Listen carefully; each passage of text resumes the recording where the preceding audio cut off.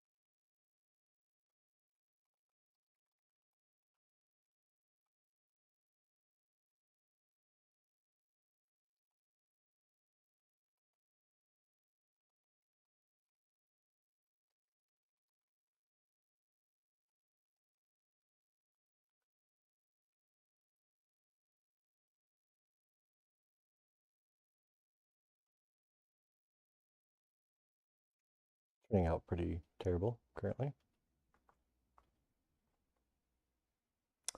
All right, let's grab some more stuff to drop.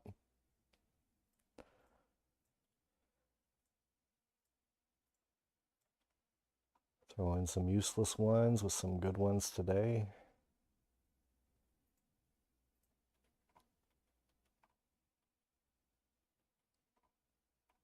Hmm.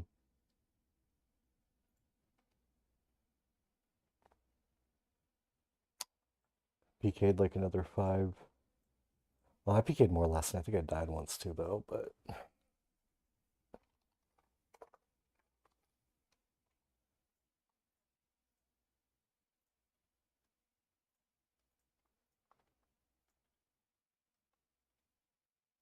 I died a few times, but I had a bad death once. I think I lost like 3 mil last night, but I gained at least 7, 5 to 7.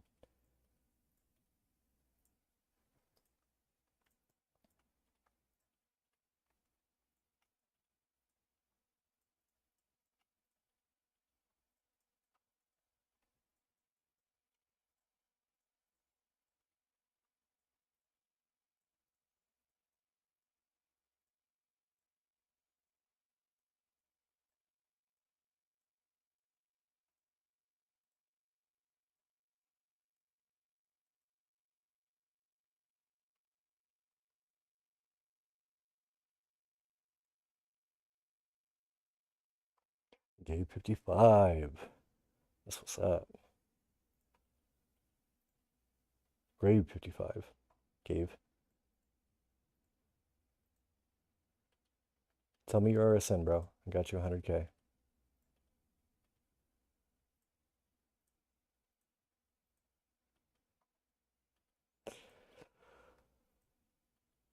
What's going on, bro?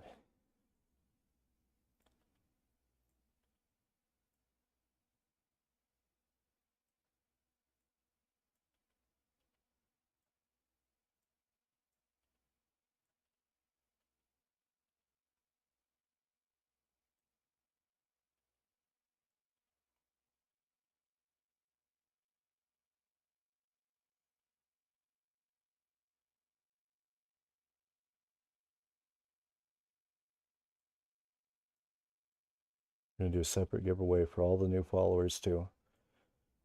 Anyone who already is.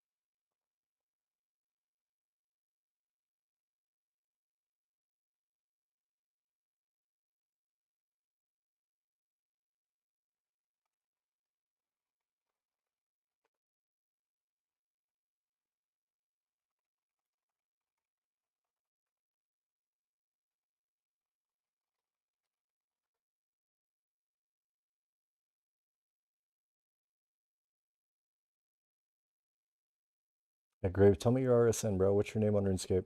Got you 100K, man.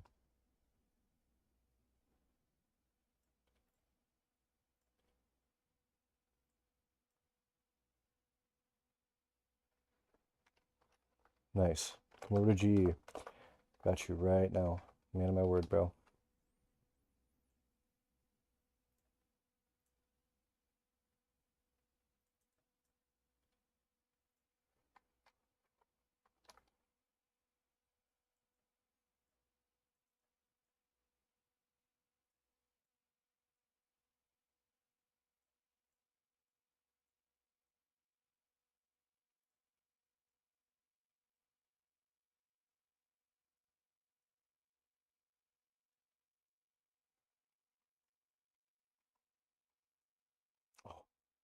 So dumb for thinking I can drop glories like that.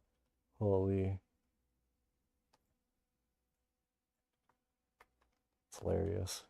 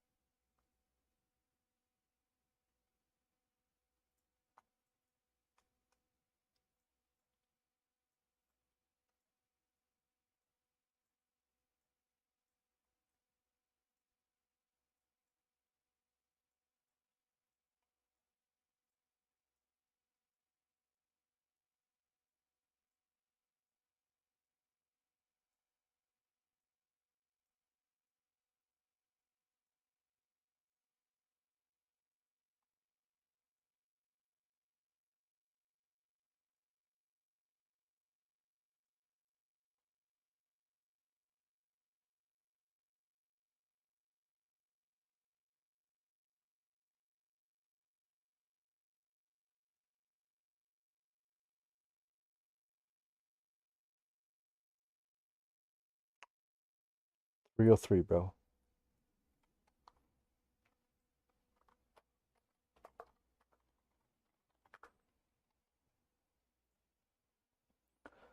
$303.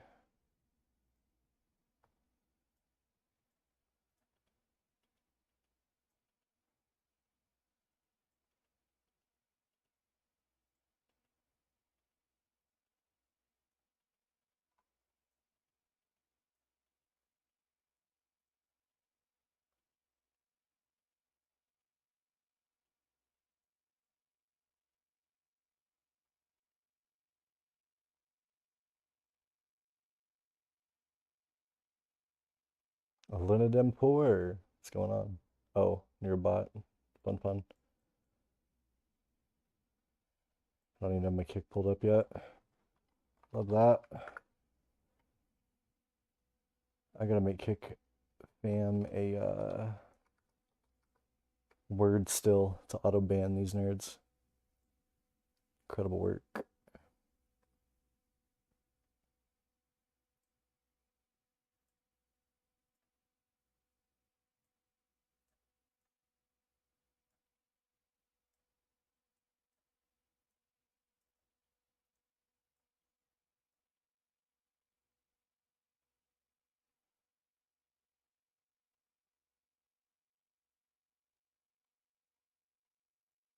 Yeah, I'm trading you, bro.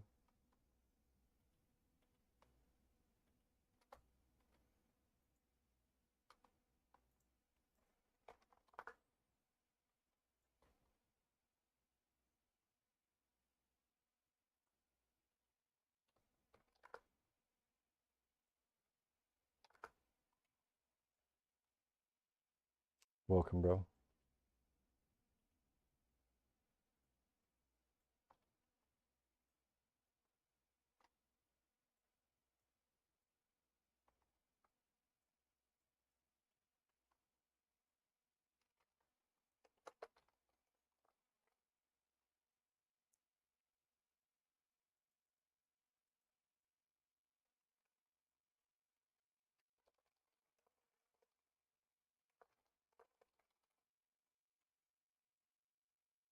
Feel it. All these skills in this game are expensive, man. It's kind of ridiculous.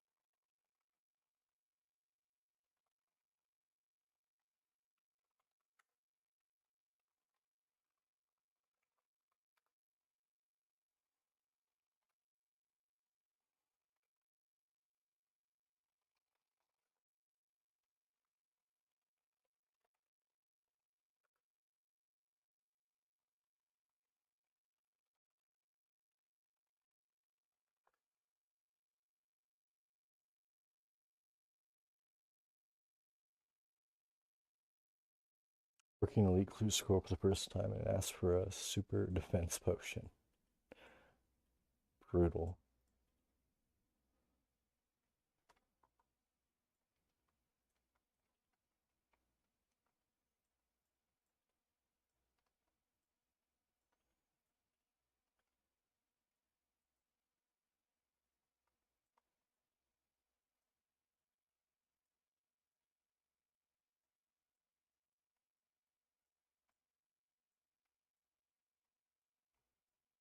Did I get muted? My messages ain't coming through in game.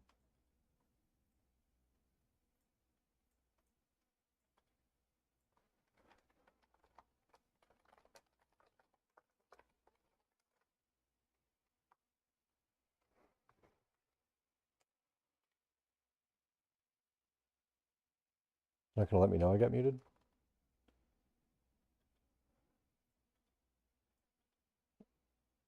Wow.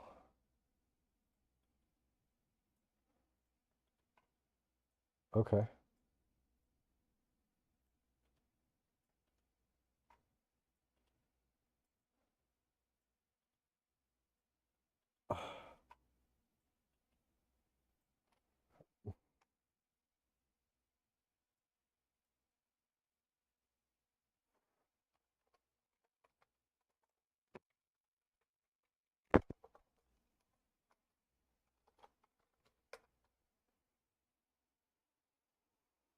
Mm.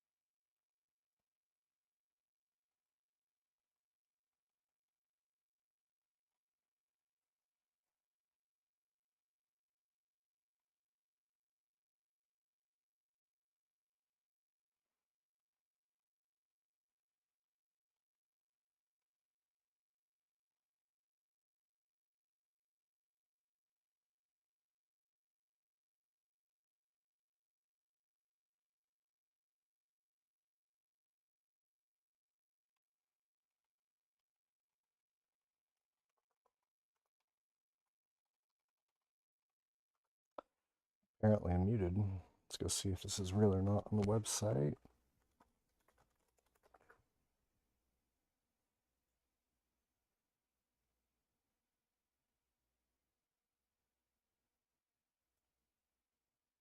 Thank God Enslaved is here.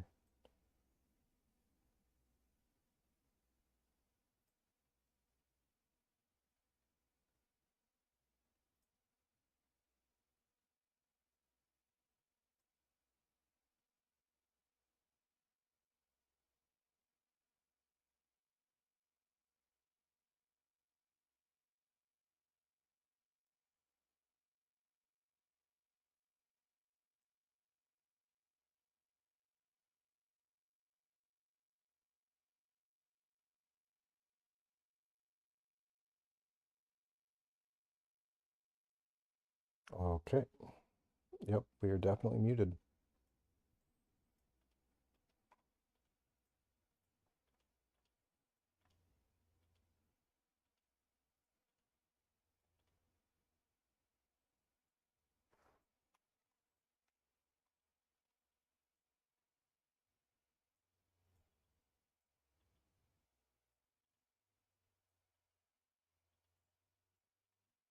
Okay, so Dirk, you're gonna have to actually follow on Kick, bro. Not in game, but you're not in here, so stupid.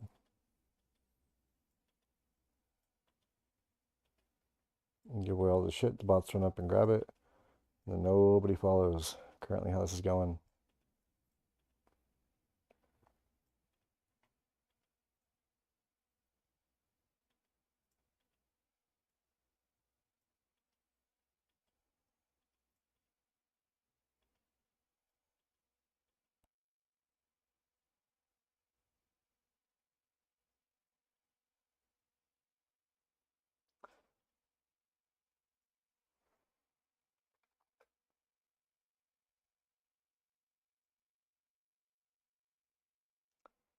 Cooper, tell me your RSN.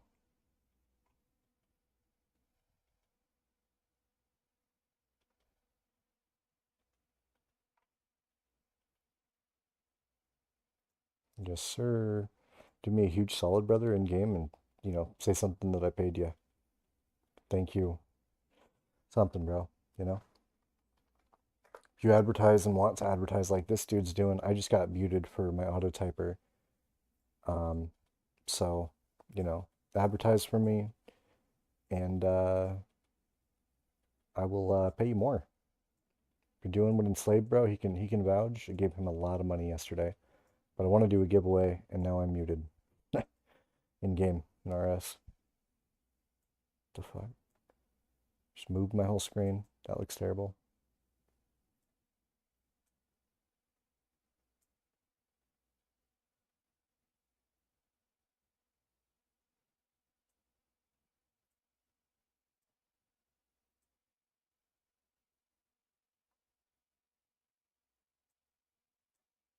Joe, what's up with the capture? Oh god.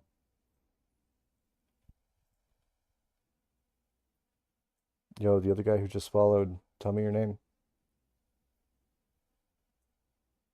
You did warn me, Enslaved. You said that this was going to be a thing. I totally got muted too.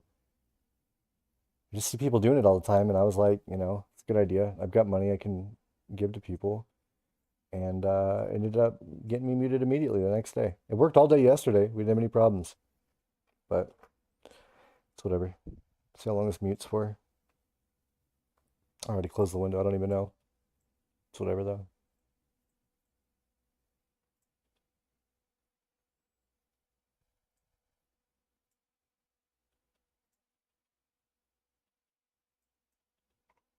Yep. Say your name in the kick chat, and I'll give you 100K. And I'll hope that you don't just unfollow me. I can't really decide that, but the button's free to press, and it's free for you to just leave it at that. Then I'm able to hopefully get a following on this platform, which I really like. Like that they pay their streamers 16 an hour at some point. I'm actually not expecting donations and literally want you to do the only thing that's free to you to help support me. It'd be super cool. Yo, you're a monster for you've been supporting it all, man. Thank you. Really appreciate that. I do PvP content all the time. My Twitch has got a real bio and a better explanation, more work into it and stuff. I've got like 600 followers on there. But I'm new to Kick and I really want to switch to this platform in the long term, or at least main this platform because of what they do for their streamers. So I'm kind of like, just building from the ground up again. Had 22 follows yesterday.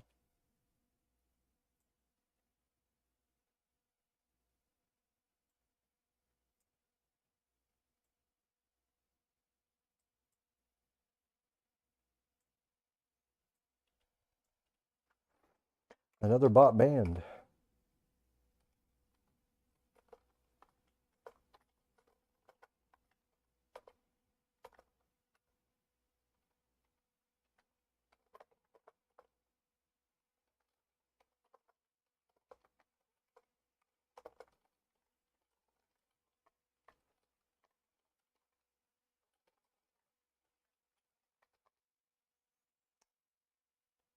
Yep,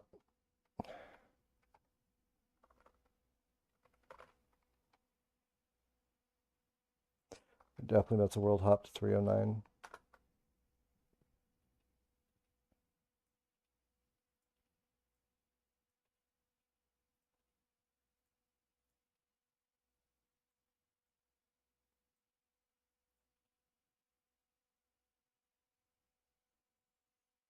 So I'm gonna drop another 2.8 mil on the ground probably, and then give away the last 5 mil to followers.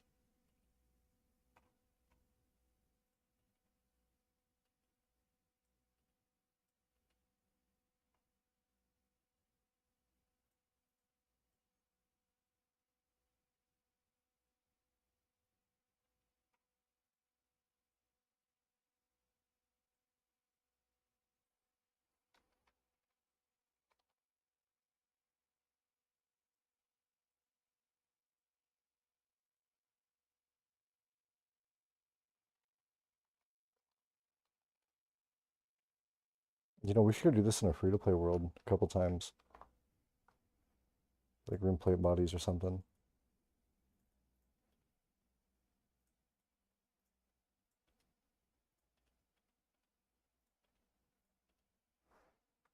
Alright, I'm gonna start dropping.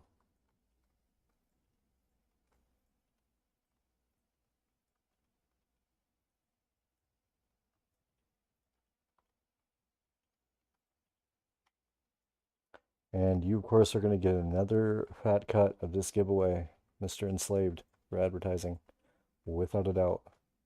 Just like yesterday, bro. Look at you with the loop remote. That's what's up.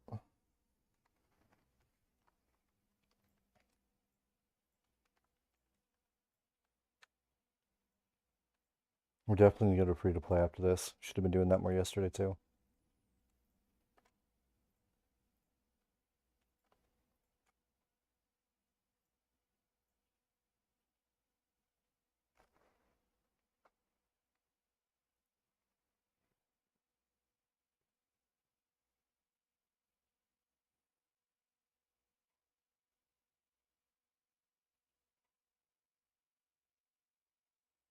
Throw a follower only giveaway in, too, here in a second. You can, bro.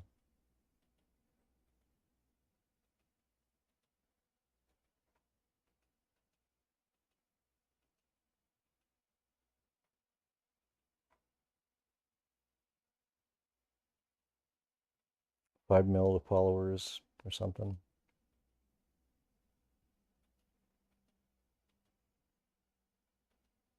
Follow for 100K, all that. You're a beast, bro, spamming for me.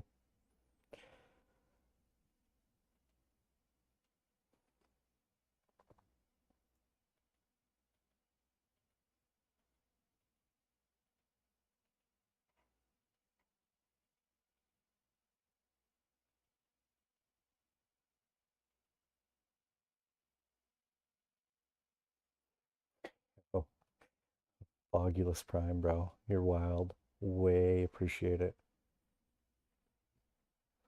If you want to spam some of the same stuff in game too, I'd appreciate that. My problem is I'm a dummy and I used an auto typer so I could focus on dropping at the same time. Horrible choice, and now I have a mute.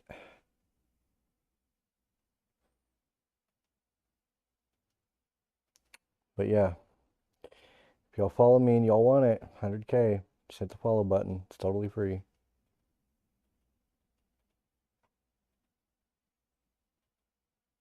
Put follow on kick. Yeah, good man. Follower only giveaway on stream. Yeah, all that.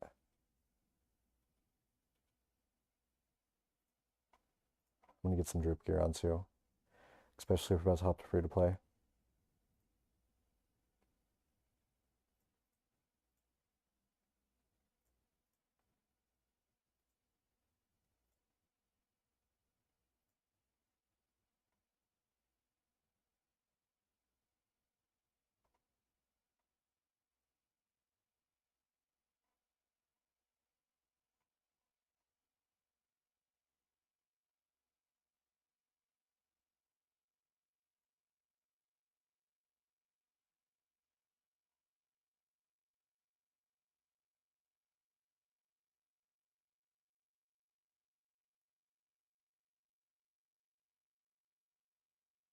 $100K to you, Mr. Justin.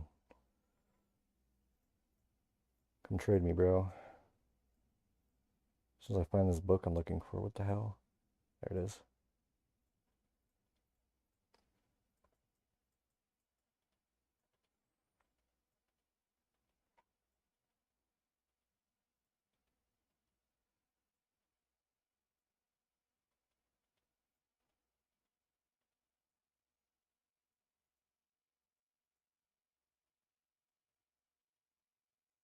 Justin, let me know your RSN, bro. Your name on RuneScape.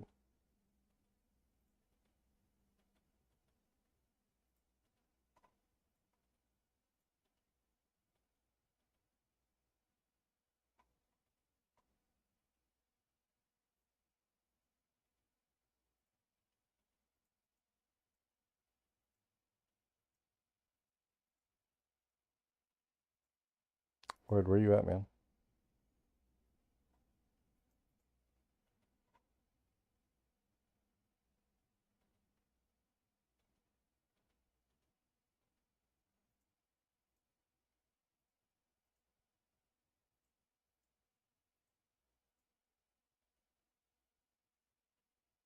Oh, word. But yeah, when you're ready, let me know, man. I'll give you 100K. Just say your RSN again. I'll remember you.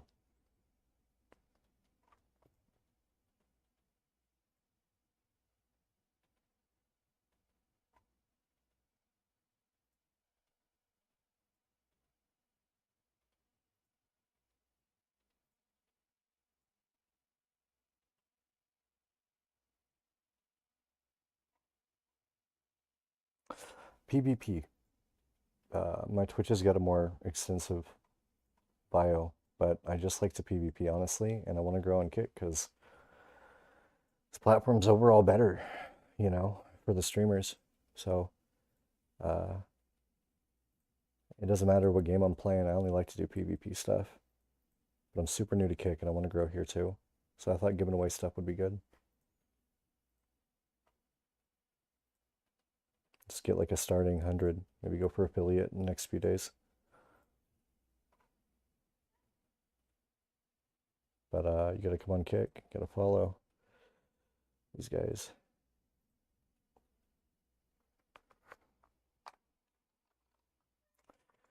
Tell them up 301. Um, I prefer fixed client in general. I actually use the chat hide plugin to be able to do that. It recenters the screen out and stuff.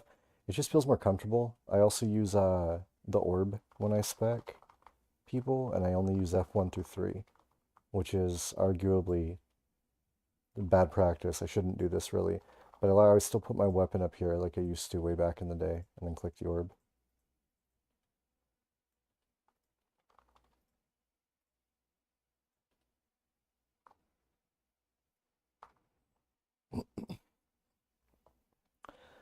301, brother, 301.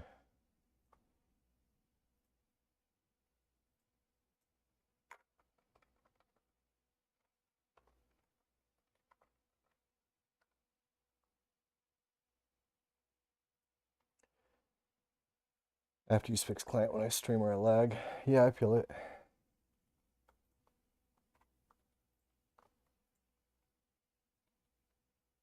Yeah, it's weird to get used to, but it actually makes your bank even show more, which is kind of crazy.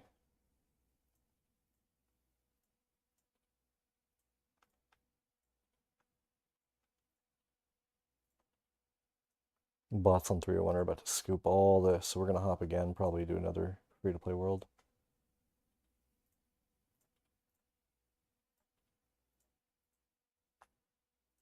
Yeah, that plugin's a little weird to get used to, and there's disadvantages when you want to see the chat box and you're in a fight.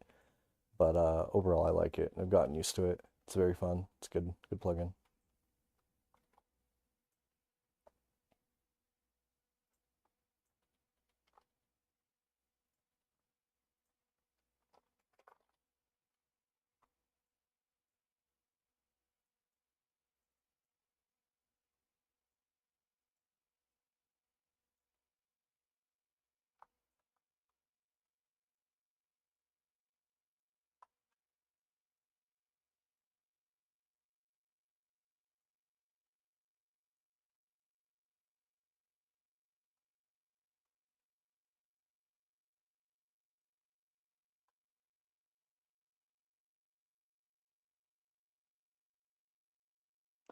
So what you shouldn't do is go into people's streams and advertise that you're a streamer.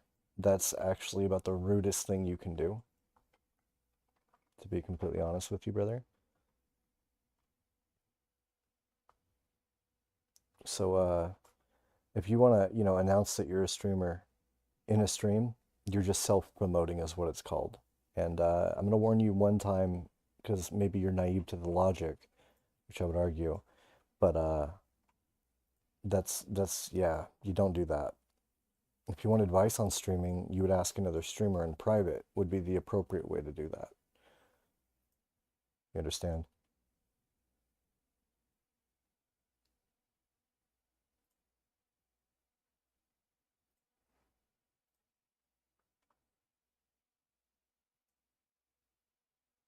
Yeah, but it's just that. You feel me? It makes sense when you think about it, right?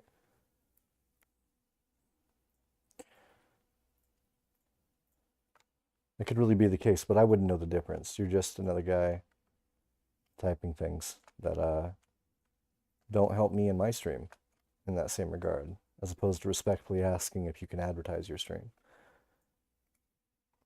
Mage, I'm in 301. If you trade me, I'll give you 100K cash just for following. And then if you hang out, I'm going to do a follower only giveaway later.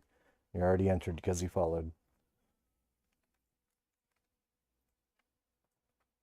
Again, bro, I'm not trying to be a dick in response to you. I'm just trying to make you understand the severity of it, especially if you're a new streamer.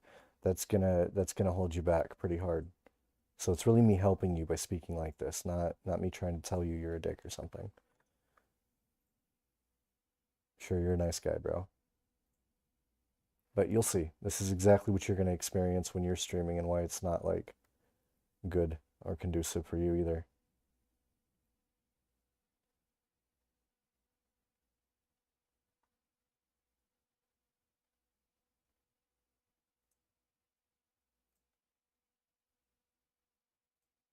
Mage, what's your RSN?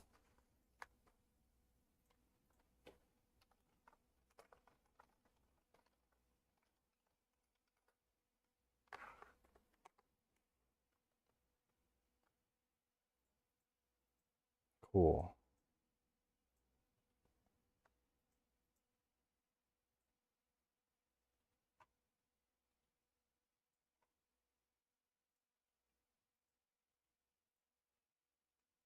Where are you at, Mage? Gotta trade you.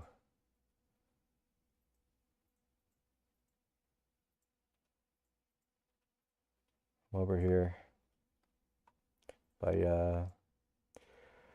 we started in the other worlds. I don't know if you're here for it. Come trade me though. I got you 100K. 301.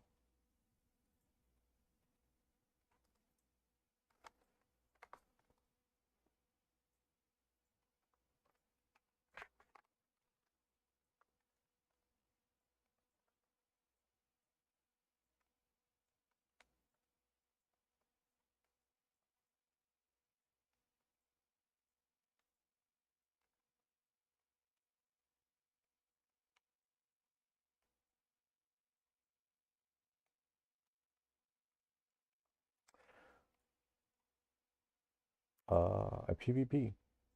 I like to PvP. I like to help people practice and learn strategies to make it easier for them. I like to help people understand the harder parts of games simplistically, accurately execute it so they can enjoy games more. If they like PvP like I do, you know. But so besides helping people with it, I like to demonstrate that I'm capable of doing it at pretty high level, and it's the content I like, you know. But there's new games coming out that are not Call of Duty and not RuneScape, and they're based kind of around the two, where you get like Mistfall Hunter is one of them. I'll put it in the chat. Just being weird right now. Oh, here we go. I can type in the YouTube. So if you look at the screen, you'll see this game. How did that send?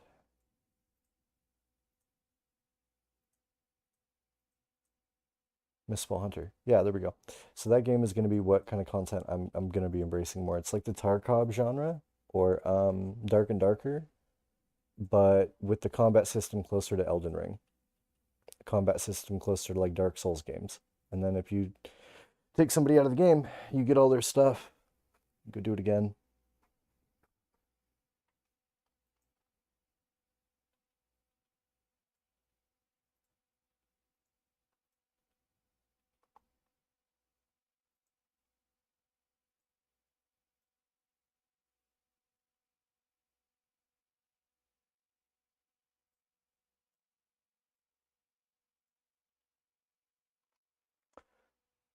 Yep.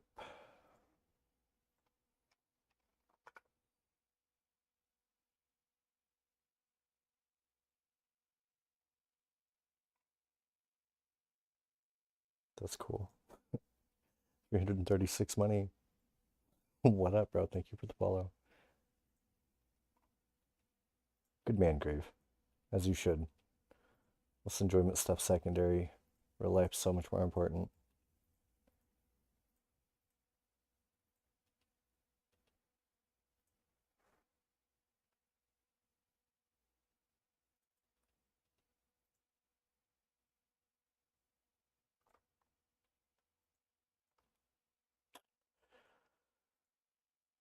All right, we're gonna go to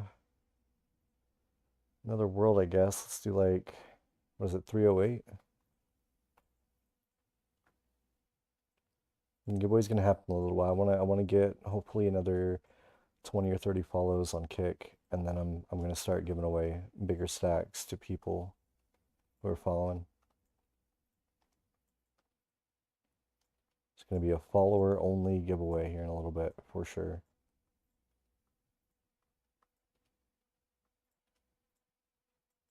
And Slave, bro, I need you to stop talking smack to people. Just advertise full. I'm paying you, remember? We're muted. A bunch of skims going out all around you, Slave. Stop indulging the trolls. Skim's full of them, bro. Drop 3 skims directly below you.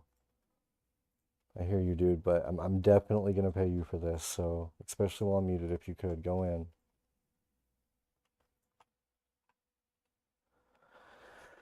If I could get you to change up how you're saying it too, follow on Kick as a for the 100K, make that all like one sentence, and then follower only giveaway. Even just those 2 statements on repeat, huge.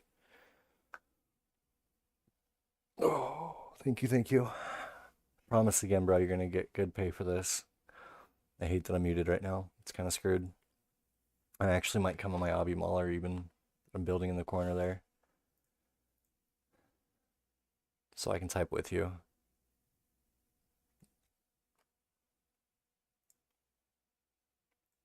I'm gonna do that now.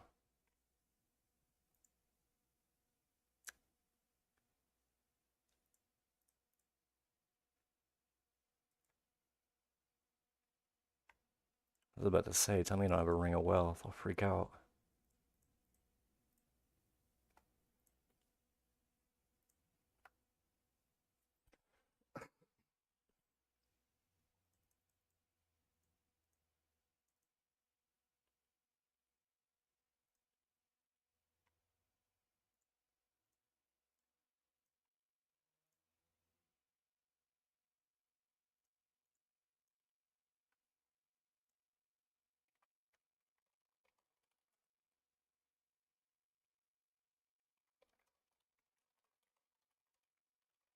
Oh, Wabalaka Kaja. Bro, if you want 100K, come trade me. I got you. Just tell me your RSN before you trade.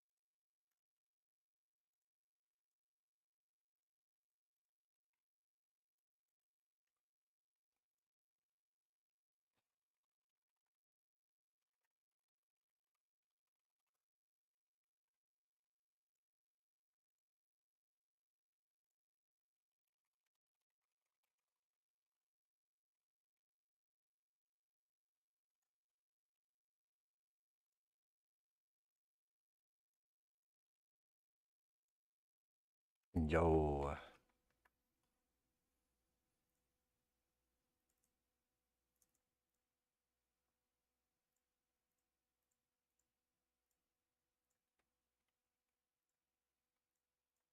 Move up here a little bit, enslaved. Break away from the crowd a tiny bit, bro. A little bit to the north.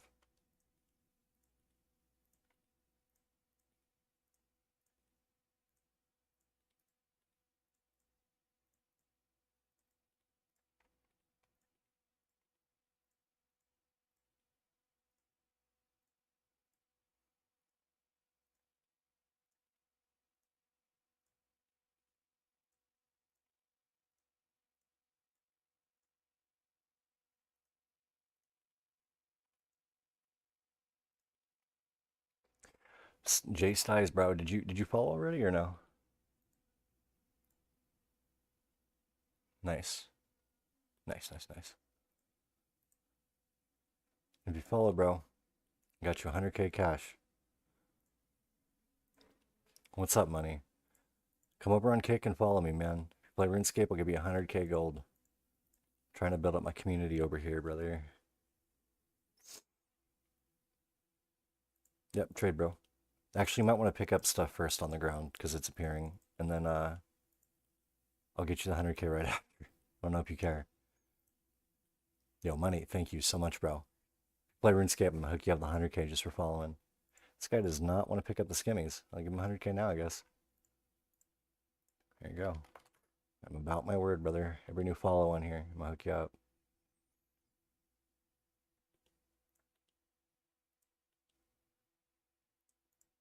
Bro doesn't have enough inventory space. It's wild.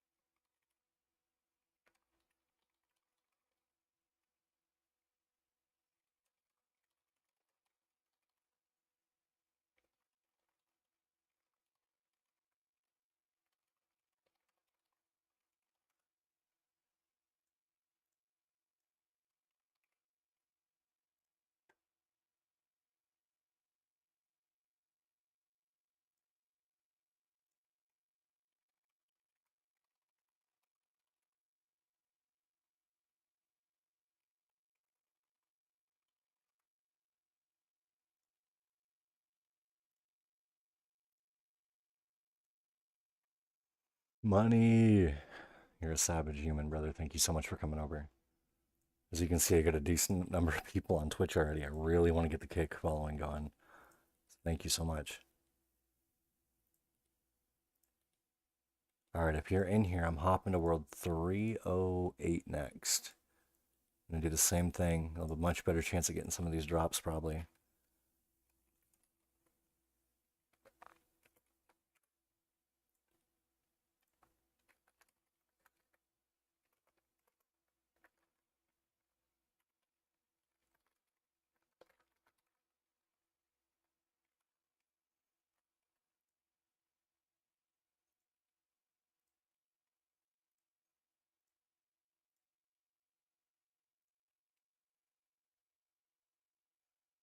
Yeah, it's on Spotify. I got Spotify Premium, so I'm not getting any advertisements. But I I use what's it called? A system so like the VODs don't actually put my audio on them. In the last couple days, I was doing that, but the VODs are where you get copyright claims. So I'm only having this music on the live stream. You're not going to hear any music in any of my VODs in the future. Unless I go to non-copyright music, that's okay. And then at that point you can. There's like a whole system to how you can play whatever music you want. I could play any song right now because I'm live versus recording it. It's pretty cool.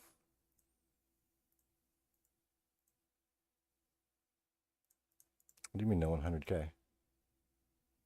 I got you. You want 100K?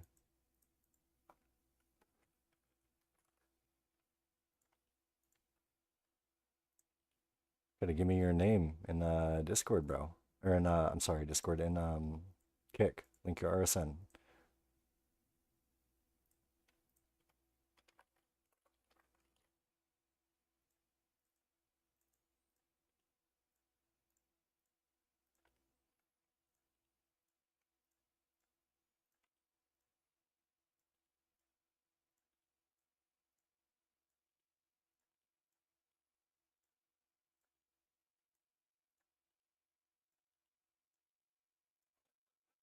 30 kite shield on the ground? My brain. TTB 36 money. That's your RSN? I got you.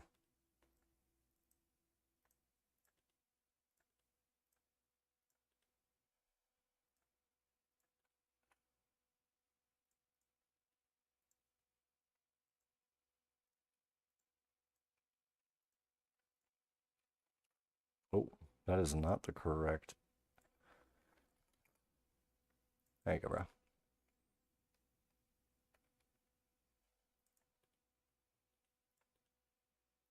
Thank you so much for the follow again. It's huge to me right now.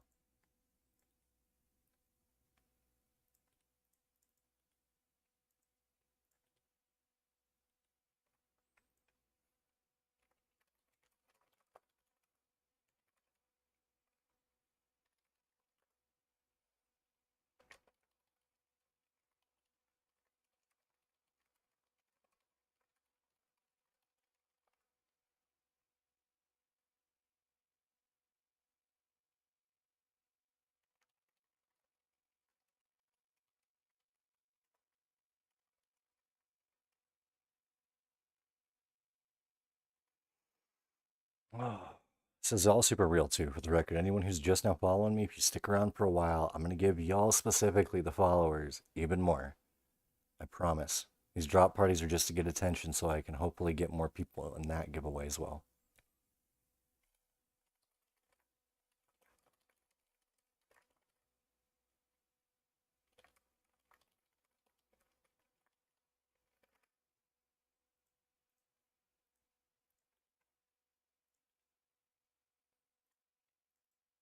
Some room plate buddies too. God, it's a mill. Just like that.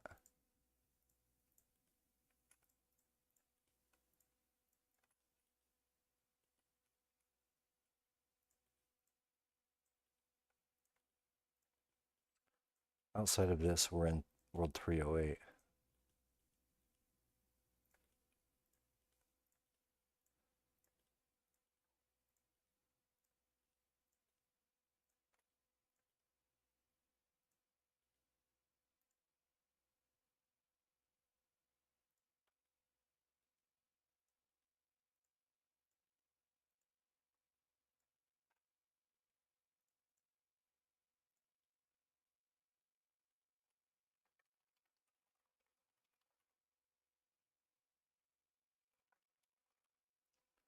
Free to follow me, man.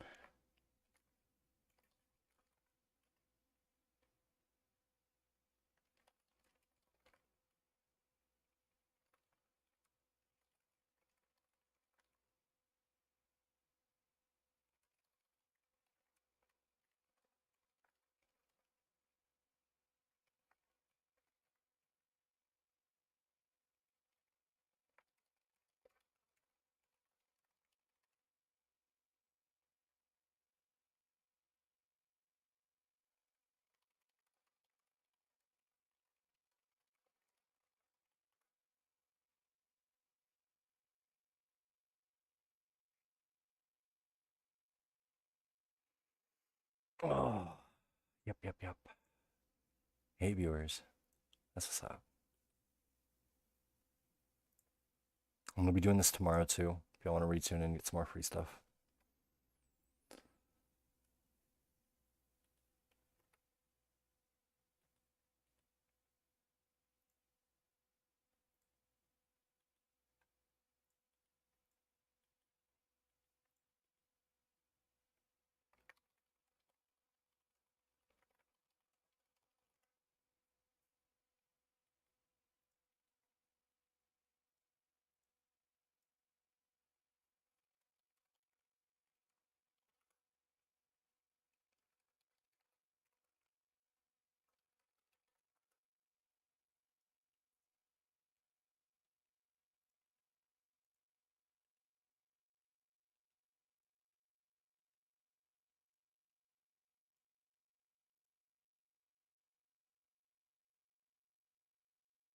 Honestly, when we do the follower only giveaway, if somebody's not a member, I'll just do it over there and make it all cash. We'll do a free to play world for it, which is fine too.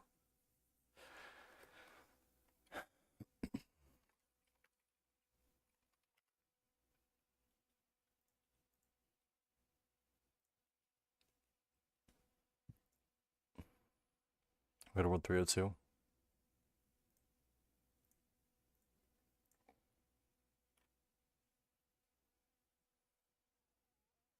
I mean, if they're in the stream, you don't even gotta tell them about the CC yet, bro.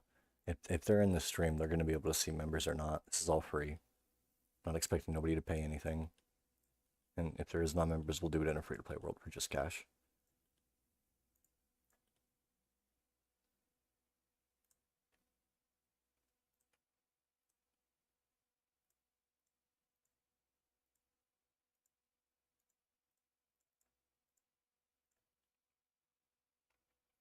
You know, so if they're interested, they're gonna come in. I'm not tripping.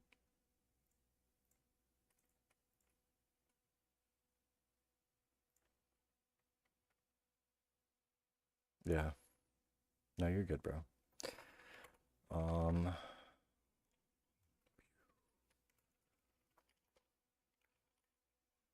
Dragon daggers.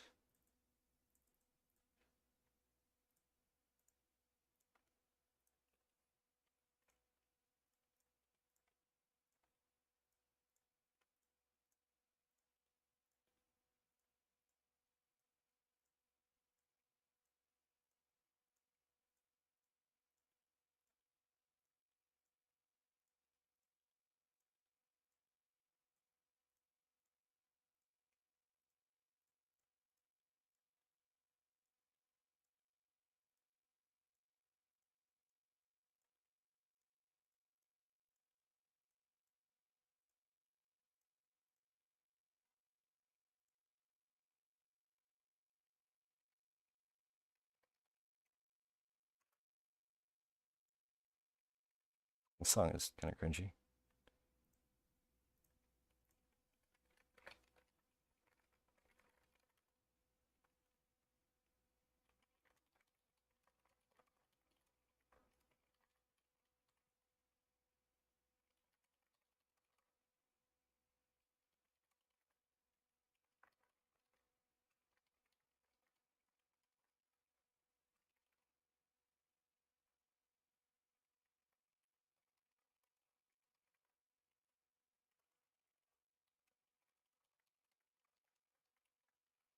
No music was playing.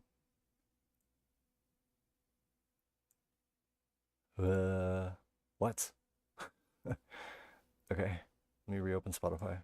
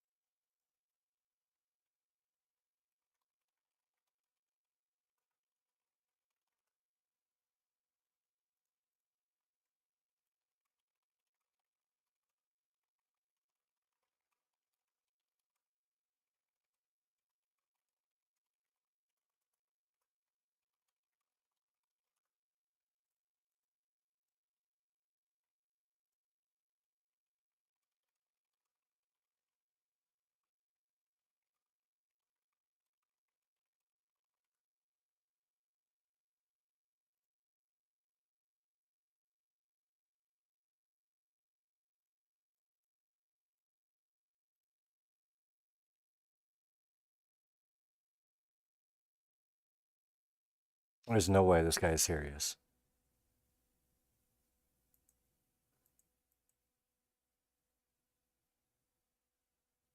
Fun.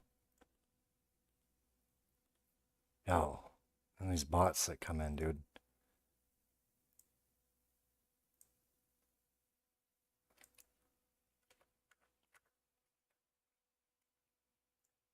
Crazy work.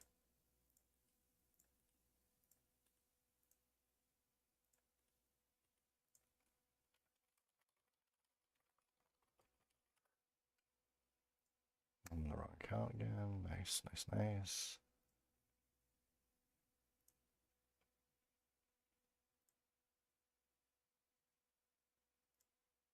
You still can't hear any music? What the hell?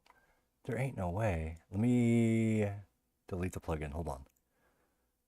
Remove, or the source, I mean. Add window capture. This happened the other day too. Capture.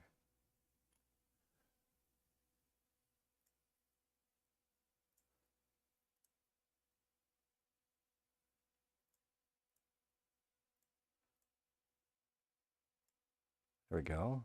Spotify on screen now. And then we're going to go to properties, audio capture, enhance audio properties, move it from 2, hit close. Okay. And then, tell me if you hear it now.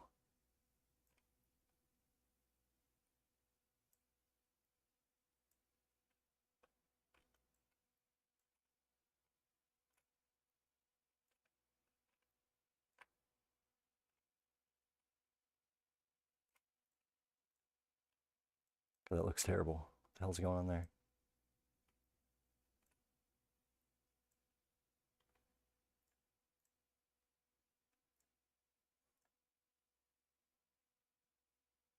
Went out again. Now it's off. Okay, hold on, hold on. Let it come in. Oh, and there's no way that's what's happening. Properties.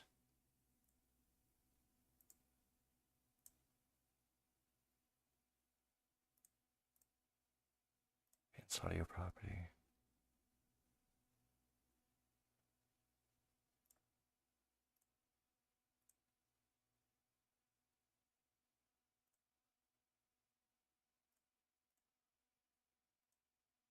You don't hear the music?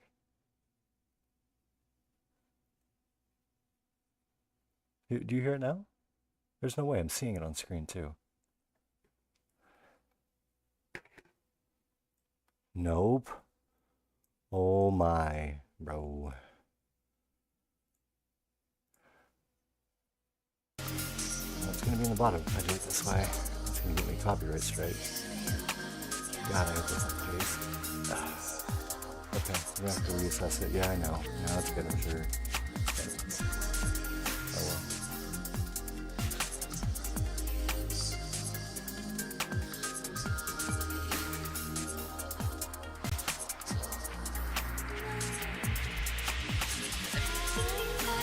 Oh, yeah, I got that too. There we go. The amount of mistakes. I told you I'm a new streamer, man. We're trying out here, all right? We're trying. I've got a lot of this figured out, but like, I'm good. Yeah, thank you. I'm new, you know? We're just out here trying to be. Thank you so much for the call outs too. I'm not mad at y'all. I appreciate the call outs immensely. You don't even know. Just mad at me a little bit because I thought I had some of this better than I did. Like down.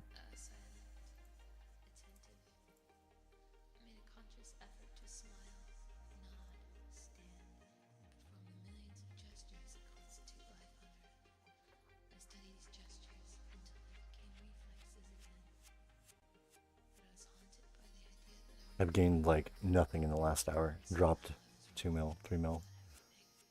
Incredible work.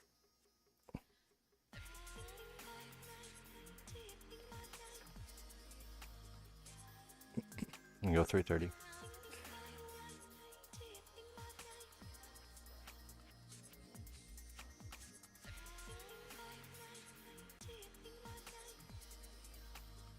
Enslaved, I'm gonna give you some money right now for doing all this advertising.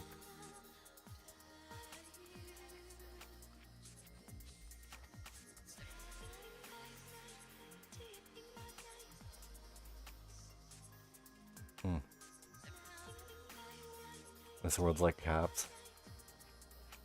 Well, this is a good choice. Oh.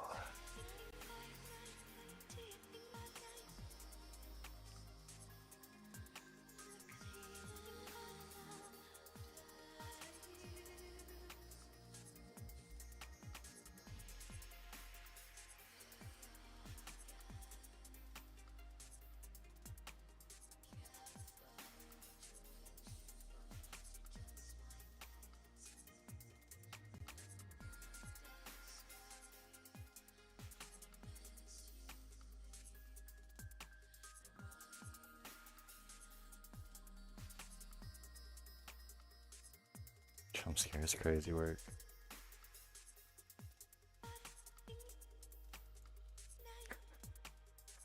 Oh my, dropping more stuff on the ground.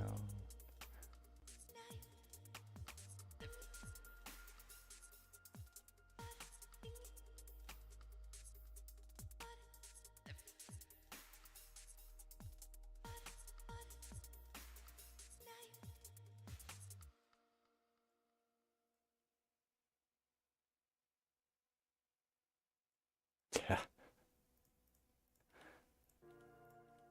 Real.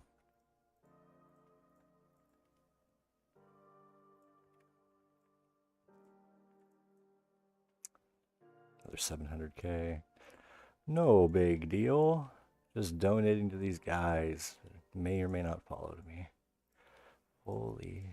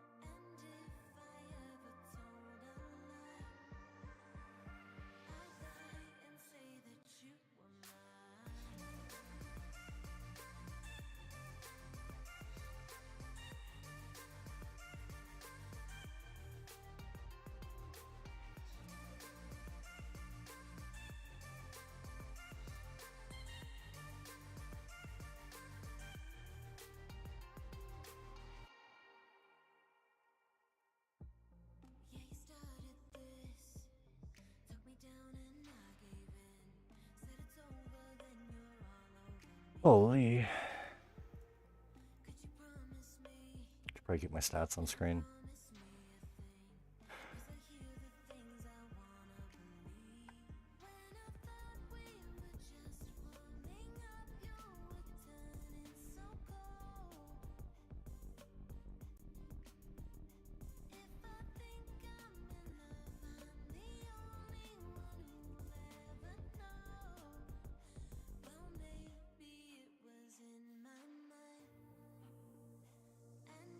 Nice. Nice.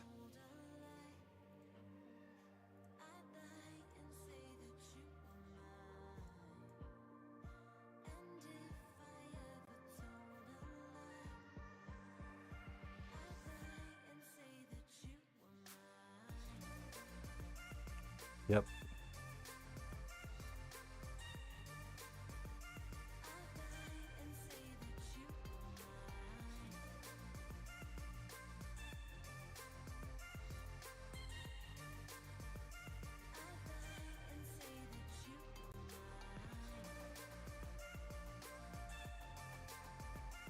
Yep. Followers only. Gonna get the giveaway here in a little bit. I'm gonna do this probably another half hour or so, and then just give away to the people who've been hanging out the whole time. Supporting the stream, you're following me. I way appreciate it. Just trying to grow on this platform. If you go look, like I've been doing this for a few months. I've got like 600 follows on Twitch, but I'm new here. I want to grow. If you advertise for me too and you want to do it in Slave's doing or Grave, I'm definitely going to hook you up with more as well. You know, just vouch that I'm giving 100K for someone to hit a free button. And yeah, Enslaved will vouch. I hook up the guys who are doing this for me, trying to help grow the growth, you know.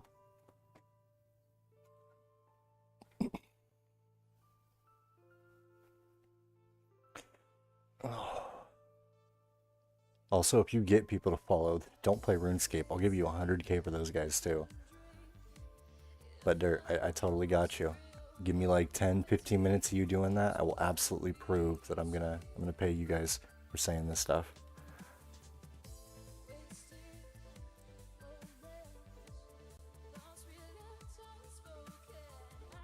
I'm gonna drop more too here in just a second. You guys are all spamming it up right now. I'm not gonna not throw more stuff on the ground. I really want to smoke break though. This next one. Pretty bad. There's 600K in D-longs. Let's do... Gotta start going a little cheaper. I'm just burning my cash stack again today like I said I wouldn't do. Freaking wild.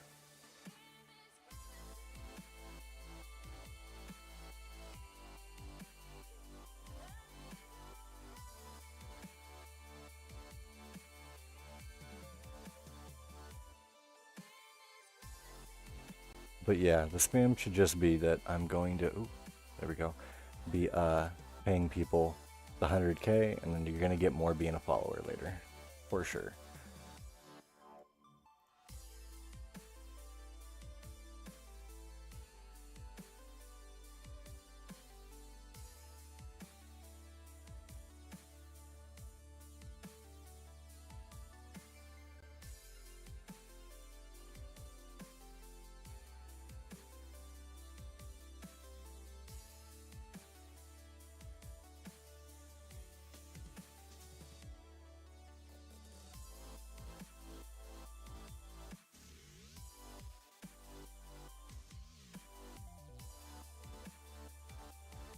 So Dirt, Grave, and Bogulus, I will keep you guys in mind here for later. You three are definitely Dirt, Grave, Bogulus, and of course Slave. You're all gonna get hooked up extra. Yo, I got you with that follow, my arsonist farmer lord. Lord Booty Sound. Oh, okay, cool. Yeah, I got you right now, bro. Trade relevant 2H. Once you probably should pick stuff up off the ground first, right now, that's appearing. But then I'll trade you the 100K after this little drop party.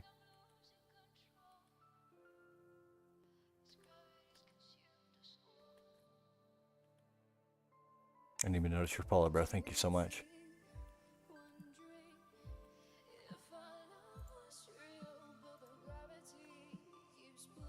Farmer Lord.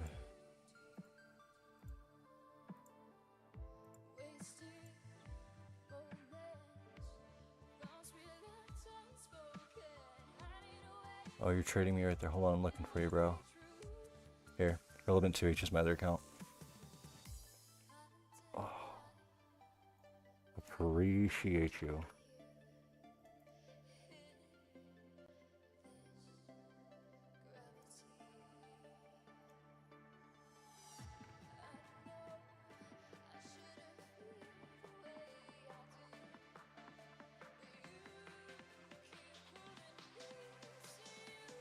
Yeah, don't worry about that, bro. Trust. You advertising during the drop party is why I'm going to make sure you get a good bonus in itself for even doing this for me. Trust. Not to mention these bots, bro. Some of them are looters and stuff. It's just like 99 drop party. Yo, let's go get in on that real quick. What?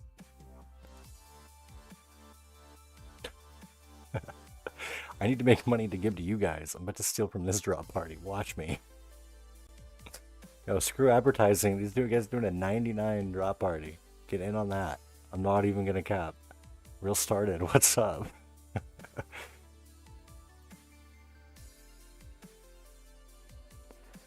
Oh, where's the front of this chain? Like, Gash Governor? Looks like it's the front guy. No, Zelina. Get on Zelina all the way at the front and chase the line down.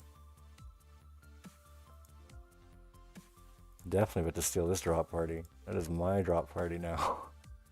Yeah, we're gonna steal this money. We're gonna give it away to new people. Follow me. We need grats. We need grats spams. GZs, bro. GZs in the RuneScape chat.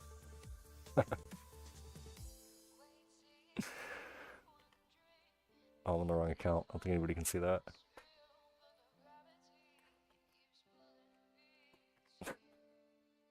Excellent work. I really wanted a cigarette anyway, so this is great. Let's celebrate this guy's 99.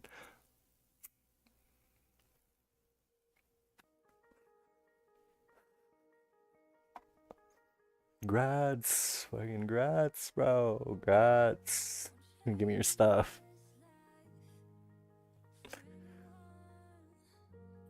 Oh. No. How do I merge this and make it mine? Just straight steal the content here. Are you live on Kick?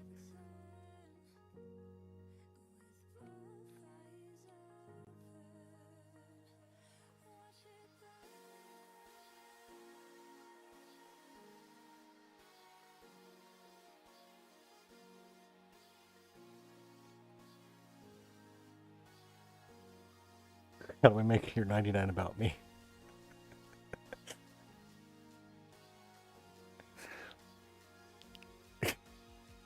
Wild. Yo, Muncho, bro. Yes, you do get 100k. Absolutely, brother. Let me see. Give me. It's the first time you've been asking anybody to wait. I promise I give you that. We're in. What world is this? 330, I believe. Yeah, we're in 330, following a 99 drop party. So I want to see where these guys do the drop party at, and I'll make sure to give it to you. I promise you got 100k coming. We crash this 99 party. That's exactly what we're doing. Making it about me. It's messed up.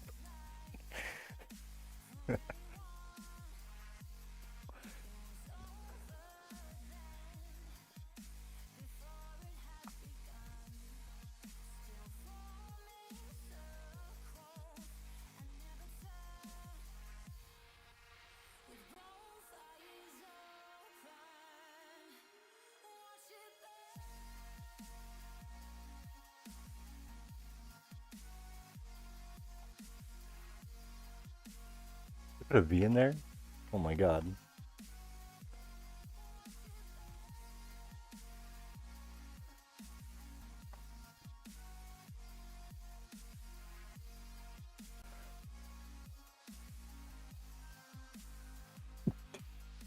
Enslaved is so obnoxious, bro. Can't with you. Is this guy Clan Hall? What do you mean Clan Hall? Is this gonna be a yellow CC clan with anybody that can join? I'm in a clan, bro. If I can do that. You better make it so anybody can join. 2 more laps. Alright, we're getting there, boys. Yeah, Mucho, brother. Come cash in on this drop party, and then I'll pay you the 100k after. Can all benefit here. Yo, what are you doing, dog? Calm down.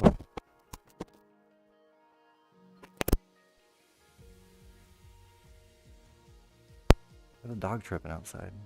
Calm down. What is happening? I gotta go check this dog out. Hold on.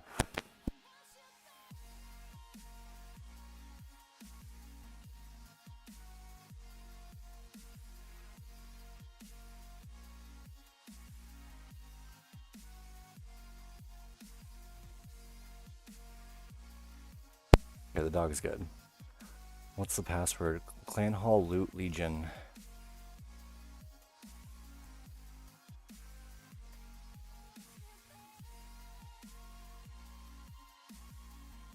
Yep.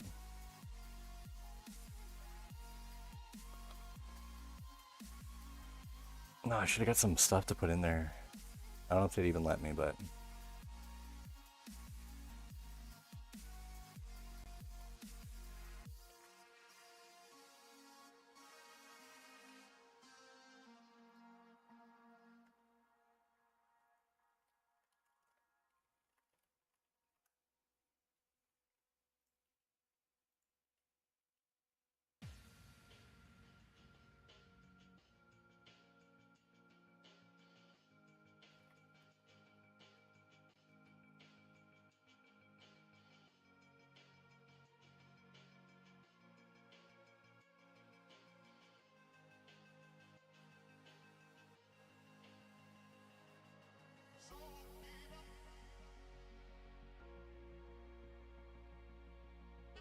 I'm gonna add 5 mil to the party.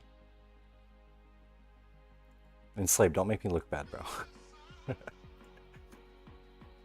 Still their drop party. We gotta be respectful, bro. What's a 1 mil item? Manacles. Let's do those.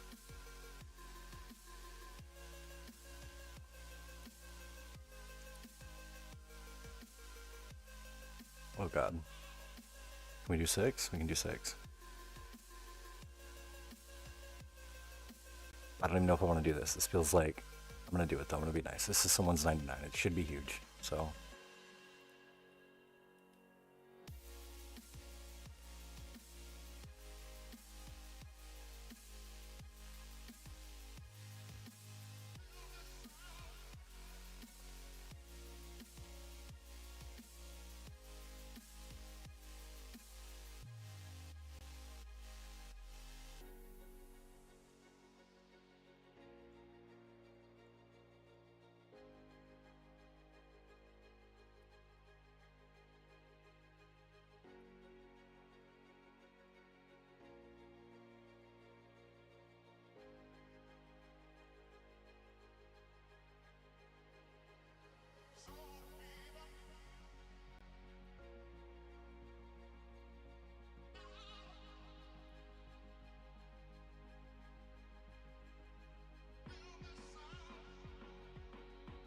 we're watching you watching us. Nice. Alright, bro's got access to it. I can see him opening the chest. I'm gonna throw it in. Under the confidence that you put these in, please. No scam here. It's 4 mil. 4.5 mil. It's not even that great, but like, it's still manacles to add to your stuff.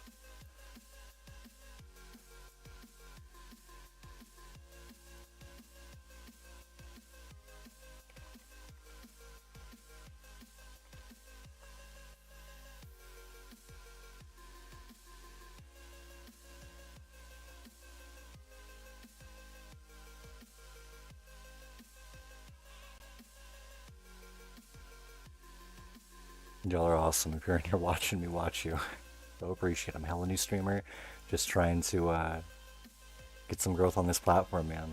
Does a lot better for other streamers than Twitch. Where's Mucho at, bro? I owe you 100k.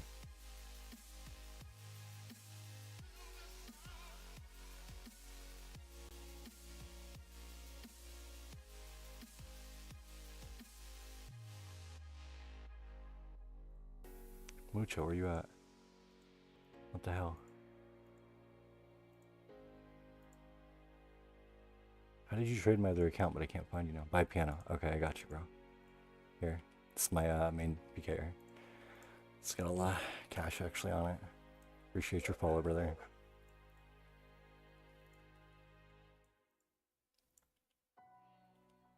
Yes, sir, man. My word, I promise. It's just a weird timing. These guys are doing their own thing, and I want to support it. It's hella cool. Be here to grats 99. It's huge. Yeah.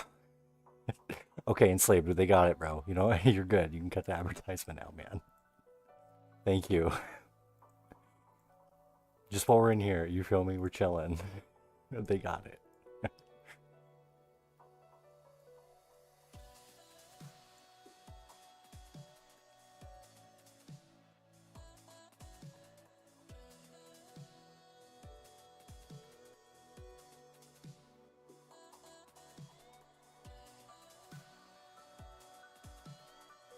Has anybody said what the 99 is? The ad never stops.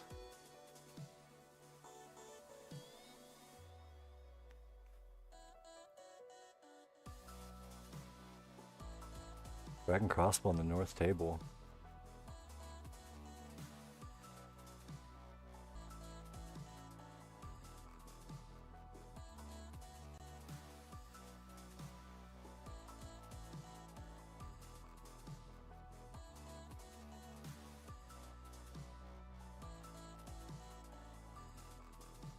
This table.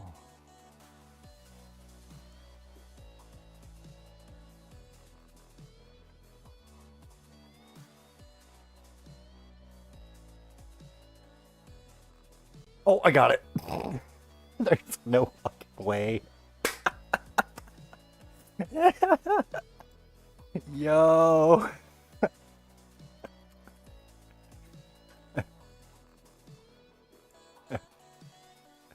Look, I'm holding it. It's wild. We have successfully covered half the manacle's back. First drop, bro. Oh no, we haven't. It's only a mill. What am I? Oh god, my energy header's up. Yeah, your hands are too heavy. Sorry, I just probably got hella loud. I apologize. It's so funny though. Oh, 3 mil to go, right? What do you say? I can't believe I cooked. I can't believe I cooked that.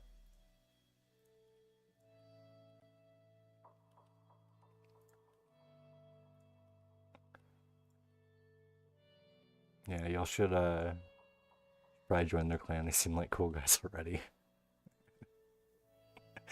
Isn't it, dude? There's like 30 people there probably trying to click on that. Oh, I never win these. I got pinned in this world apparently.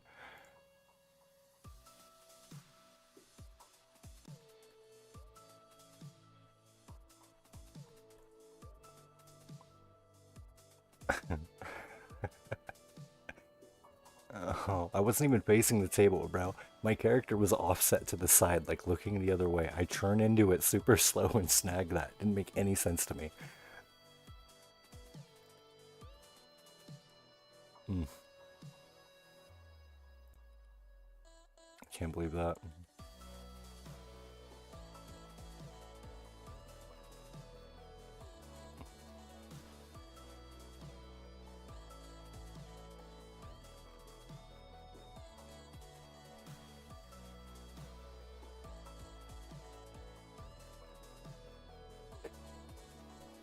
Babe, you're a wild player. Oh my. Yeah, I just want to reiterate. I know this guy as of yesterday. He's cool. We like enslaved, but brother, please calm down with the advertisement. Let them have their thing first. And we'll go back to advertising to randoms. Chill out, brother. Let them have their 99. Except a little meta icon kit. What's the 99? Oh, that's happened to their account. What's the 99?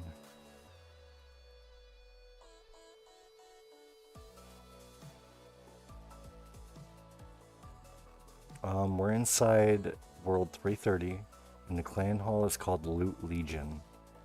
2 words.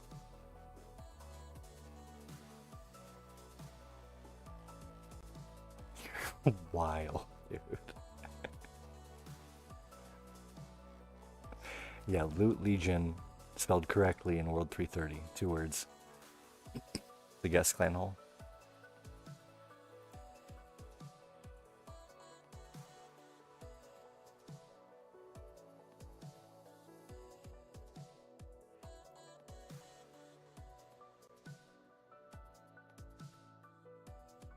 She's doing her 99, or he is. I don't know. But they are doing their 99 right now.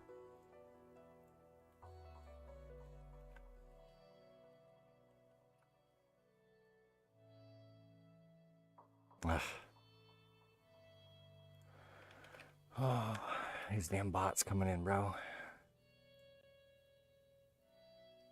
It's always for the same site, too. It's so weird.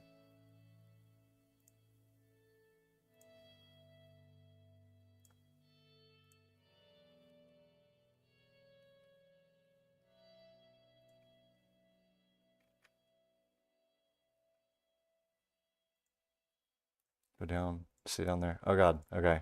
Sorry. Doing so many things.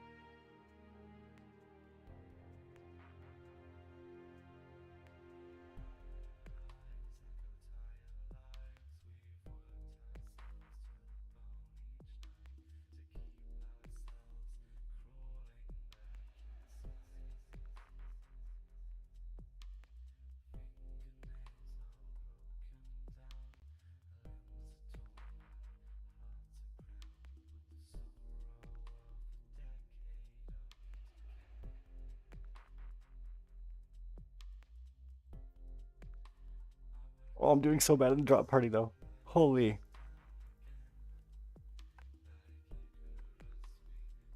Ooh, battle axe. Bro, I wasn't ready. Oh. Oh, this is going so bad. Oh my, those balloons got deleted, bro. We got a battle axe. Dang. Oh. You didn't get nothing dirt? That's unfortunate, brother. 600k worth of sharks. What? Oh, I might have contributed more than the entire drop party was worth, potentially. I don't even know. What was some, nobody saying something crazy? What? What did y'all get?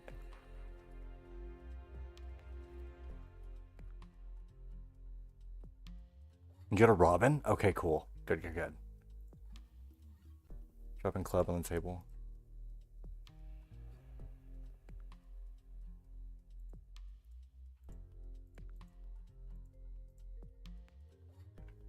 What the hell's my account at? Oh, there we go.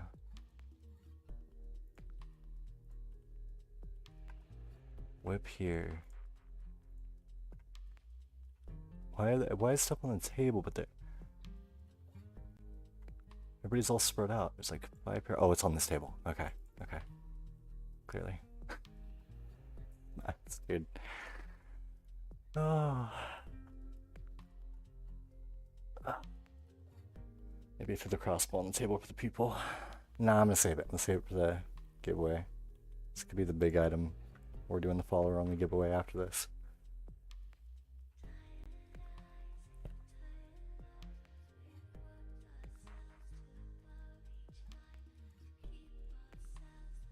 Do I get PID and steal this item again?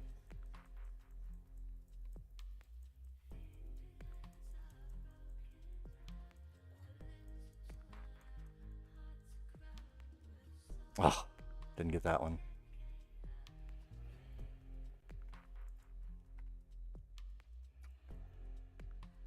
Is there something on this table too?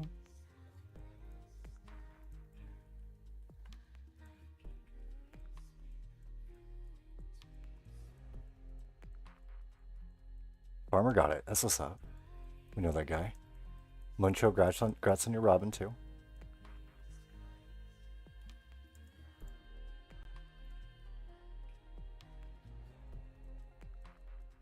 Huge, brother. Huge.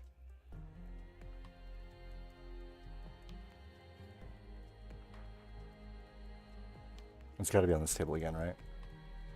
2 whips and infinity boots.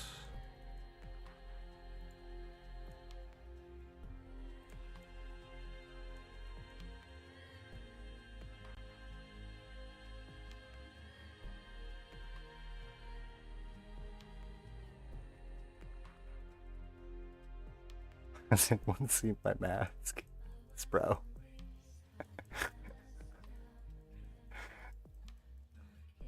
Guys, did you see his mask?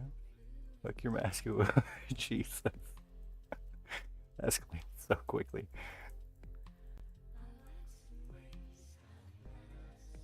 Give me the something, bro. I want to know what it is, but I want it. Is this a whip?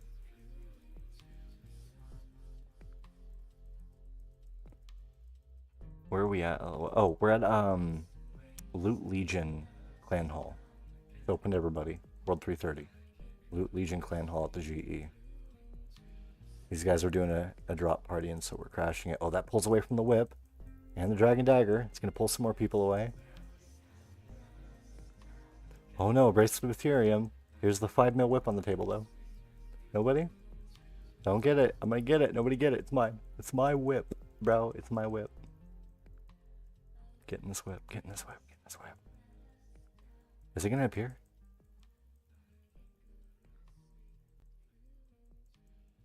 Battle axe on the ground. If they were smart and trying to lure away from the table, they'd throw that all the way up in the corner. Where's the whip, bro? Is it on this table? Am I clicking like a madman for no reason?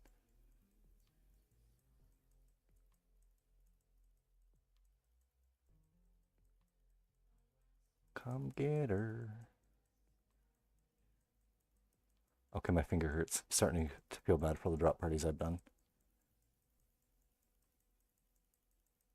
Is the whip on the table or not? Am I tripping? I thought he said he put a whip on the table.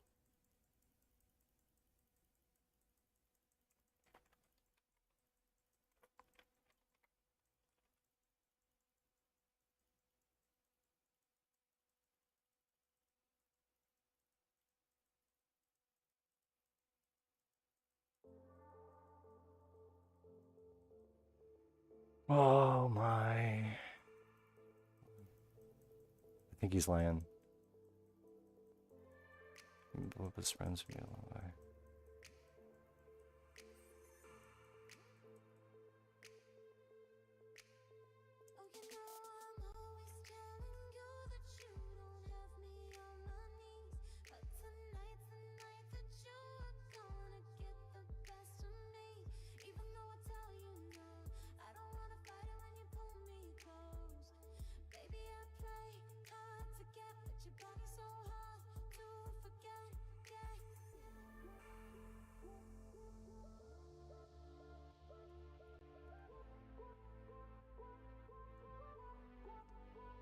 What's up, Chris? I saw your mask. Am I new to OSRS? Well, I'll put my stats on screen. You can tell me what you think.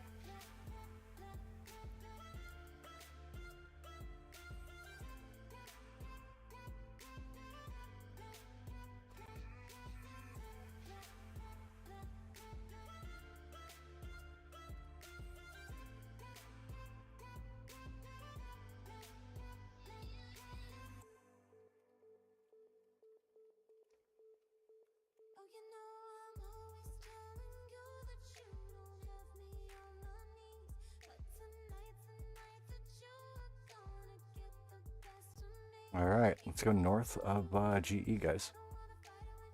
How the hell do I get out of here? What? Am I on the wrong side? What's happening? I'm totally on the wrong side. That's embarrassing. Mithril bar. 400k in mithril bars on the table? Oh my. Zelena, thank you so much for the follow, and thank you for not making me feel like a dick for advertising my stuff in there. It was supposed to be like funny, but like I didn't want to take away from your 99 either, in all trueness. I told my dude who was advertising for me to calm down. Oh, 1 mil drop party? That's cool. I'm giving away 50 mil in a day. Holy, this guy. I want to flame him.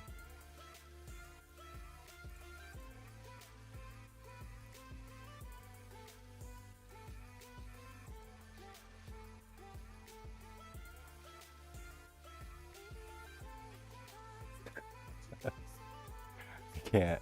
That's funny. Thank you so much, Lena, again. Awesome, awesome accomplishment every time in this game. I've only got my 399s you see on screen. I've only done the combat ones. Any of the skills I have way more respect for because it's just not as enticing, you know? It's a hard thing to do to get a 99 at all. But the skills in the game, the non-combat related ones, I cannot do it. So I commend other people for sure. It's wild.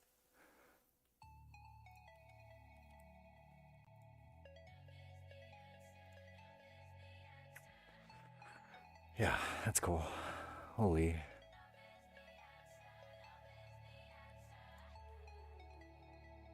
I could not. I couldn't do it.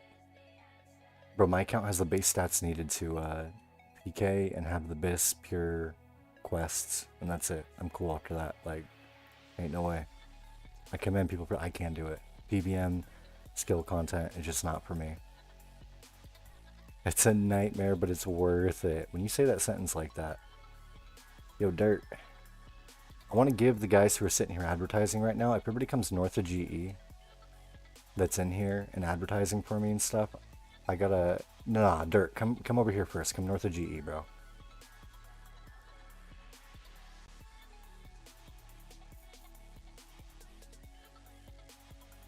I'm gonna throw like 280k at you real quick, bro, just so you got incentive to come back, and for the advertisement you already did. It's not a lot, and you're gonna miss the follower giveaway if you cut out now, which is cool. I get you gotta, if you gotta. But tomorrow I'm gonna do it again for more, and you should definitely show up, bro.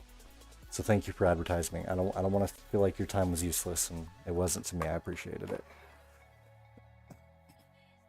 The other guys too, Grave and there's one more guy who's sitting here advertising. I'll hook you guys up in game 2. Whenever you're ready, let me know. And then Enslaved, of course, has to get cut. A little bit of money. Only on my second day of doing this, and that dude's been here since the get. I'm gonna do the follower. Yeah, I don't know, bro. If you gotta cut out, it's gonna be within like the next half hour, like I was saying before. We crashed there, 99. So like, it's gonna still be about a half hour out. I want to advertise a little bit harder. Bogulus, you were the other guy I was talking about. If you want some hookup, let me know, bro.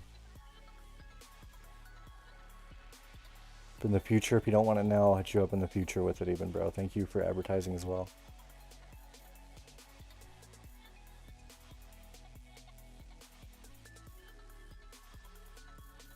Can wait 30? Okay. So 4 o'clock my time. Let's start it. It's 3:30 now.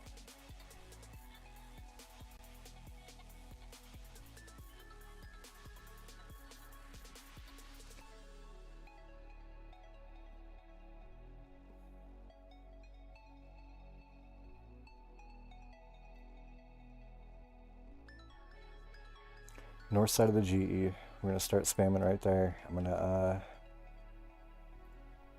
grab some stuff, sell this. I'm gonna keep the crossbow. Crossbow's gonna be the big giveaway at the end for today, I think. And then I'm gonna get some. Gonna do some cheap stuff off rip again. Dragon daggers.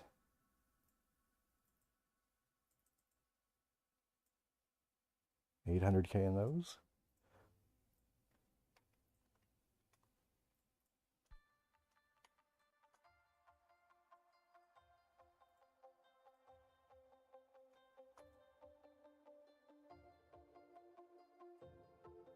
Oh, my bank is taking a hit. 62 mil. It's already 8 mil, not counting my other account. Probably burned another 10 mil already today, and I haven't even done the follower giveaway.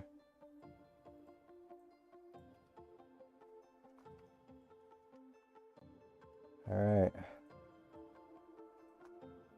It's dropping.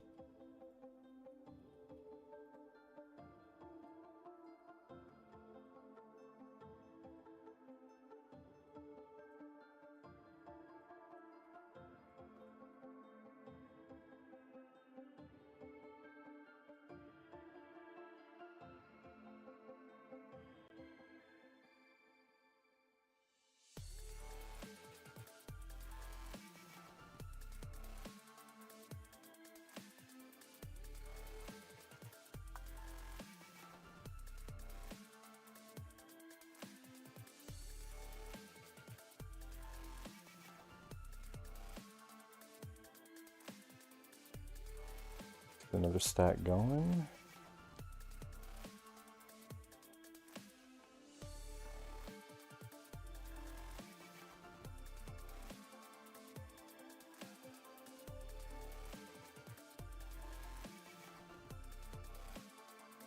Here come the loot bots.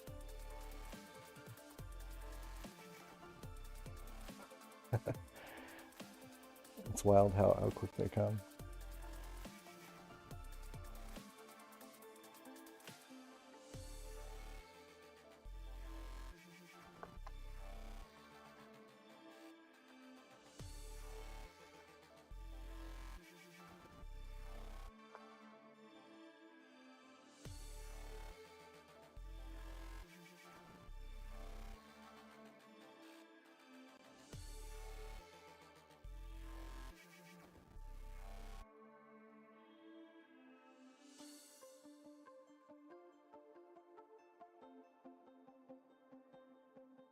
Oh god, this menu's open again. There we go. Cutting off the whole side of my screen.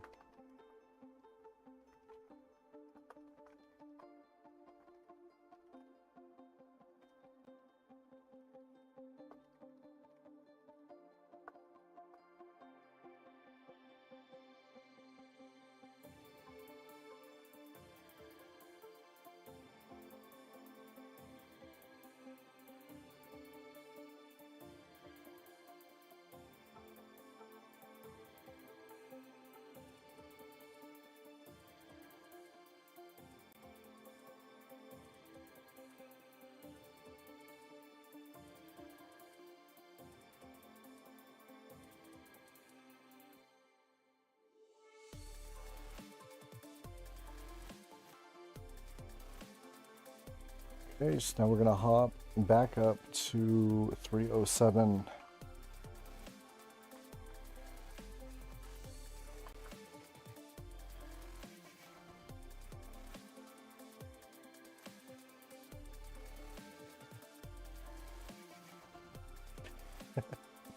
And Slate, you're wild, brother.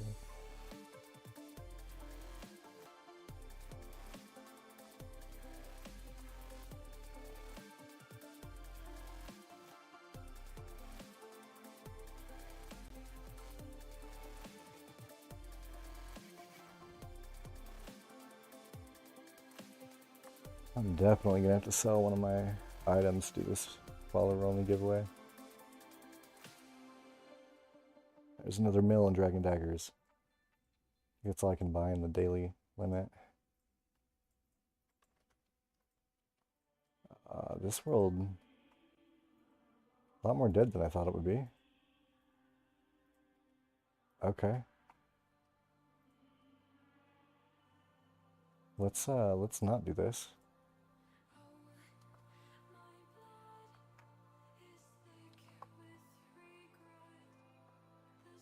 Go to 309.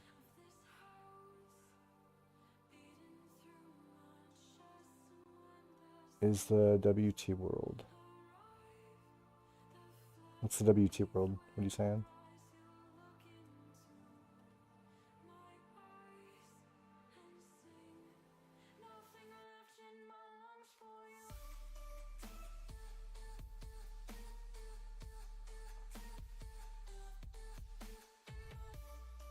Winter Todd.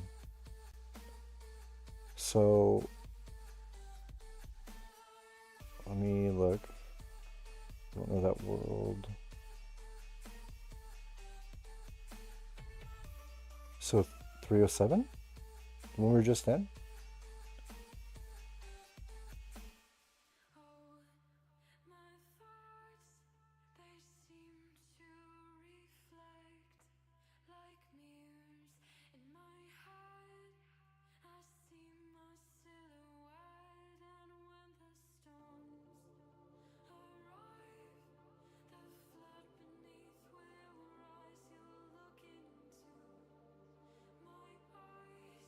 Oh, I see what you're saying. Okay.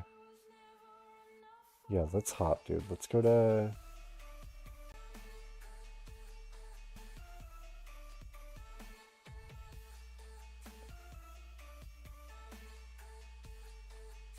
Let's go to 304. Yeah, 304. Let's go look at that real quick. The excitement is stronger than me. Yeah, 304 is going to be fine.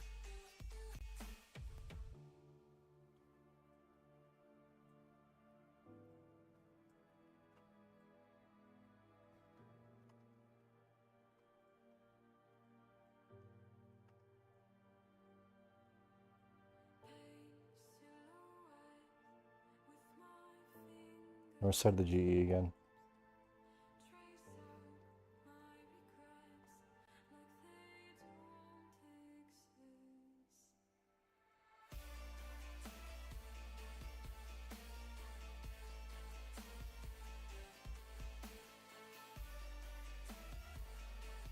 Alright, I might just do the giveaway after this. I'm going broke so quick.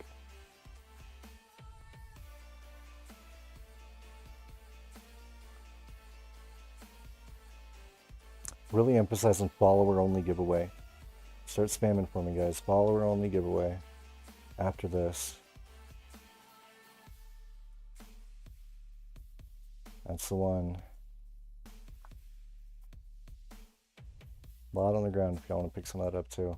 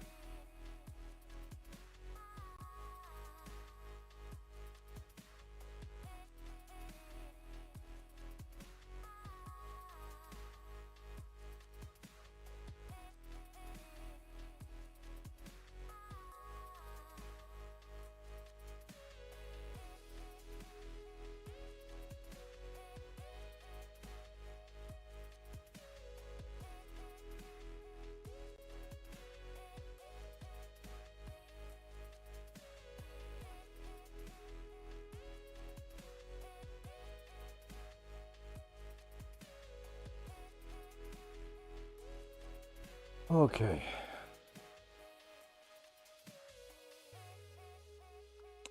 So, what do we sell now? Bank's at 60 mil. We need at least 3 mil more. Just get rid of that. And I think this ether should add the total. We're really gonna have to grind PKing to do more giveaways tonight. I mean tomorrow. To rush bots all night. Alright, cool. We're at 7 mil.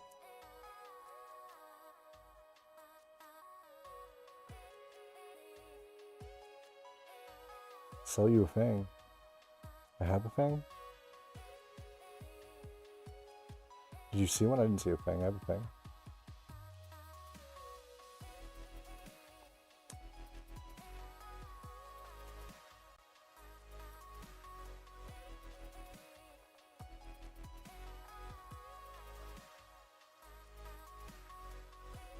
We'll just do the giveaway now, y'all. Come fall in. You can fall in, bro. Sadly, I'm not getting too many more follows, but it's whatever. You guys still did good, so.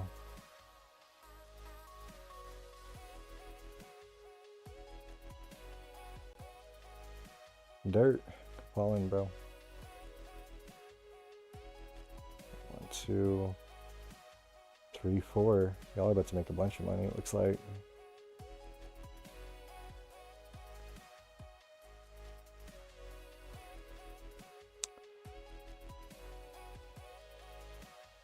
Alright, spread over on the wall right here.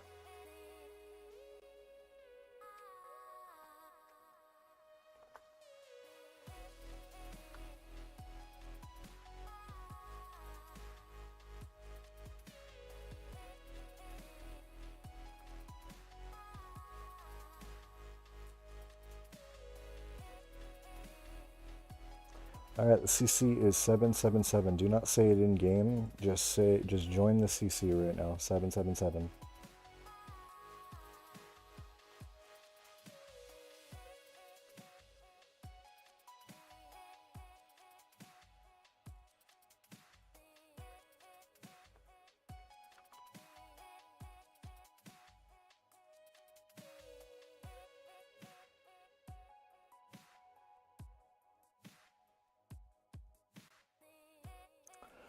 Alright, so we've got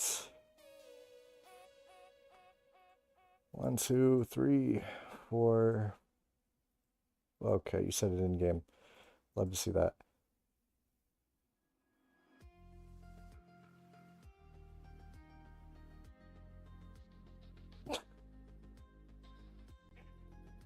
Slave. That is what I said don't do. That's okay. We're going to try this differently for one question. This is going to be for a mill. I'm going to ask this on stream and see what the response is in the chat, in the clan chat. Make sure you're in there. Everybody type something in the CC right now, so there's no excuse. Everybody type one thing in the CC. Yes, I'm aware of the delay on the stream too. That's going to be the point of this one. I want to test that. Everybody type one thing in CC. 30-second delay. Yeah, I guess that could be different for everybody too. I guess I'll just do it entirely in game. Now that I think about it, someone's connection could like change the loss. But regardless, right now, I need you guys to type something in the CC.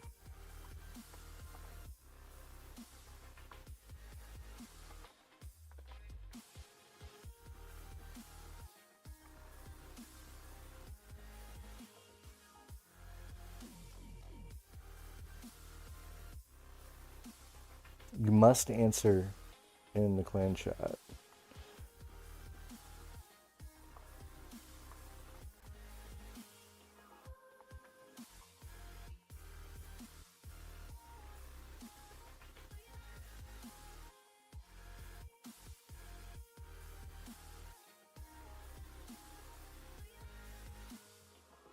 Okay, we'll just do it in game chat, honestly. Screw the CC.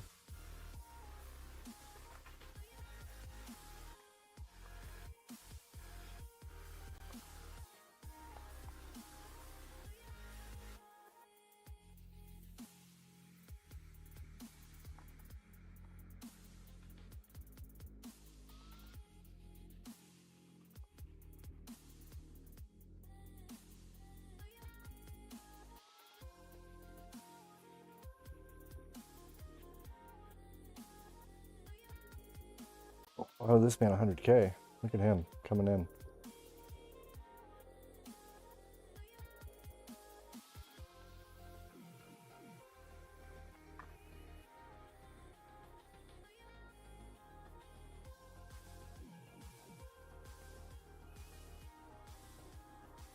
This is different than yesterday because now I'm muted for spamming.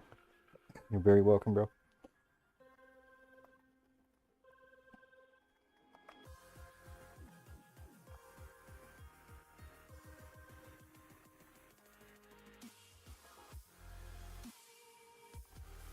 Gonna do very...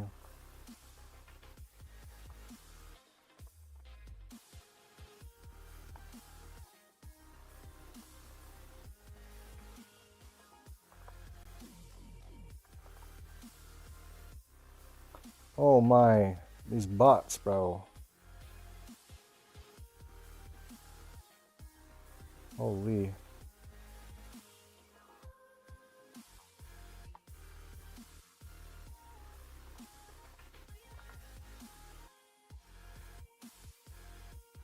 Enslaved, way too ready for that response. Holy.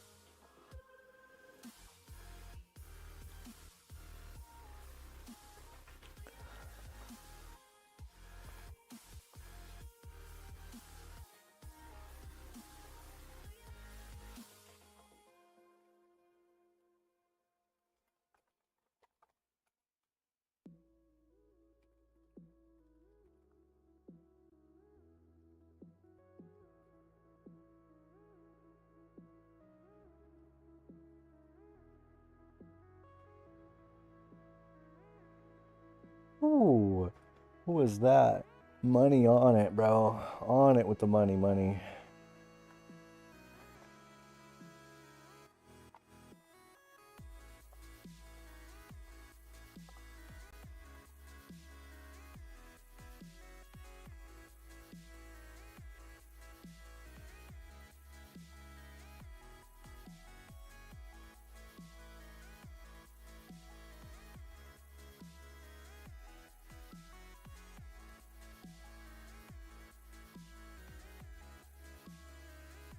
All right. Slave, money, and Burgoyed.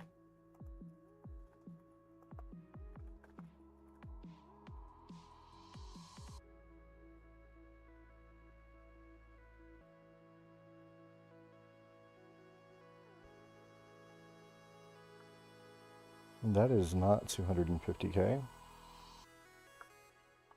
we go.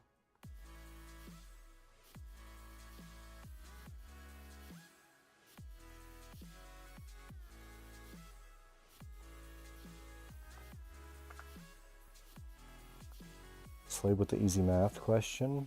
Absolutely, he being here yesterday got him that answer way faster. Bro answered that like Lightning McQueen drives a car. Holy.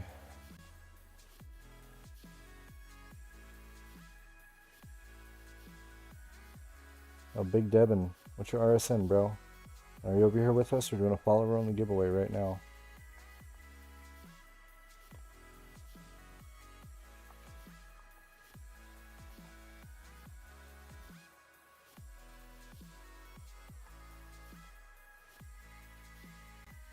Z Damper.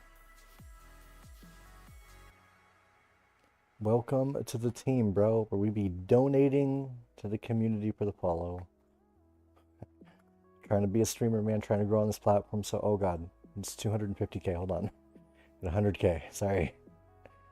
And, yeah, bro, so I appreciate your follow immensely, man. And, I'll be doing another giveaway tomorrow, too, for the last day of this. And I'm gonna take a break and earn some of it back. But, be watching for me. I'm gonna be giving stuff away. Everybody else, same thing, man. I'm gonna be streaming this Mistball Hunter game. You guys can ask me about it later if you want. Let's get this giveaway going still. Easy color. Stream delay is nuts.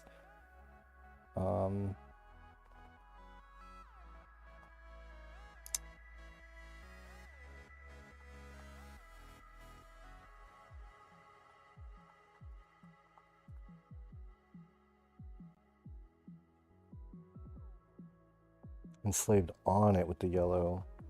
Jesus. Can't even type. Let's do...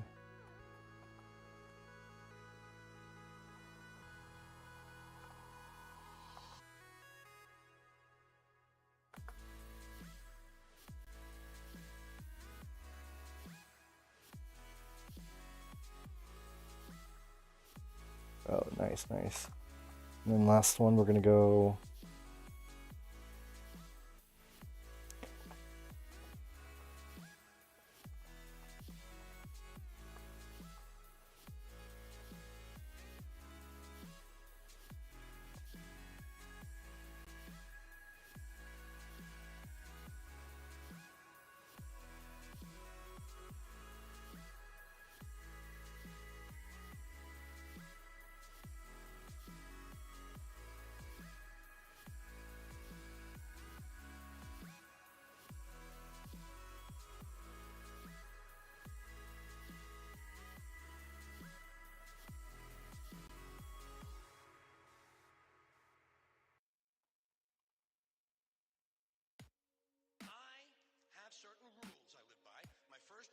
Bro just made 500k.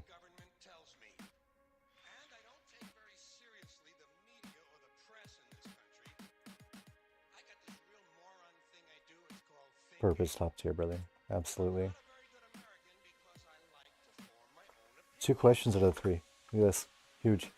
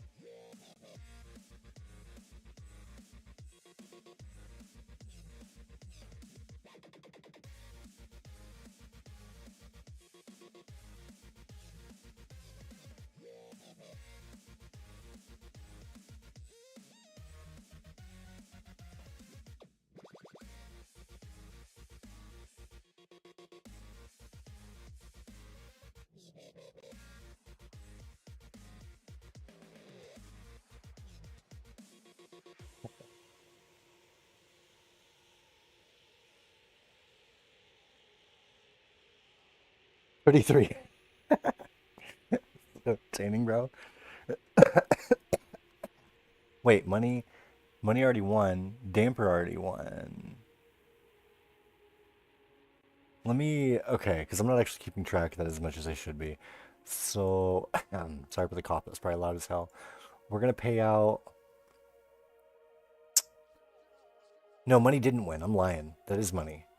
Okay, I'm tripping. Yeah, 100% on me. Oh, sorry. This is getting. Wait, who was the other guy who did win? Who got the eight? Yeah, eight, you did win. You absolutely did win. You did. I didn't see it.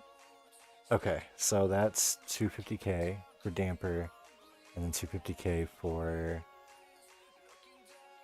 uh. God, why can't I think about this? Because it was for the people that only.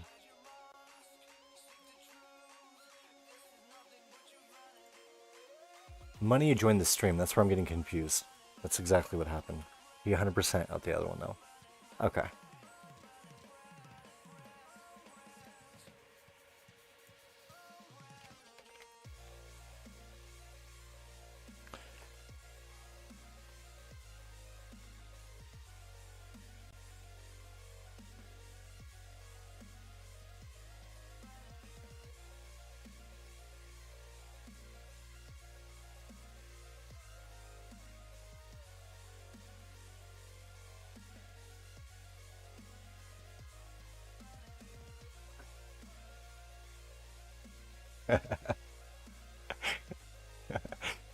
That's funny.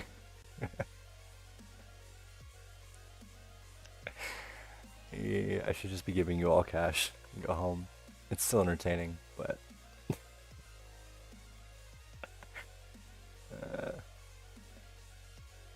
okay, real comp here. Everyone in on this question.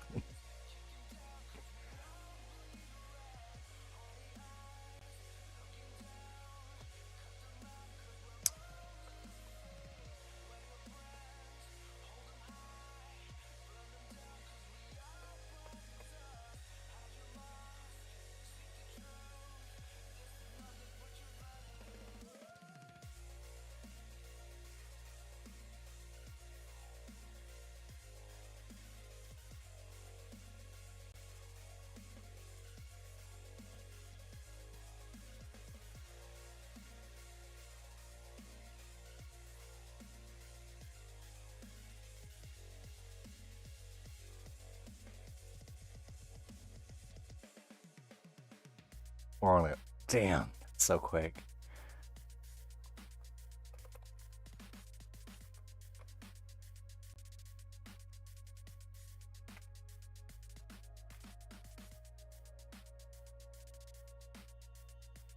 Dirt with the dub there. Dirt with the dub.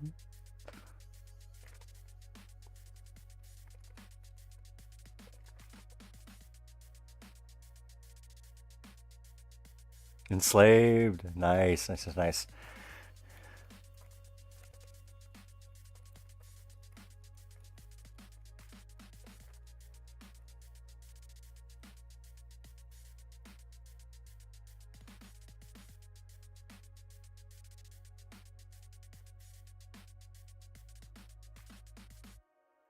Dirt and slave and bread. Yep. Okay.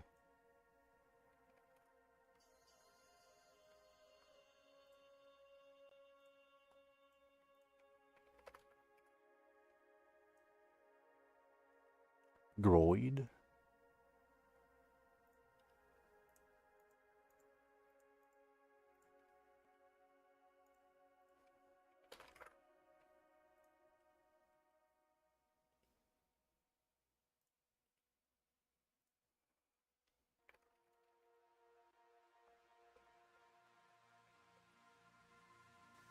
I'm gonna get my calculator out.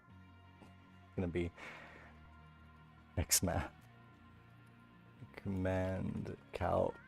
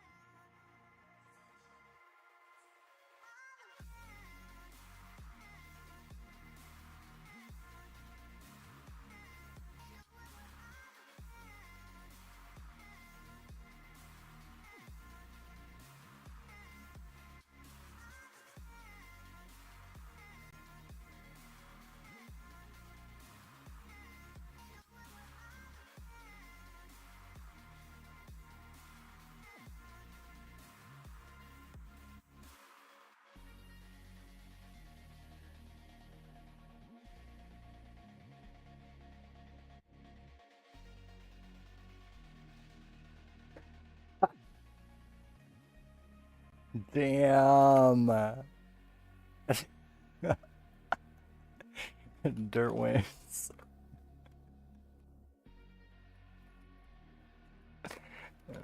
Good shit, Dirt.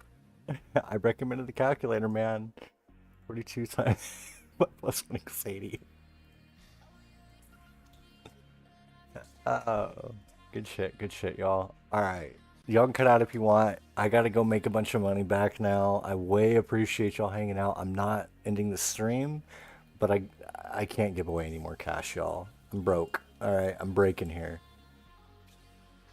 And I'm muted even on my main account for trying to spam this stuff.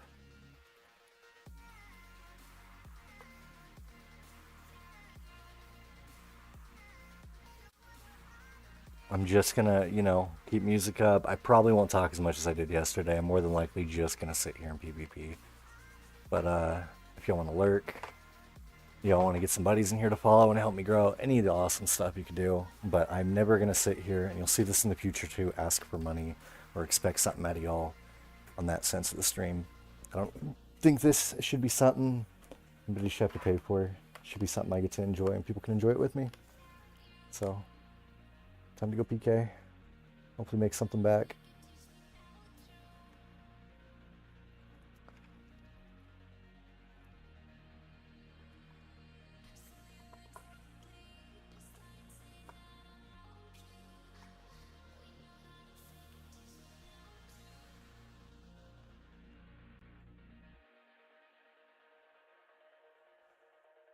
Yep. I'm about to try, man. Thank you guys so much for the follows again. Can't express it enough.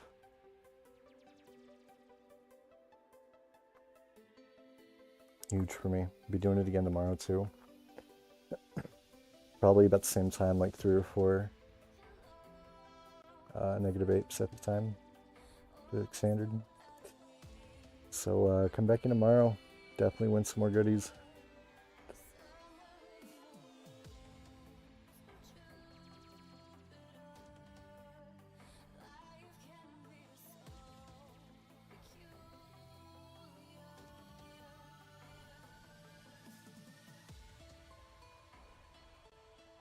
Yeah, okay, I don't feel bad giving the cash instead of the crossbow.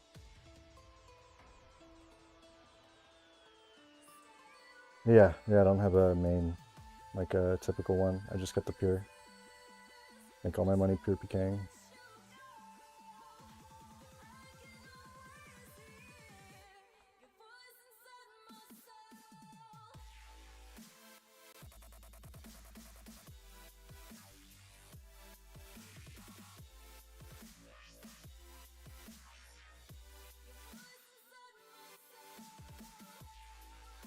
Really getting the mentality of this now.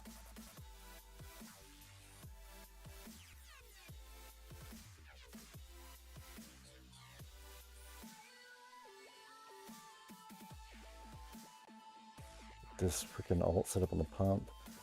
My Dylan's Bliss account actually is gonna be an obby mauler. Might do some link free to playing on it, or oh, you're so welcome, Dirt, bro. I appreciate y'all coming in and advertising for me too. I told you I'd hook you up specifically for doing that for me, the other guys, so thank you too, bro. But yeah, my obby mauler is the next build I'm working on, but I don't know how serious I am about committing to it. It's sitting on like 81 strength and little low stats everywhere else. But it's gonna be fun. It'll definitely be good for when I don't want to buy a bond. Just go wreck noobs and free to play.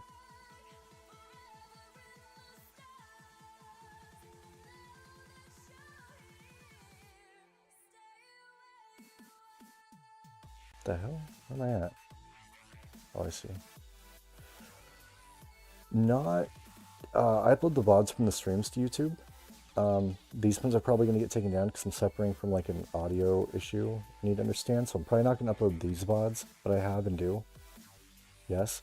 I'm just learning how to edit and do like the base stuff you need to do to have a decently successful video.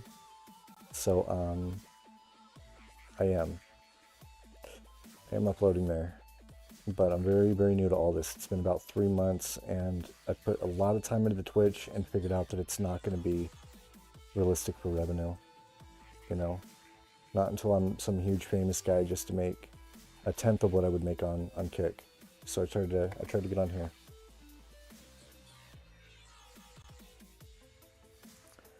But yes, the goal eventually is to start uploading everything to YouTube and being consistent as hell with all this. Also software for editing. I'm using the base Windows stuff, dude. I'm not actually running anything for editing yet. I've heard about stuff with AI, but I haven't tried to implement it yet or really heavily do any stuff on that. I've just kind of used the base clip champ thing that comes with Windows. Like I can compile clips, I can put whatever audio on it, but I'm super new to all of it, like I'm saying.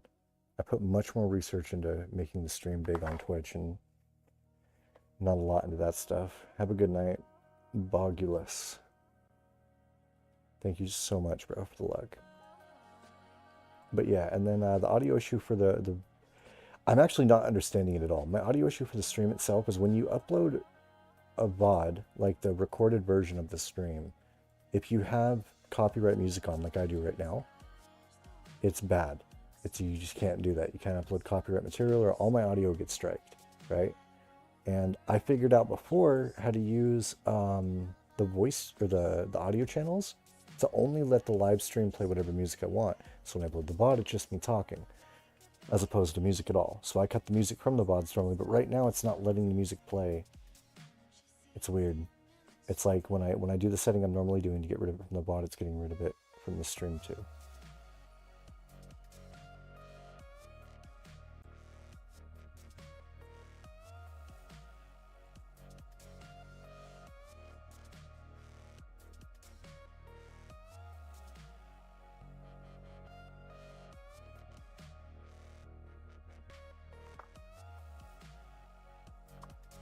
T-Bones.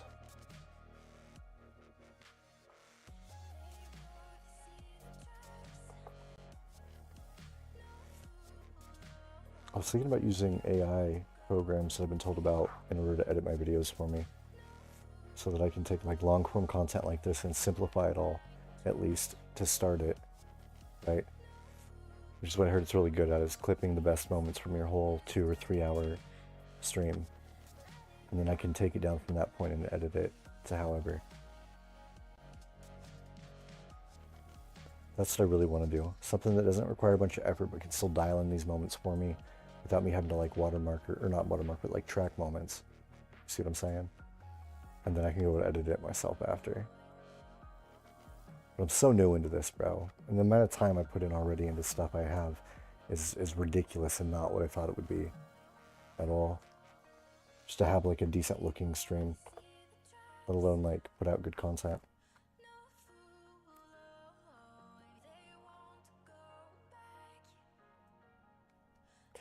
Yeah, the AI thing, I'm not sure how I feel about it really. What I'm talking about specifically is like the pre-cutting of the VODs for me. You know what I'm saying? Like it just puts it into a certain amount so it's easier to work with. I don't know how I'm going to feel about the editing part of it itself for that.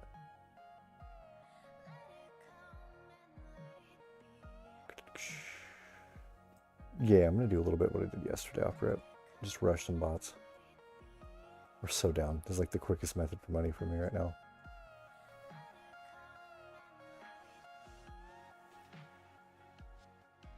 What bots are you guys killing? I haven't played the game in like a year.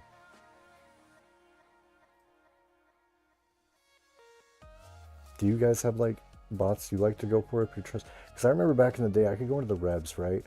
And I could take out 4 or 5 keys in a row with like a melee stack method I would use. I would go with like MSBI, a Parched Fire Cape, and then do MSB into like Elder Maul or MSB into AGS, and just one tick the bots for full health and come out with 5 keys. That was like my best method. But now, when I go to the area where I was doing that before, I see one bot in like 7 worlds.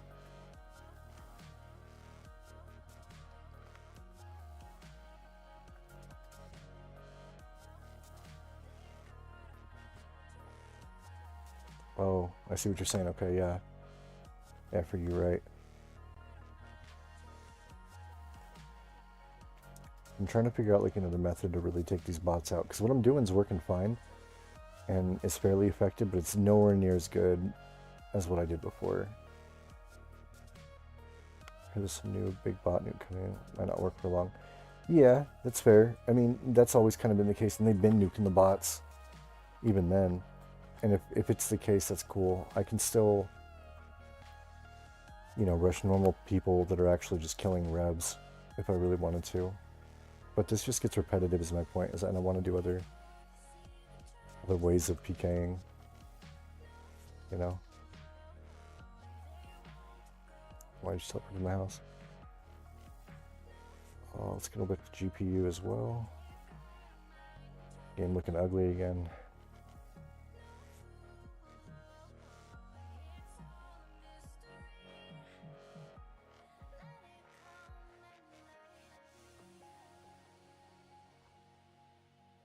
Like, this method works forever, really. Even if all the bots get nuked, I can find real players doing this method consistently. We called it Orc 1 back in the day. This spot in the rib caves. Consistent cash, man.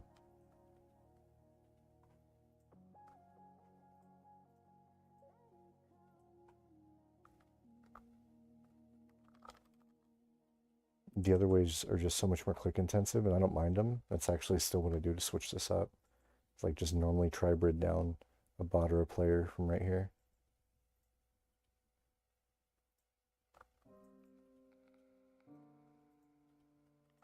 Oh, I forgot my Avas. Still fine though. It's like if we look this guy up real quick, he's sitting on, I think, no, 90 health, and he's low.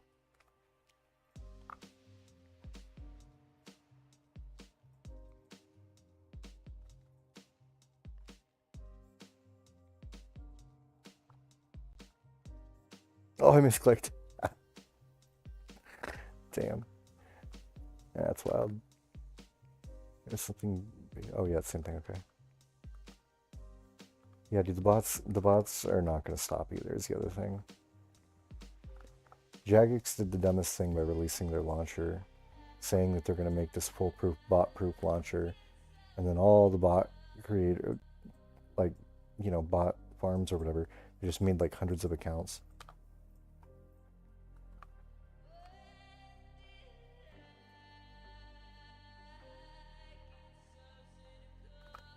Probably thousands in total, really.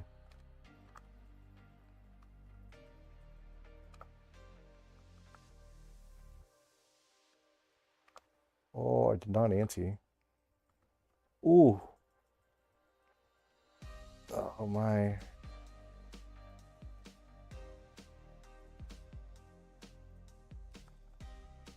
Oh, I risked it. Damn. It's whatever. I got my prayer up. Also, the other guys like me sitting here fighting the bots, bro. I get a lot of money from them too.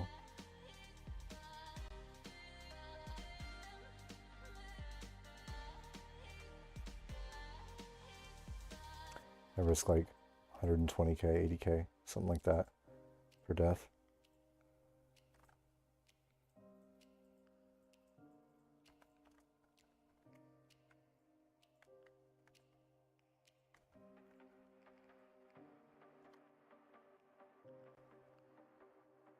Oh yeah, this is where everybody banks, right? Just be laughing at me as soon as they come back.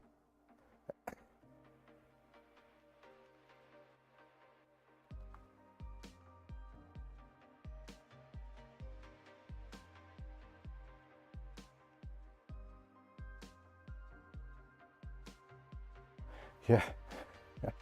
No, he can keep the 80k. It's faster to regear and come back out. Doing very badly.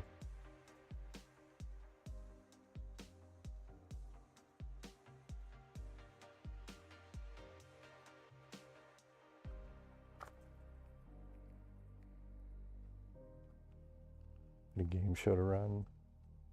Yeah, man, I wish I had more money, and I normally get to a certain point with the bank and just start risking the same money and always sit at like 130 mil or something along, you know, whatever set number. And I want to give it away more, so I need to sit here and play like a rat and just mark people. That's what the new goal needs to be.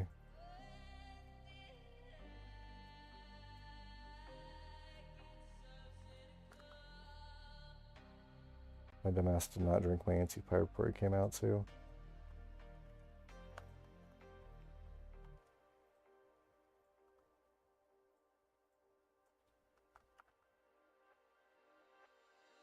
Oh my, I'll tell you again.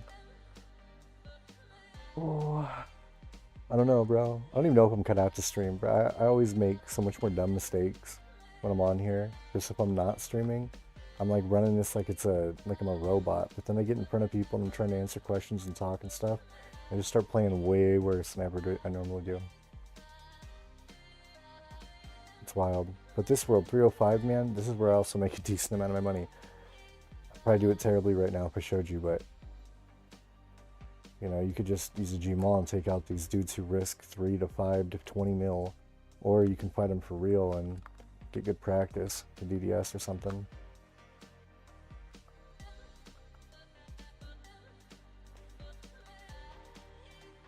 Appreciate that, Mr. Enslaved. I've been streaming for legitimately,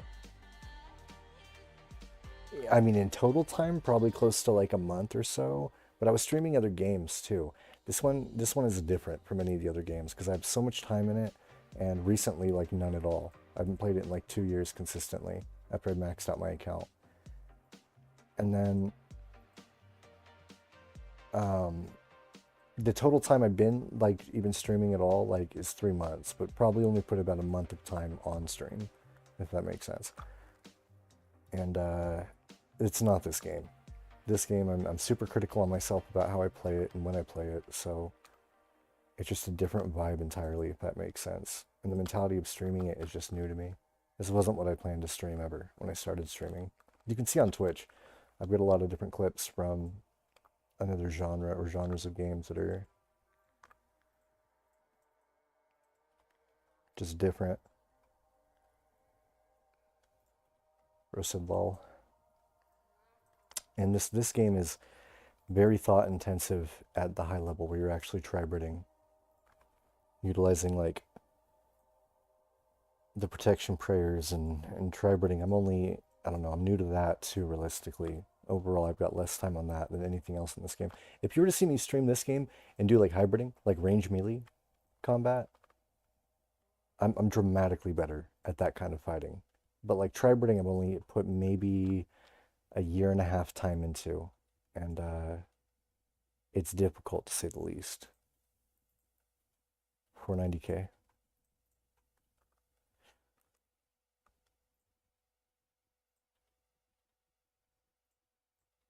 Grab the Ava still.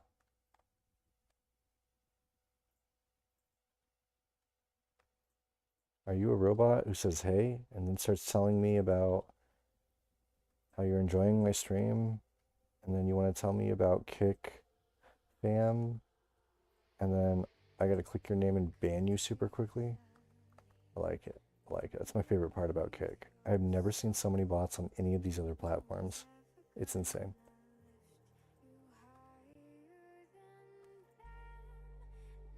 Just blacklist, fam. I've never done the blacklist thing. I actually meant to research that yesterday after you told me about it, and I didn't. You were saying like I could do it through phrases?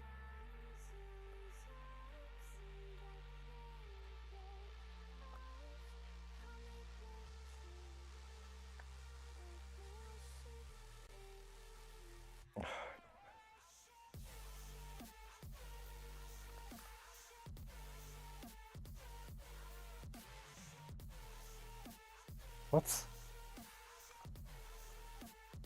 How do I freeze you when you break it immediately? Bot logic. Blacklist Kick Fam. Yeah, bro. I'm gonna definitely do it today after the stream. For sure.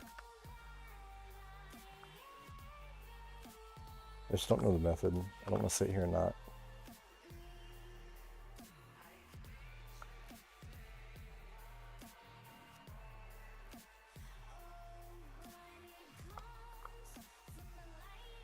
Delayed telly is crazy.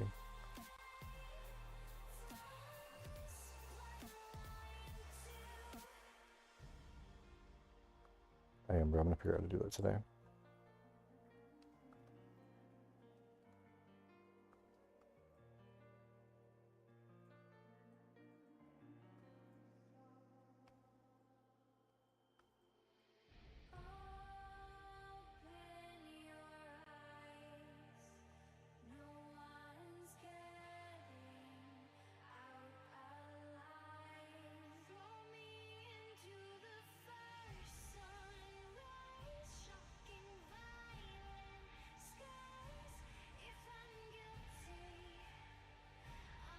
Yup, yup, yup.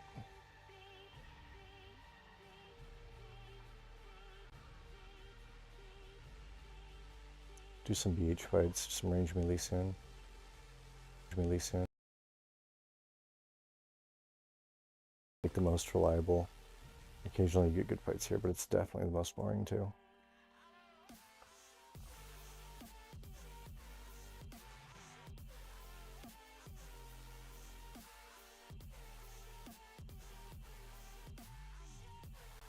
Where did the string go?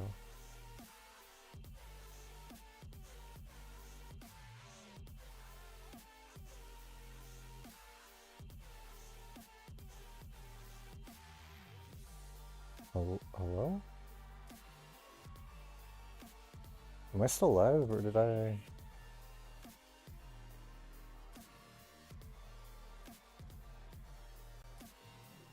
Oh, I'm live. Okay, what the hell? That was weird. I apologize, I'm here still.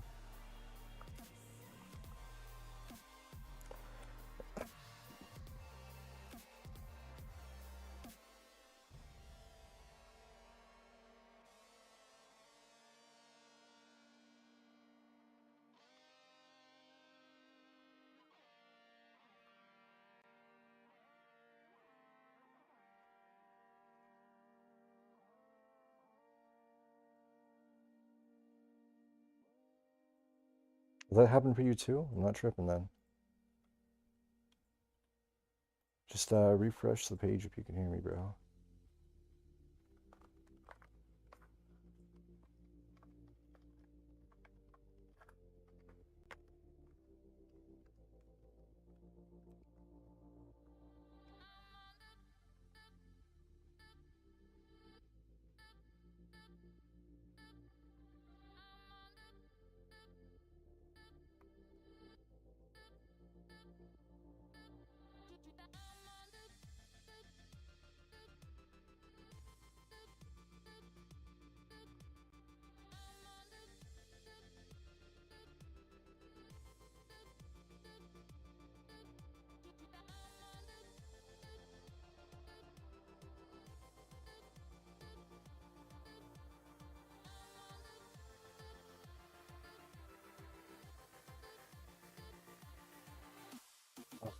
Do that.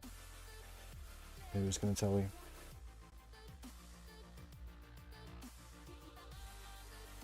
Damn.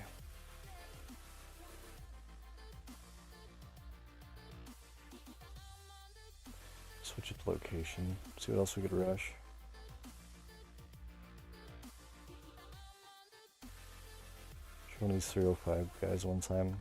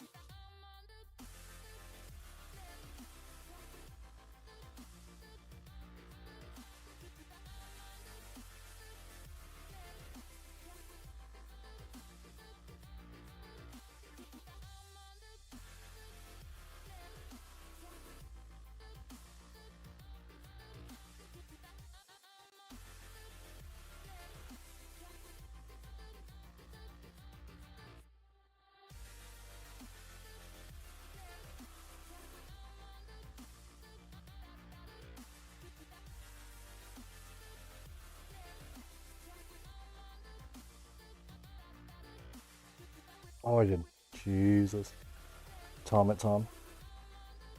Like that. Like that.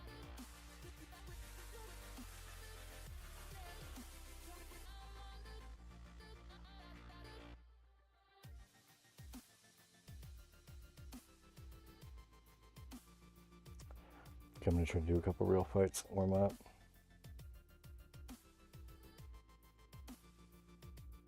Appreciate it. Trapbirding is a whole different monster, bro. It's really enjoyable, but it's also super difficult.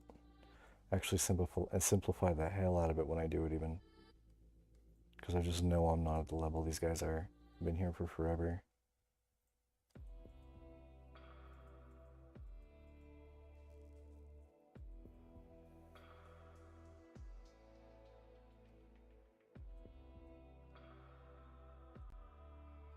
But I do appreciate the compliment. I'm trying.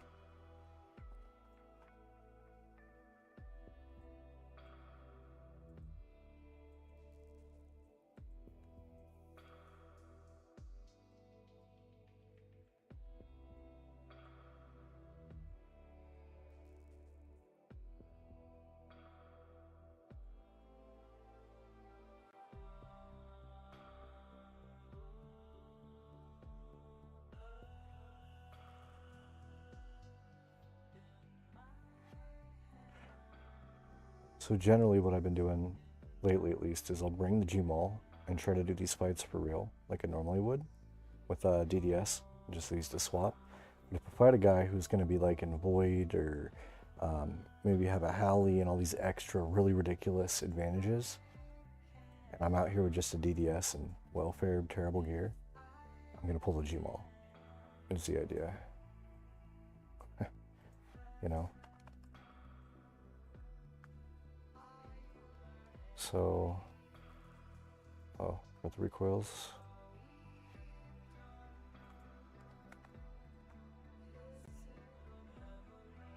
Bro, I need to make the shift click. Break. Okay, it's already charged.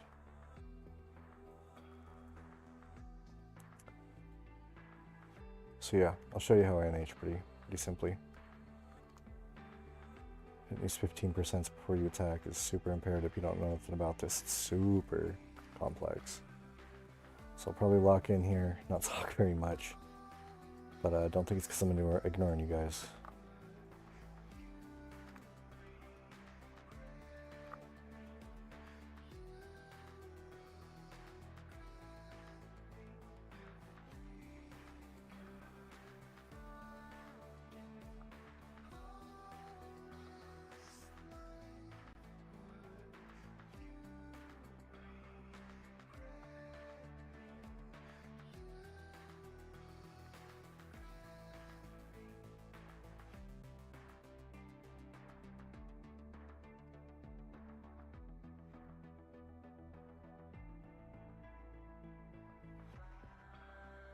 Bro's got a freaking Void Blade. A Void Waker, bro. Like, what?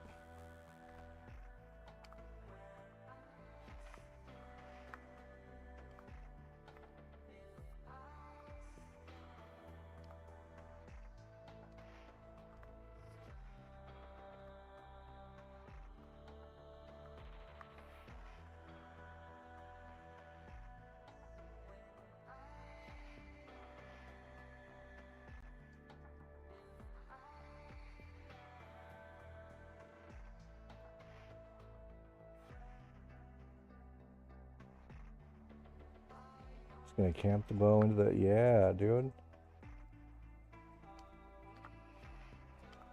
Oof.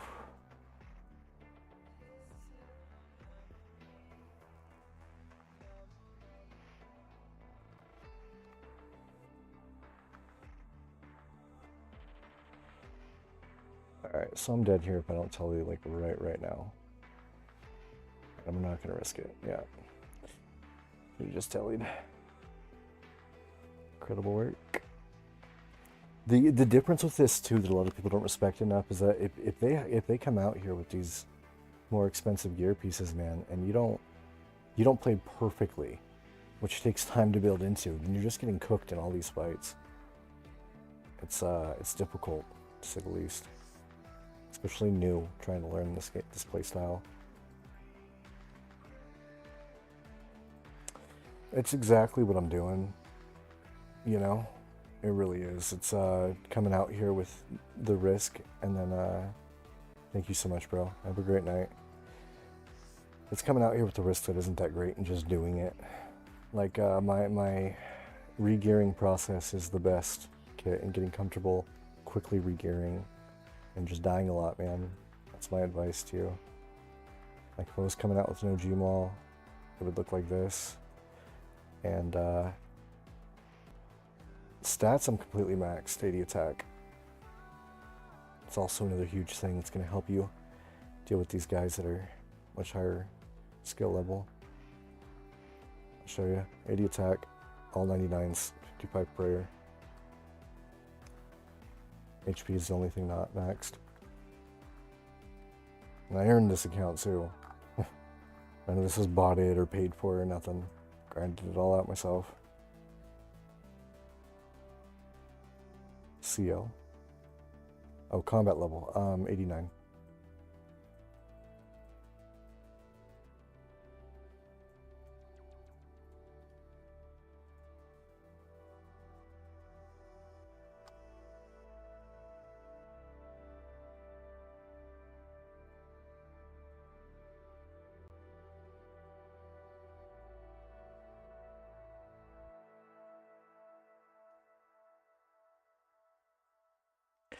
I'm gonna put my foot in my mouth and do real fights the right way.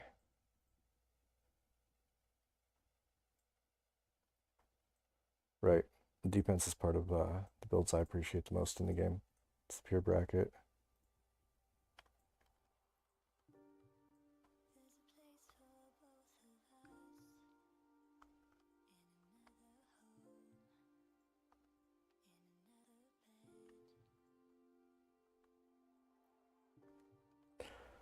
So anyway, this is what you need. If you're gonna not do the leaf bladed axe, I would recommend a de-skimmy.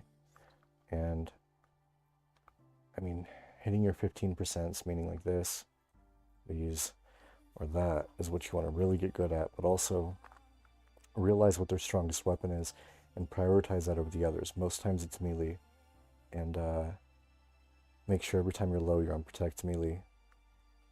But this style, bro, it's just difficult. There's little things you can do like quick prayer. Normally I'll start the fight without quick prayer, and then when I want to send a DDS spec, I can click this, click the DDS, click the spec bar, and send it. Which isn't also the best practice. You kind of want to get used to doing like that, or even just throwing on the strength prayer if it's too hard to hit both, so that you get the best damage out of your spec, at least minimum. Maybe not accuracy, but you need the damage minimum. Whatever your KO weapon is. All that.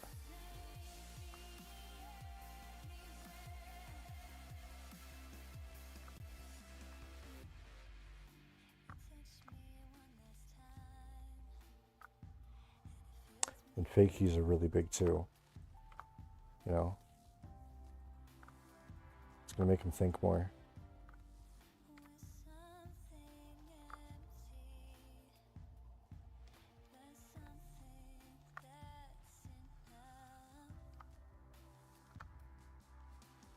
If you don't get your prayer up before they get their attack off,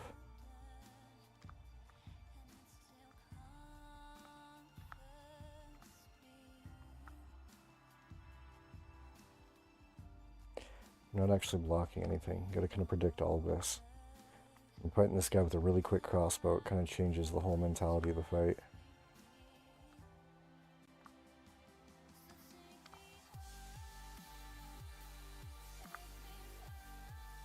Also, delaying your switch is really important too.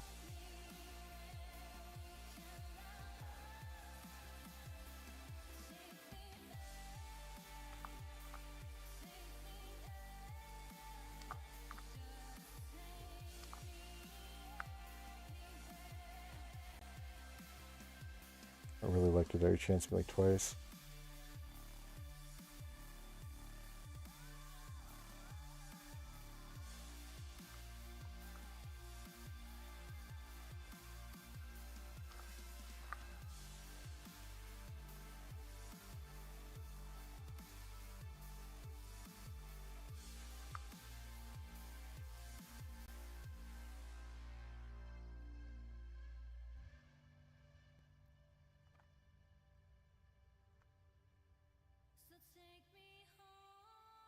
Oof. Oh. That was way too close again. But like the food and how fast you burn out of it. Appreciate it. Again, I'm not giving the best examples. I could be playing better. But you kind of see the differences in what you should be doing, obviously. When you see the XP drops come in with that dark blue, it means I'm successfully hitting my 15% boost before I send the attack. The same way I'm sitting there trying to predict what he's using ahead of time with the tribrid logic, like NHing. So it's a lot to think about and do and execute and implement all the stuff. You'd asked earlier like what a baby pure kind of would look like or what you could do with that, and realistically it's just a lot of base stats around these.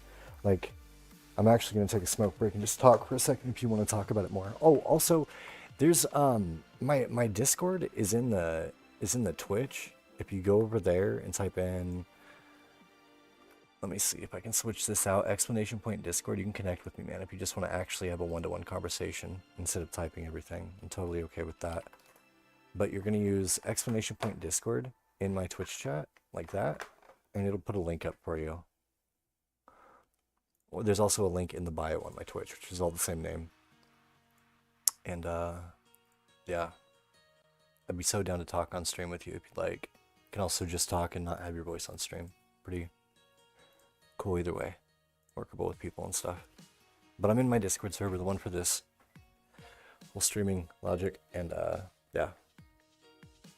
All I would say is that if you want to make your own pure though, and you do want to just keep typing, that's cool too. Get base 75s. Get like 80 strength really if you're gonna go all 75s and everything else, and then get like 60 attack minimum, and really use the DDS and emphasize on like what I'm showing you here on screen. Maybe do a couple other things to switch, like the skirt as well as the Abas, and you know, these things are what's gonna help you understand this kind of fighting style without burning a bunch of cash or time. My baby pure in the bottom right corner is the 16th day of membership, and the first two it took me like a day and a half time. I have all the prereqs unlocked for the skills to get myth clubs, and I have myth clubs on my Obby Mauler and have it 81 strength from just like, I don't even know, maybe 13 or 12 straight days of pumping. I've hit 81 strength, but I'm doing this for low HP. All this could have been faster with you know, just hitting sand crabs or something. But yeah, to make a baby pure is not a bunch of time. For 2 weeks, my pure to be 81 strength with only like 49 HP is a ridiculous amount of time. I didn't think it would take. I thought it would take a lot longer, honestly. There's all kind of guides though on YouTube that'll help you really break down for what you want in an NH or a tribrid pure. And it's worth it, man. It's like the most enjoyable part of the game. At least for me. I love the PvP. I don't think the PBM I think the PBM content for my brain hits like a wall real quick, you know? And I can't see it as like in-game content either. This is what in-game content would be for me. You could get some defense too on the baby pure if you really, really wanted to. I personally wouldn't recommend it. It doesn't do the most until about 45. So word. Nah, dude, go to bed if you want. You're good. Fucking look up some guides on how to make a baby tribrid though, if you're really interested in it. It does not take that much time. You'd probably spend 20 mil, if that, after the bond, like 5 mil, and you'd have everything you need to invest in that account. I don't know what your bank looks like, but 20 mil is not too bad. And the return for making that account is insane. You could even stop at 50 attack for a while and just go rush people to build into the rest of the account. Gmaul, most people do. Like 50 attack, 75 plus strength is insane. We do BH fights, make a lot of money off those noobs who risk hella. Nah, I feel that too. You gotta, you know, you gotta make that bond worth it now too for 2 accounts. So there's other little things you can do too that a lot of people don't talk about. You could get just mage on this account and go kill like black chinchampas Like I've actually done this before on a dark bow and a mage build, and both of them ended up profiting more than the bond. I made like 25 mil or 30 mil in the 14 days that I half-ass played the account, meaning I could have made a lot more money just from killing, like, again, people who are doing shins, or you know, the people that use a second account like a level 3 to go store their loot from rev caves and kill those bots and make like 5 mil instantly. And there's a bunch of different wildy activities that people do at low level, like runite mining, stuff like that. You can easily fund the whole account by PKing on it. You could start literally at like level 20 or 30. So that's cool too. Just something else to do in the game while you're AFKing something on your main as well.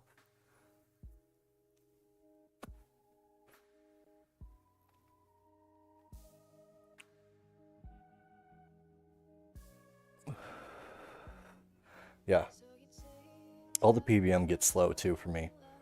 You know, I could fully do Rex from what I've seen. I've never actually done it, but I could fully do Rex while doing something else on another account, I feel like, from the guides I've seen.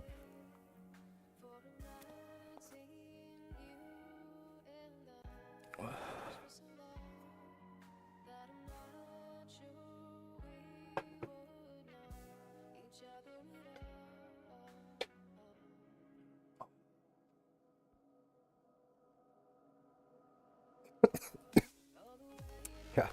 Rex bones are probably worth a lot, I'd imagine, I'd agree. Yeah. 128 is a crazy good drop rate. You know, AFKing at Rebs is like 3 to 5 mil an hour, I think, on average too.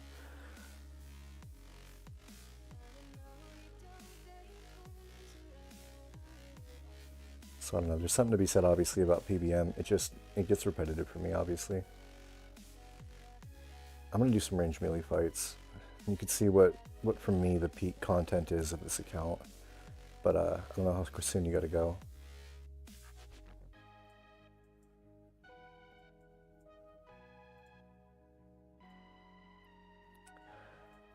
This is by far what I enjoy the most in this game, is range melee hybriding.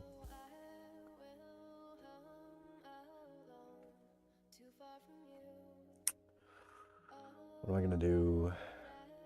AGS makes this really fun because I can fight 104s. Let me swap a couple things. Put this up here. Grab those two out. Taking forever to gear. Told you it's been like a year since I played this game. Bear with me. Amulet.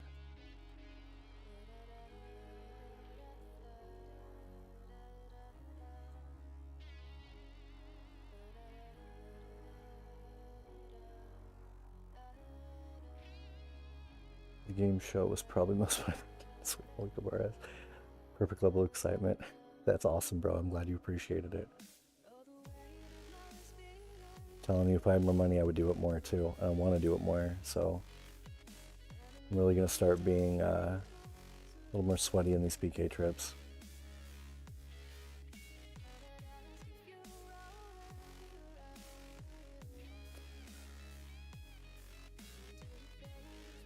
I think I'm gonna do Bounty Hunter, honestly. I have much more success with crazy fights there.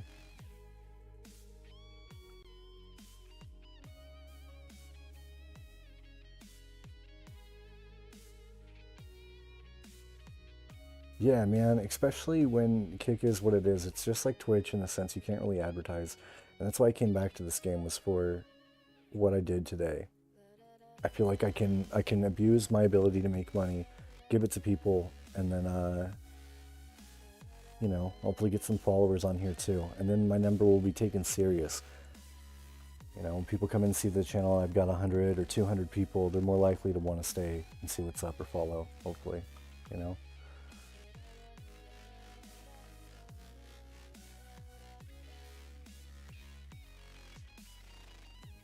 And I got good content too. It's not just this game. This game is great, but I've been playing it since I was like 8. I'm an unk now. Want to do better games. Got a whole nice PC for him even. What am I doing? There we go. 318, 319. Nice, West Coast servers. But yeah, so the follows are huge. It's definitely worth investing in other people on the game to get people who want to invest in the stream. 1000% worth it.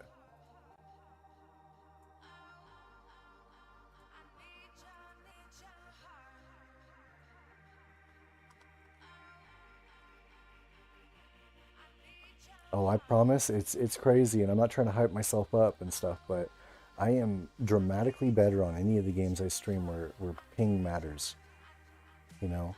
And when you stream, you lose internet, you lose latency. This game is actually it's the best part about this game is the ping difference doesn't matter so much, and I can put this up on all the platforms.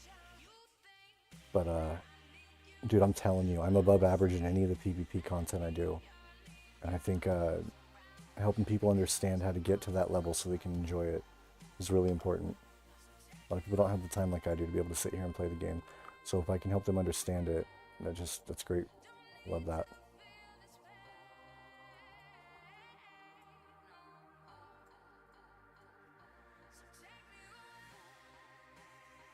Huge spec. Holy. Yo, thank you so much for the follow, man. I'll give you 100K if you play RuneScape.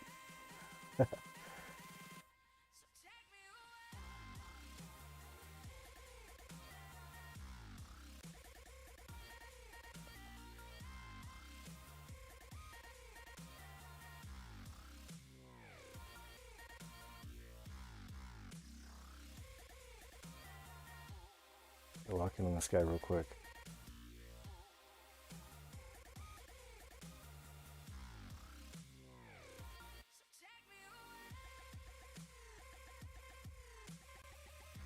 All that stuff. Elder Maul is wild, bro. Oof. I need to come out with a ring of Light the Light Bearer or something. Dude, I can see it was caught. Dude, I can see if I was caught by you in the bully, I'd die.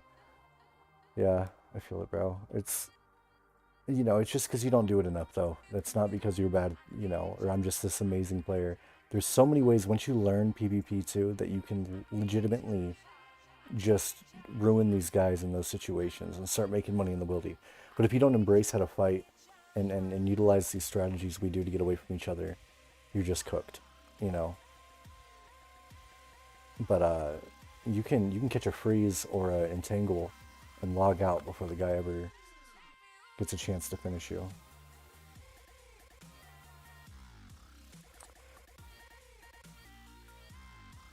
So I'm gonna switch up the weapon here. I'm gonna have to go buy something real quick because I want a two-handed weapon. Bro, have a great night, man. Thank you so much for hanging out. Appreciate the positive prayers too. What am I grabbing, dude? I gotta grab a good weapon.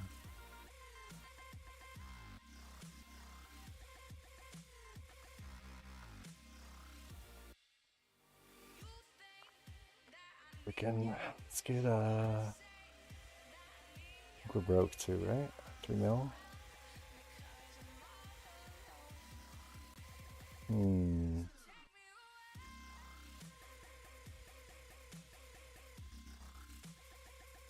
I kinda wanna do Obby Mall, man. I just haven't done this content in a while either.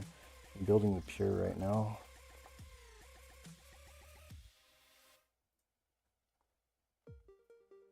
I'm gonna risk like 250K death if I do this.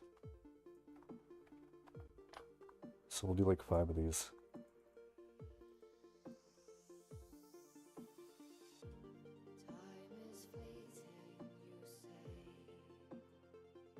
Sell the Avarice.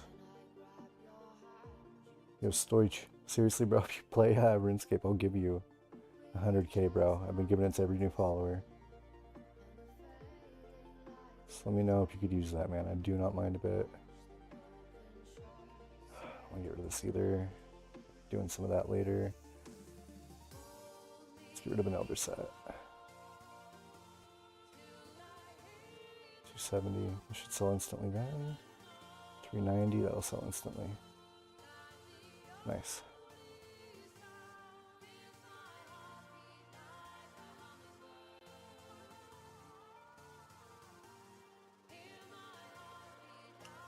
literally my favorite style of PKing.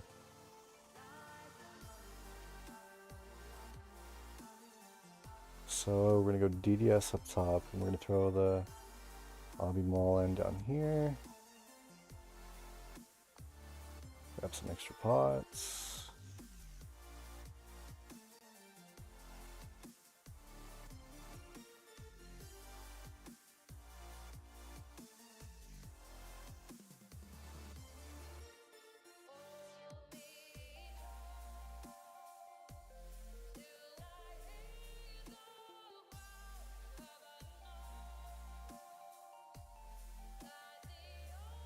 Amy for the swap.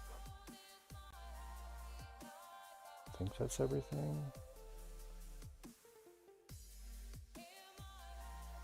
Arrows.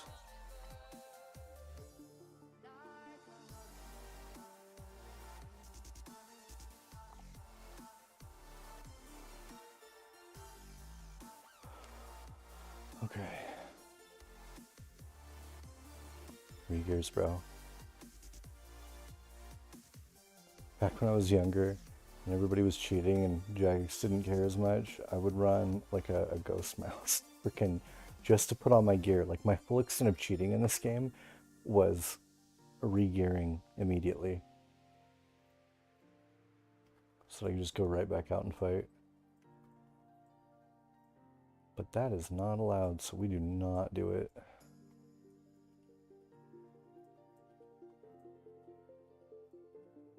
Oh, I always wish Jagex, Runelight or something would implement a way to just auto pull out the kits. I've seen the one where they like organize it for you, but I don't know. I should be using that probably. I'm looking to do it tonight after I get off stream. Again, if y'all are still in here, bro, I so appreciate you hanging out at all.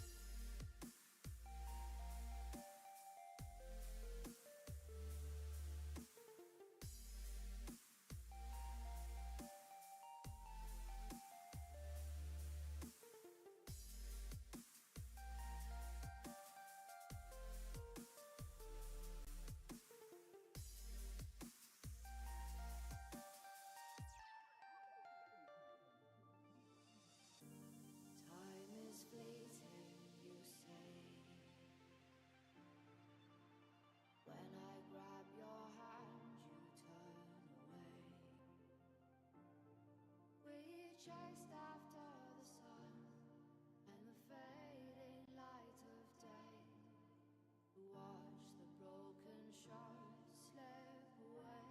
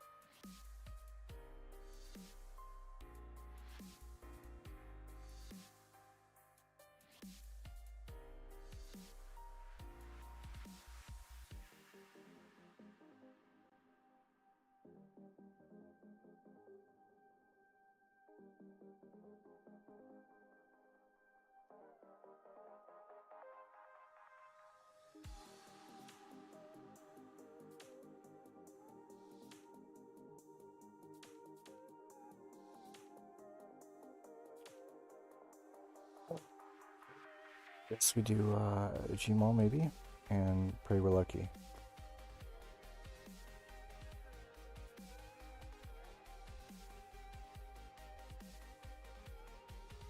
Bounty hunter fights, man.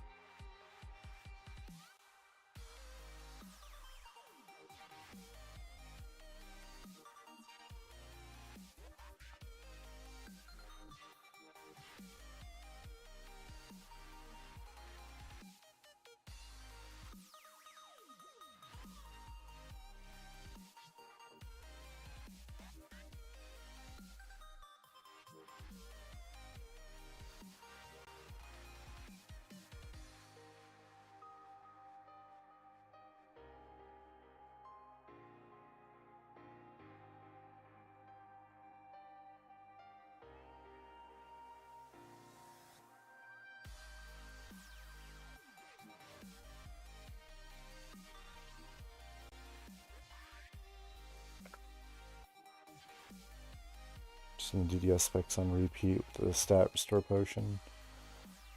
That shit should never have been put in the game either, but here we are. These accounts, bro. What do you do? Lucky AGS doesn't even work on this, man. It's just...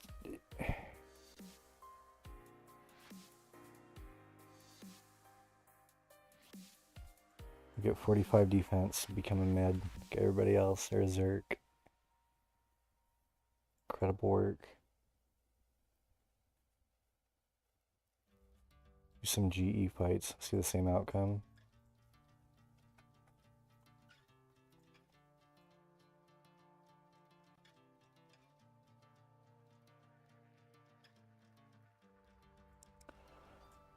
The other thing is the rat method here. We just get every piece of range boost possible.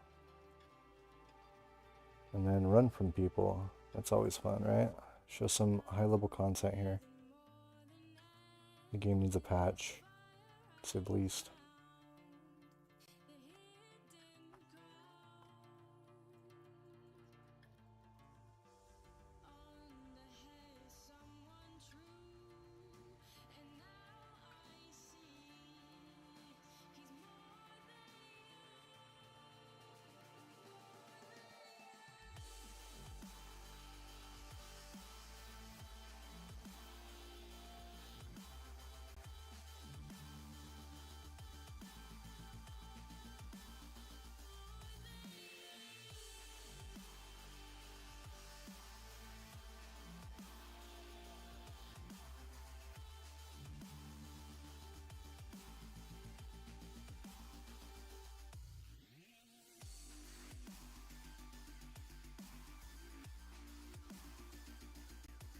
Out of bounty hunter, man.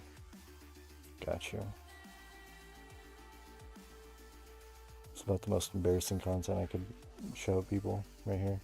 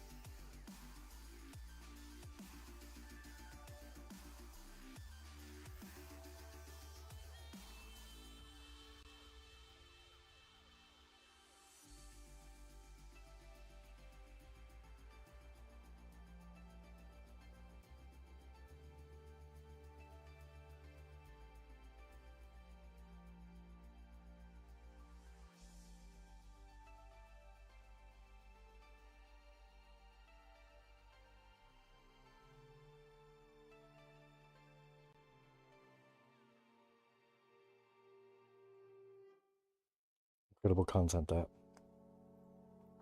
800K.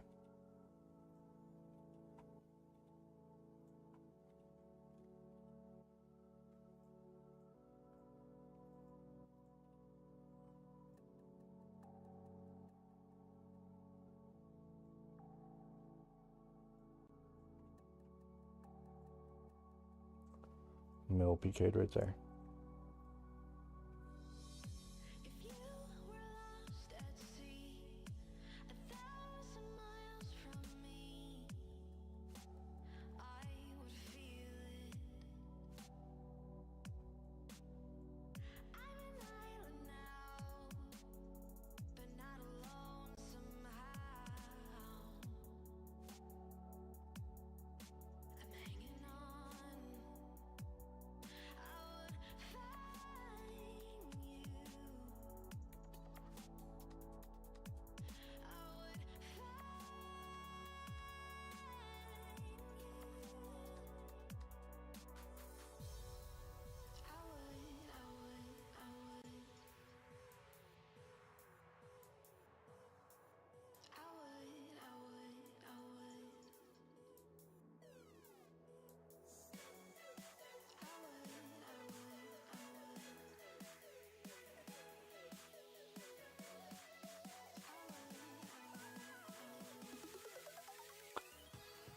I've been pumping this whole time in the wrong world? Bro, there is no fucking way that's real. Oh my god.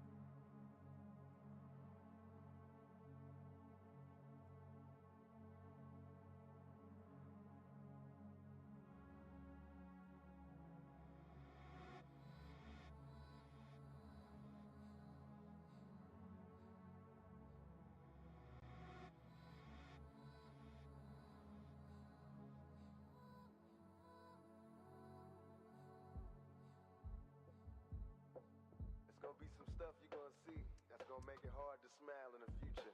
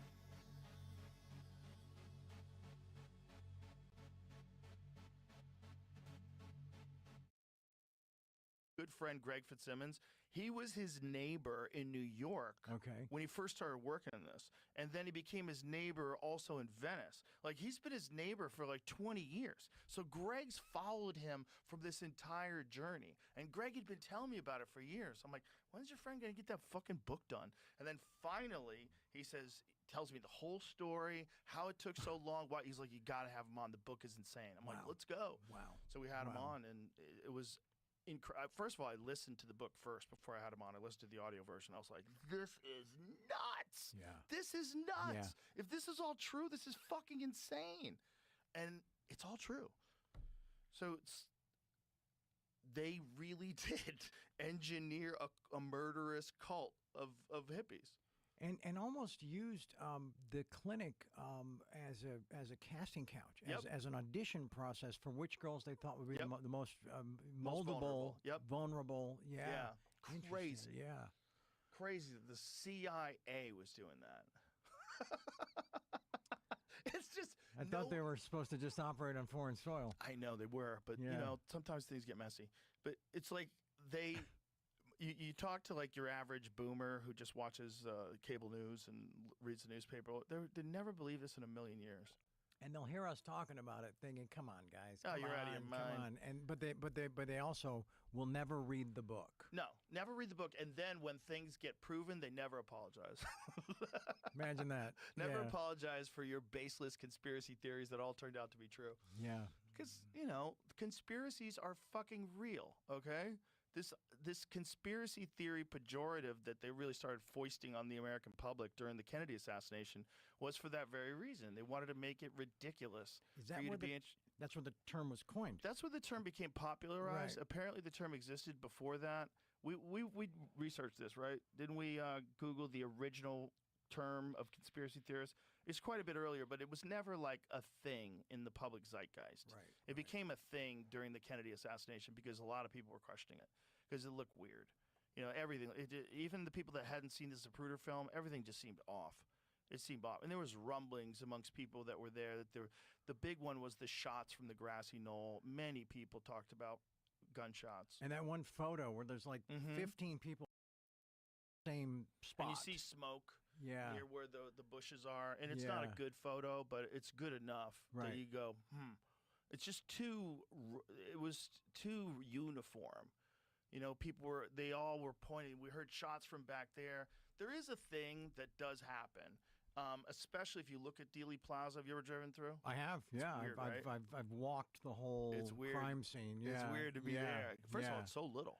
You can't believe how close everything is. It's real little. And that they sent him into that tight turn and put him into In that a convertible pickle jar. I mean, you know? completely planned. And you watch the motorcycle cops drop back. Just drop back. Which now, is there's something I read. Did you ever read The Men Who Killed Kennedy? I think it's Jim Mars. Do you remember Jim Mars? Yes, I do. Did you ever have him on? No, I didn't. Oh, okay. He's Did he pass? I think so. Yeah. Yeah. He wrote Sci Spies, which was all about remote viewing. Oh. Yeah. He's a trip. He was deep into everything. I go back and forth on that remote viewing stuff. I do too. But there's something in one of his books, and I've never been able to find it anywhere else. It's almost like this little detail was scrubbed from the internet, that the Morse code signal for victory right after the fatal headshot went out over every Dallas police radio. Whoa. Have you ever heard that? No. Okay, I read that. This is disclaimer. God. I'm not coming up with this. This is not my original data. But yeah, when I read that, that was creepy. That's crazy. And I don't know that he would have just added that for color. That's not something you just throw out there. Yeah, that's a weird thing to add. Victory. Well, a lot of people hated Kennedy back then. It's hard for us to reconcile now, today, because we think of him as like one of our greatest presidents. Of course, because he got murdered. We always love him after they get shot. Sure. But when he was alive, this was like half the country fucking hated him. And then there was the Bay of Pigs disaster where we lost a lot of people because Kennedy didn't give him air support. Right. He wasn't told about the invasion until like last moment, and Right. air support was crucial Sure. to its success. He denied air support. A bunch of people died that weren't going to die. Right, And so yeah. those guys on the ground. My friend Evan has a theory. My friend Evan, who owns Black Rifle Coffee, who was a ranger himself, I met him. he's the best. I love Good that dude. I love Yeah. him to death. But he said, like, those guys, those are hard-nosed killers. And if they think that they lost their brothers because this fucking piece of shit didn't give them the air support that they deserved, it was Kennedy's idea, and you tell them that you want to get that guy killed, like, oh, fucking sign me up. Those guys would do it. Interesting. He's Wow. like, those would be the type of guys you would have do something like that, and they would probably tell you this would be a perfect place to do it. Right, that right. tight little turn. Yeah. this Anybody is- who says, by the way, because conspiracies everybody gets binary on this one way or another. I believe this or I believe that. Anybody who says that Lee Harvey Oswald couldn't make that shot has never shot a rifle. You're full of shit. If the rifle's on, it was not that far. I'm not saying he could do it 100 times out of 100. Right. But the possibility of him having that rifle ready, he's got a scope, he's got a rest. The car comes into view. You roll the sight onto his back. You squeeze off around, squeeze off around, and you get a headshot in there. That's 100% possible. Sure. I just don't buy it. Right. I don't buy it. I Right. don't think he acted alone. If he did do it, he might have done it. He might have shot at him. He might have even hit him once. There was other people. He was the patsy, and I think when he said, "I'm just a patsy," Right. Right. the way he said it was not like a guy who murdered somebody. The way he said it was like, "I can't believe they set me up." Exactly. Like, exactly. So yeah. I think he was yeah. in on a bunch of it. Sure. I just don't think he pulled the trigger. Right. Or if he did pull the trigger, he was one of many people that pulled the trigger. That's what I think. Yeah. But there was a lot of other people saying, "Oh, he couldn't have made those shots because the rifle scope was off." You don't know what the fuck you're talking about, because I could get your rifle scope to be off in 5 seconds. Okay, if your rifle scope's perfect, is it zeroed in? Bang, I drop it on the ground. Try it again. Yeah. It'll be off by 6 Misaligned. inches at 200 Misaligned. yards. Yeah. Yeah. You're going to completely. move that thing. Yeah. They're fragile. Yeah. They require micro adjustments with little Allen wrenches and hex keys and shit. And, Right, right, and people, right, they yeah. don't torque them too much. You get it dialed in perfect. on a $37 rifle. Yeah, on a rifle from 1963. from the back of a magazine. Yeah, of ad, course yeah. that thing can get Right. knocked off. Easy. Right. Like almost instantly you can knock that thing off. There is a thing about the tree, though, What about the tree? that he had to shoot through a tree, because what they've done in a lot of the reenactments, supporting that he was the lone gunman, they did cut out part of the tree that Kennedy's behind.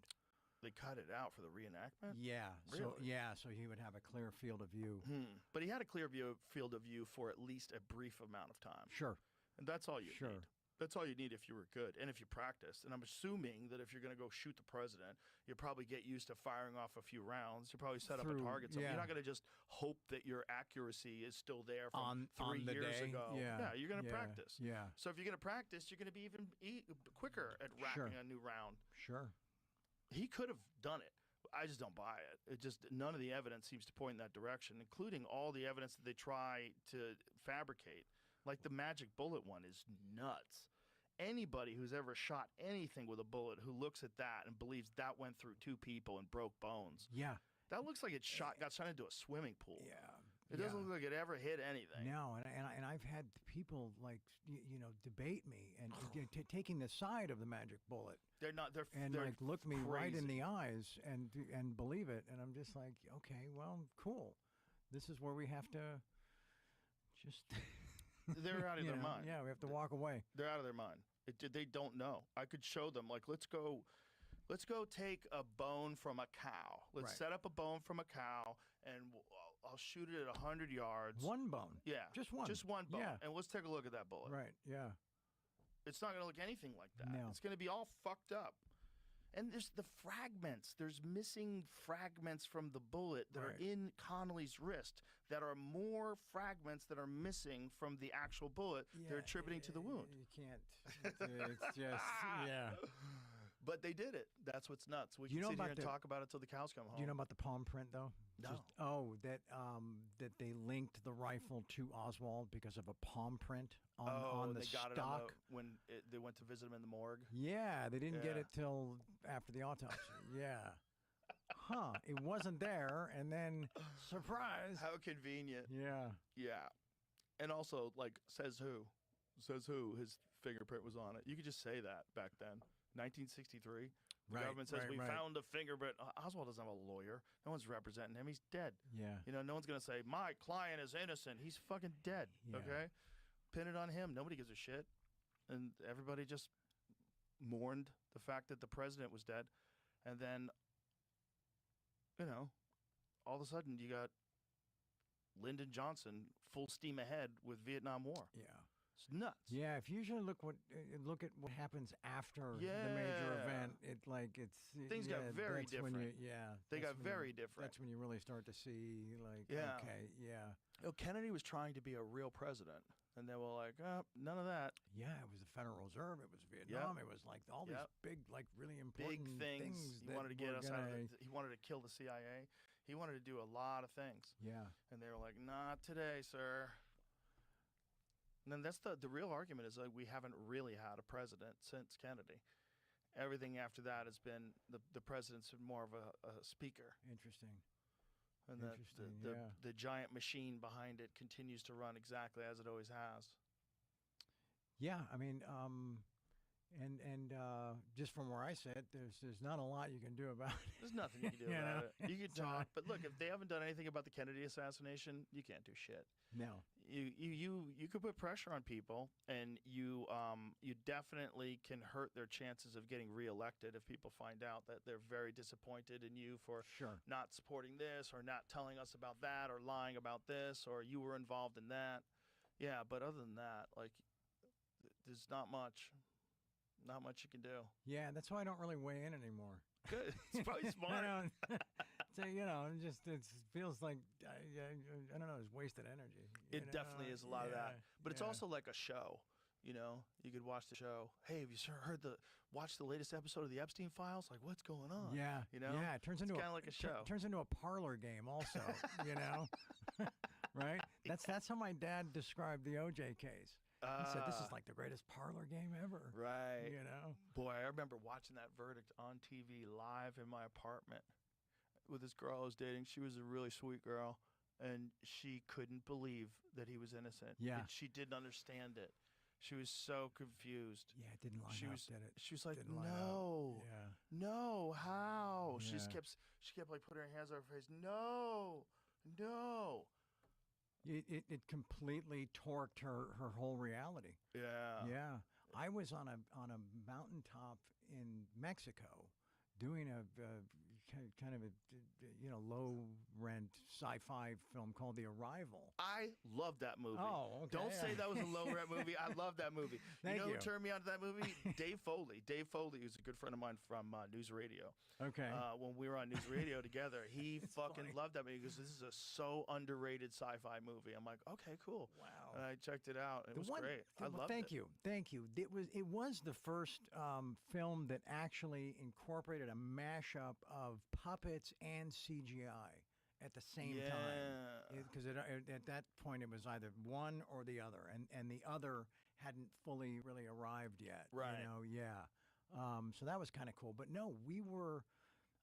I was so hoping for the day off to be back at the hotel because everybody knew the night before that the verdict was coming, right? Ah. So we had to shoot this scene, and there was a prop man, and he had the only. This is '95, right? He had the only cell phone, and it had like half a bar, and it's starting to rain, and he's got his ear, and his buddy's got his phone in L.A. up to the TV when they're about to read the verdict.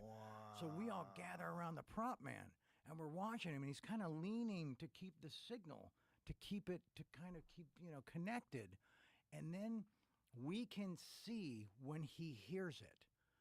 He slumps a little bit, right? Takes the phone from his ear and slams it into the mud and screams, "That motherfucker got away with murder." Wow. His voice like echoed through the mist. It was gnarly. That's a wild scene. That's how I learned about the OJ verdict. Yeah. wow. Yeah. Wow. And Dave Anderson was there with me. He's a buddy I grew up with. He's in the book. He's a two-time Oscar-winning FX makeup artist, you know. And so Yeah, if you ever run across Dave the Rave Anderson, ask him about the OJ verdict. That's just a crazy scene. Imagine a guy reacting like that. He was our only connection to it, and Yeah. everybody was so invested in this thing, and it was really hard to go. And that was like, do you remember time of day that might have happened? Kind of late morning, sort of, or was it in the Don't afternoon? remember. I don't remember at all. We still had a pretty sizable day to shoot, and it was really hard to regain focus Yeah. and feel like what we were doing still mattered. Yeah. Because there was there was a giant, just there was like a murmur in the universe at that point, you know, Yeah. like something. It felt like something had been taken from us. You know? Yeah. Yeah. Civility. Did you see the last or the most recent OJ documentary? No. It's Murder, Mayhem, and Blood. I think it's got 3 Murder, Mayhem, and Blood. something. Jesus Murder, Mayhem, and Christ. Lies. Something. I'm probably way off with that title. No. No, it's actually But it's actually, the latest OJ documentary. well, I guess Manhunt will be the latest. This is the one that was before that, and it's broken down at the crime scene by 2 like expert veteran recreationists. Yeah, it's a trip. Do you watch any OJ stuff that comes out? No, No, I try not to. Yeah. because it's it just too weird. okay.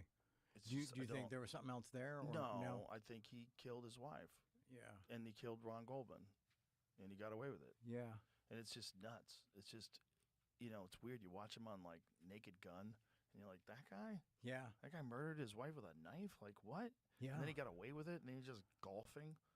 Yeah, it was the Very follow-up strange. part that didn't really Yeah. support anything about what he had claimed. You remember when he was You a know? rapper? You remember the Juice is Loose? You remember that? Oh Didn't God, 73K? I willed that one. Did he not skull? He had like What a the like fuck? like a king's robe on, and like there's a bunch of hot ladies okay, around him. okay, it's coming back to me. Yeah, Yeah, he made a rap yeah. song. Wow, wow. Yeah, he was like embracing the heel role at Wow. one point in time after the guilty verdict or the not guilty verdict. Right. Yeah. And so he got into like rap. But I mean, probably just for a monetary grab, I would right? imagine. Yeah. Let me watch you play it. Play the Juice is Loose. It's so bad. Oh my God. It's is it off of YouTube? That would be hilarious. It was part of a TV show. I saw another clip recently. Oh, that's where right. He was like a prank show. He was trying to prank people. It was like probably Jackass? Yeah, but I'm trying to think of the thing they had on MTV that they did with all the celebrities. Couldn't think. Oh, Punk'd. Yeah. Got it. OJ was doing that? No, but Everybody would just run away pranking screaming. people. It's Yeah, the he did it murderer. to a lady. Like walked up to her hotel room with a knife. Oh my God. That was one of his scenes? Jesus Christ. You got juice is what it was called. You got juice. You got damn. But I'm trying to find this. Also, the music video had a bunch of that was Naked aired, ladies? Yeah, it was aired on like pay-per-view. Oh. The Spice Channel or something like that. Huh. Remember the Spice Channel? Yeah. But that whole thing, going from that verdict to going back to work. It's not the video. But Oh it's the my. picture. Yeah. Look at Juiced, that. the musical. Look at that. I remember one time we were filming News Radio. It was in the middle of that North Hollywood shootout. Do you remember that? I do. Yeah. And we were watching it live on TV Yeah. while trying to do a sitcom. And we were like, we probably should take some time off here. There's a fucking war going on in the middle of North Yeah. Hollywood. Wow. Yeah, that I was think that involved a lot of cocaine and steroids too. from the brothers. From the guys. Yeah, I know yeah. they were definitely on steroids. Yeah. But I think there was probably some Or meth. something like Yeah, that. I think Some meth would sort have of kept upper, him there yeah. for a lot longer. Yeah. For people who Yeah. don't know the story, these guys did they rob a bank? Is that what they did? Yeah, but waited. Yeah. Like could have driven away. Could have left with all the dough. And they decided to get in a shootout with the cops. Yeah. And killed cops.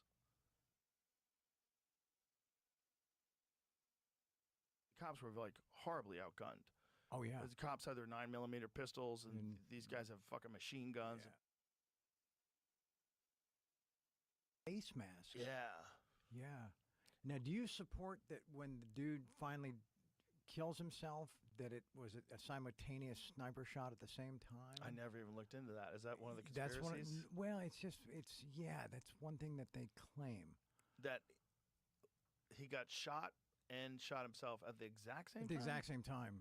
It's possible. But why would they, like, what does that serve? Like, what does that... Maybe they were already going to shoot him, and he shot himself, and they didn't think he was going to shoot himself, and they pulled the trigger right when he did. Got it.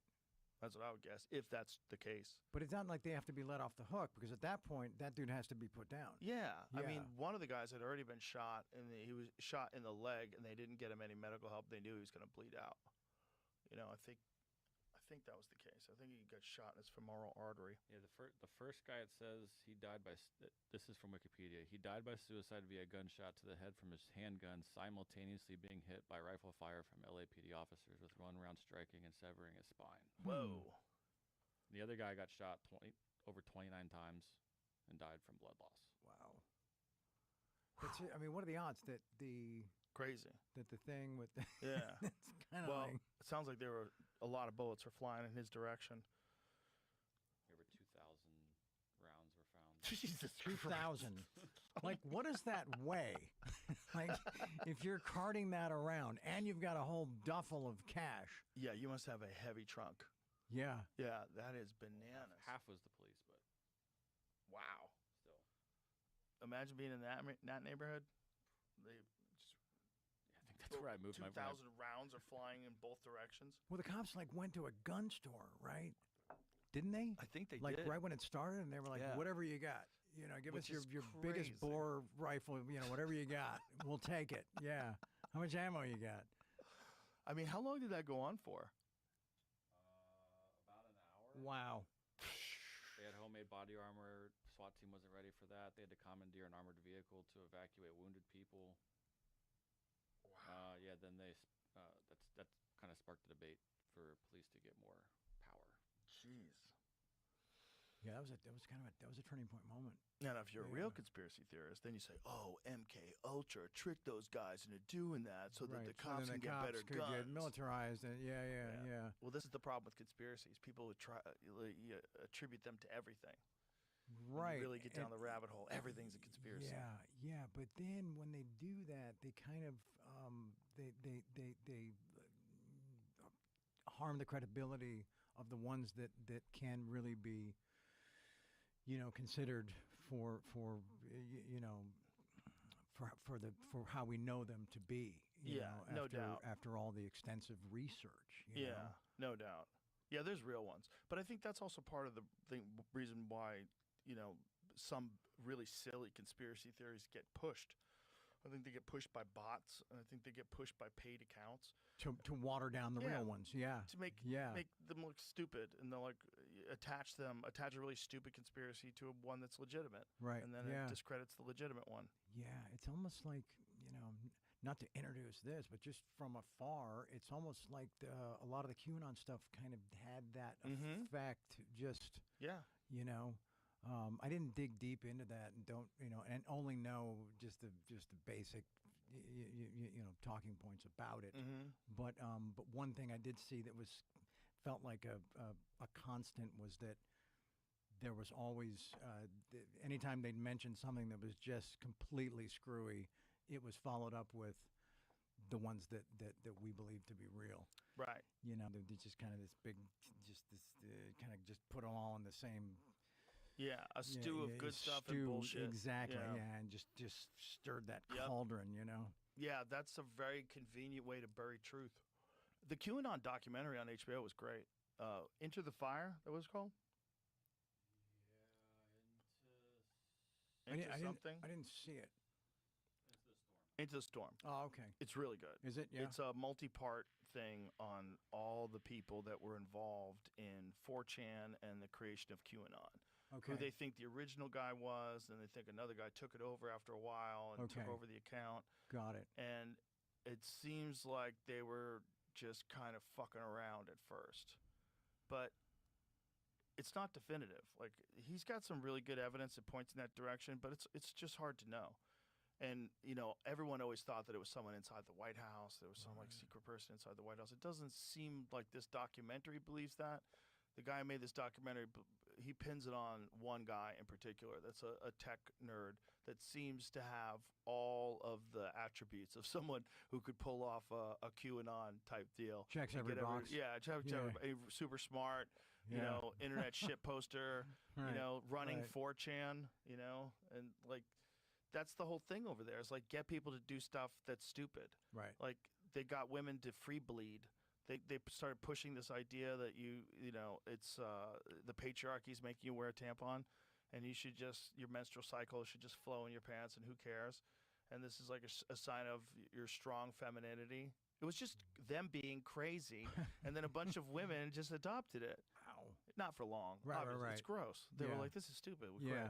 Probably last a couple weeks, but a bunch of women. Wow. But that's people are really susceptible. You could get people to do that. Not everybody, Right. but it's just like the Haight Ashbury free clinic thing. Not everybody's going to join your cult, Right. but if you open up a free clinic, you're going to get enough, lost children that come in through your doors. Well, they're going to need your legit services to start with. Yeah. Exactly. Yeah. Exactly. Yeah. Yeah. You got to sort it out. Right. Right. You know? Yeah. It's just nuts that's our government.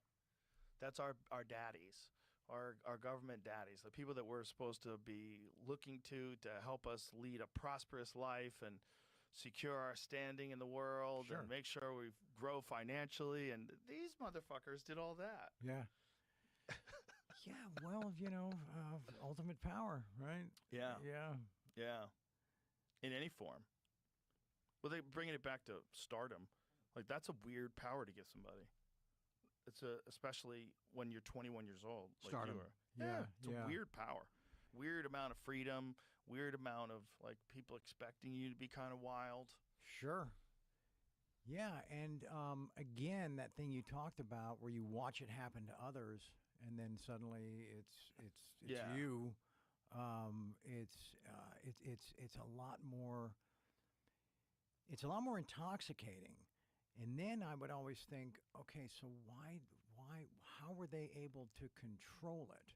Why didn't I see them enjoying it at this level? And it wasn't about, I'm going to show them the way they should have been doing it. It was just about, hey guys, okay, cool. No, it finally made its way over here, and it can go to 11. His Oh, name, he had to become wow. Rodney Dangerfield. it says here. Oh. People recognize him. wow. I'm going to use that checking in at hotels from now on.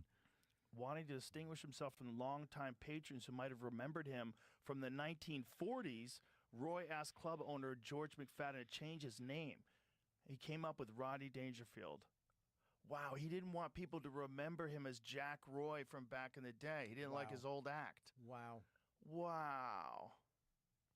He said, I don't know where it came from.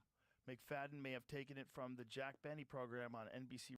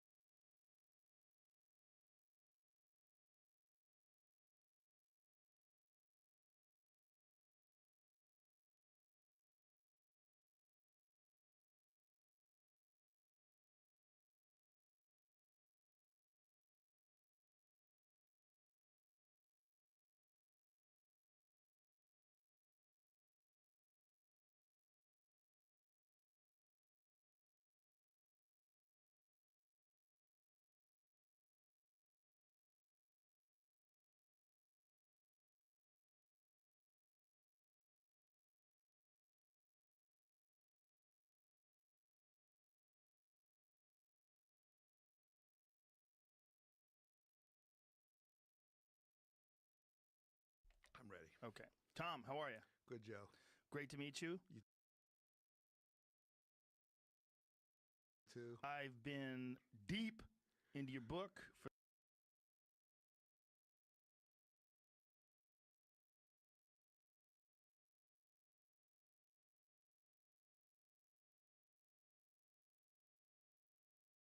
Canceled, and I was in limbo. I thought, why can't?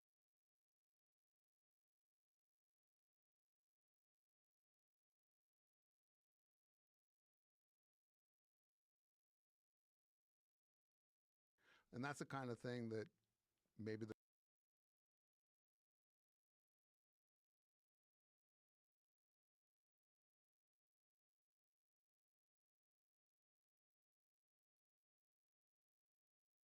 there's no evidence. Maybe it happened, but there's no evidence. But I wasn't going to put it in the book. And I exhausted every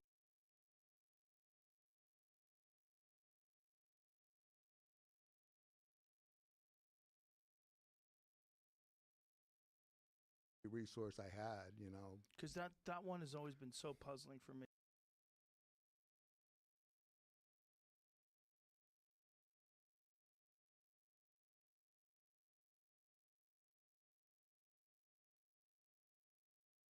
Because here's this guy that's not connected to the murder allegedly, and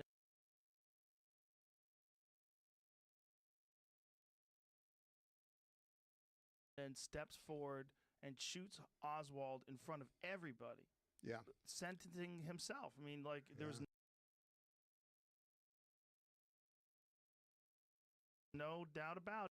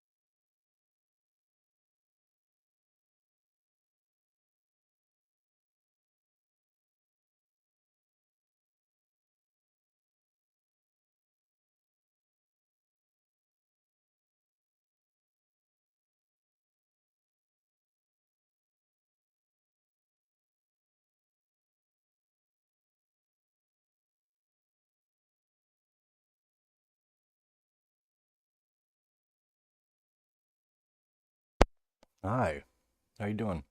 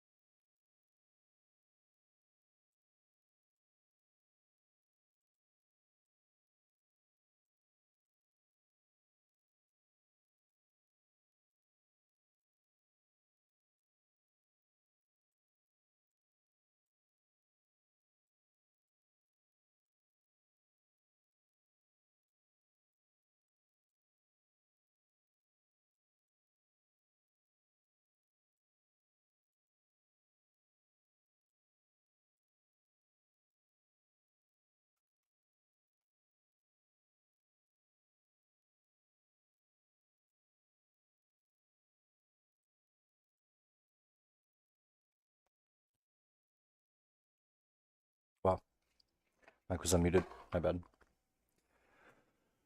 Oh.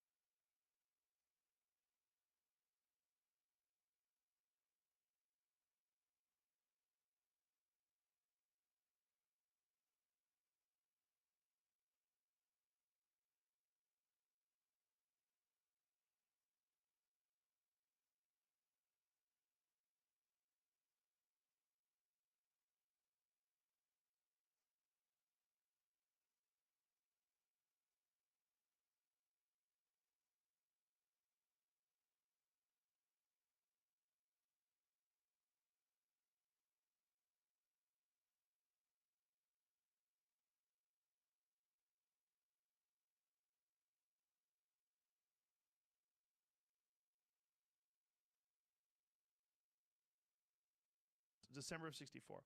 So these guys are all wandering around on acid, Jesus. and so they dose them up, and then they send these poor fuckers out in the field, and they're just freaking out. And they don't know what's going on. Where'd you find this? Oh, this is online. Yeah. Yeah, you could. It's on YouTube. Yeah. But look at these guys just laughing and Yeah. giggling. These soldiers lying on the ground, laughing hysterically, covering Wow. their eyes, and it's all archived footage. Wow. I don't want you to play it now, but is there volume or is it all silent?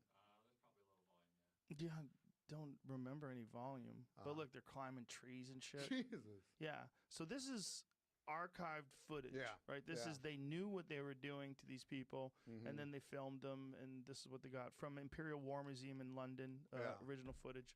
Well, if we have films like that from our government, you're not going to see them. Of course. They were, Yeah. if they Yeah. weren't destroyed, they're locked up. I mean, Yeah. that was another big eye opener for what's kept from us.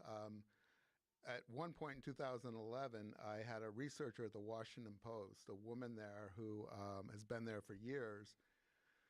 I could get myself in trouble for this too. I won't say her name, but anyway, she's very well known, and she's their intelligence researcher. She works with all of the reporters at the Post on intelligence stories, national security stories, and she had someone at the CIA in their information department who would confirm or deny stuff with her. And she said, "I completely trust these people. I've been working with them for 10 years. I'll ask them about Jolly West and see what they have on them." And I said, "All right, before you ask them, don't tell them," because she had the documents, I'd share them with her. "Don't tell them what I have proving that he was part of MK Ultra. Just say you're working with an author on a book who wants to know whether they're," because I already done a request, Right. and we can neither confirm nor deny. Yeah. And she said they'll tell me the truth. Like, they're not going to give me a neither confirm or deny. We'll just say we have something and we can't tell you if we can, or we have nothing, but we'll get the truth to see what they have. So a week later, she lets me know, and she said, "They said there's nothing. He never participated in the program. There's no record." And I go, "Well," I don't want to say her name. I go, "Well, I don't think you should be using them anymore because they're not reliable, and you know that because you've seen the documents." So she had to rethink that. I don't know, what she did after. Well, that's the way they can embed themselves with reporters by letting these Oh, yeah, reporters think, "Look, yeah. I'm your friend. Look, Right. I'll tell you the truth. Right. Okay, this is it's a complicated world. We're out there Right. trying to keep people safe, and Right, right. sometimes we got to crack a few eggs to make an omelet. Right. But right, don't right. worry, I'll let you know. I mean, I'm your friend. Yeah. Don't worry. If there's some wackiness, I'll yeah, tell you. Yeah. That's hilarious. Yeah. And then I Yeah. said to her, ask about, Reeve Whitson. We haven't even discussed Reeve Whitson. Um, he's the guy that claimed he had infiltrated the Manson family. Oh, you haven't gotten to that chapter yet. No. Is that after 11? How many chapters are there? 13, including Okay. the epilogue. Yeah. Yeah. Hell of a book. Yeah, I mean, there were a lot of spooky people in and around the Spawn Ranch and in and around the family. And this one guy, Reeve Whitson, who was a spook and unfortunately was dead by the time I started For reporting. people who don't know, Spook is CIA. Yeah, Yeah. Some and- people don't know what that means. Yeah, Apparently. I didn't know what it meant before I started all Really? this. I don't, I mean, maybe if I thought about it, but I wasn't interested It's a in. strange terminology. I know. Yeah, spook. Well, it's like a ghost. You know, you Yeah, don't yeah, see yeah. them. There's no Right. trace, no record. And this Mhm. guy, that's how he lived. And I had found out about him in my reporting. First, I got to his attorney and then to some of his close friends. He lived in Los Angeles and then he'd disappear for months doing undercover work. And he said he wouldn't even tell us who he worked for, but his wife and daughter, who were in Sweden, and other people who said it was the CIA. He told, before he died, a couple years before his death, 3 or 4 of his closest friends, including his attorney, that he had worked on an operation, and he wouldn't tell them who, but he had infiltrated the Manson family prior to the murders, and it was his dying regret was he could have prevented them but didn't. He also said that he was at the crime scene after the killers had left, but before the police had arrived, which was like a 4 or 5 hour window. And I was able to confirm not that he was there those 5 hours, but that he was missing, and that the police set up a watch at his father's house, who he was living with, to try to figure out what was going on. He ended up helping Colonel Tate, Sharon Tate's father, who left his job in military intelligence to help the police in the investigation. He even dressed up like a hippie, right? He dressed up like a hippie, and so did Reeve. And Reeve was a really hardcore right-wing guy. I mean, he was racist, and his daughter sent me pictures of him, and she said once he died, in fact, this is how serious this guy was. Reeve divorced his wife, who was a Swedish model. First, he sent her and his infant daughter back to Sweden from the United States in '61 because he thought there was going to be nuclear war. And then in the mid-'60s, he told his wife he had to divorce her and he couldn't have any relationship with his daughter because his daughter was his only vulnerability because of the work he did. That would be how they heard it, even if they lived all the way in Sweden. So the daughter, Liza, who I've never met, but we started talking on the phone and she started sending me materials, didn't meet him until a couple years before his death. He reached out to her, said, I couldn't have any relationship with you because of my work, but I want to do that now. So he flew her to Los Angeles, introduced her to all of his friends, and after he died, she went to his apartment and went through his things and found a picture of him dressed up as a hippie. It's in the book. Yeah. And I mean, it's hard to tell, but it's in a parking lot, and the cars are all like late 60s models. So again, this is one of the parts of the book where I work so hard to try to prove a definite link. I interviewed probably 12 or 13 Manson family members, and I'd show them that picture, and they'd say he looked like any number of guys that came in and out of there. They'd come for a day to screw us, the women would say. Charlie would bring guys in, and we didn't know if they were the ones who were providing drugs or who they were, but yeah, maybe or maybe not, you know. And they were all high most of the time, too. You got to think that Charlie's ability to constantly get out of jail also must have added to his delusions of grandeur. Yeah. Because he felt like he was above the law because he really kind of was. Yeah, when the With sheriffs Smith, would go into yeah. the Spahn Ranch, he would threaten them. He'd say, I've got guys in the hills with guns pointed at you. Yeah. And that's all in the book, and I've got the document in the notes. And he would give everyone acid and then either take a very low dose himself or none at all. pretend. Yeah, yeah. So do you think that this was something, I mean, obviously we're in speculation again, but something that he learned how to do from Smith? That's the question. What David Smith and Roger Smith were looking at was personality change, lasting effects of LSD on the personality. And especially David did something, he called it the psychedelic syndrome. He did this study. He was the one who ran the clinic, and it basically gave Jolly West an office at the clinic to recruit people in the summer of '67. And then Roger, he gave him office space there to conduct what he called the amphetamine research project in '68 and '69. At the period that he was still, you know, he was they called him the friendly Fed in the hate because everybody knew he was a federal government person, but he grew his hair longer and grew a mustache to try to blend in. But everybody thought he was a narc, and I guess he was. But David's line of work after his mice research, which people can read about in the book, and mice and violence, was trying to figure out why some people were more susceptible to LSD and having a personality change. They would screen people that this was volunteer testing, allegedly, for personality traits. They were trying to find out whether people have precipitating factors in their subconscious. They were actually doing chromosomal studies too, taking blood and seeing how the LSD affect the chromosomes, and why some people would, after one trip, have a complete ideological change. They would go from being, normal teenagers or 20-year-olds to all of a sudden believing in mystical stuff and losing the ego and all the kind of stuff that Manson was trying to find when he was attracting followers, who were more susceptible, who were more suggestible. And that was the research that they were doing at the clinic at the time. Another finding in the book, and I wasn't the first one to find it, but I found more evidence of it.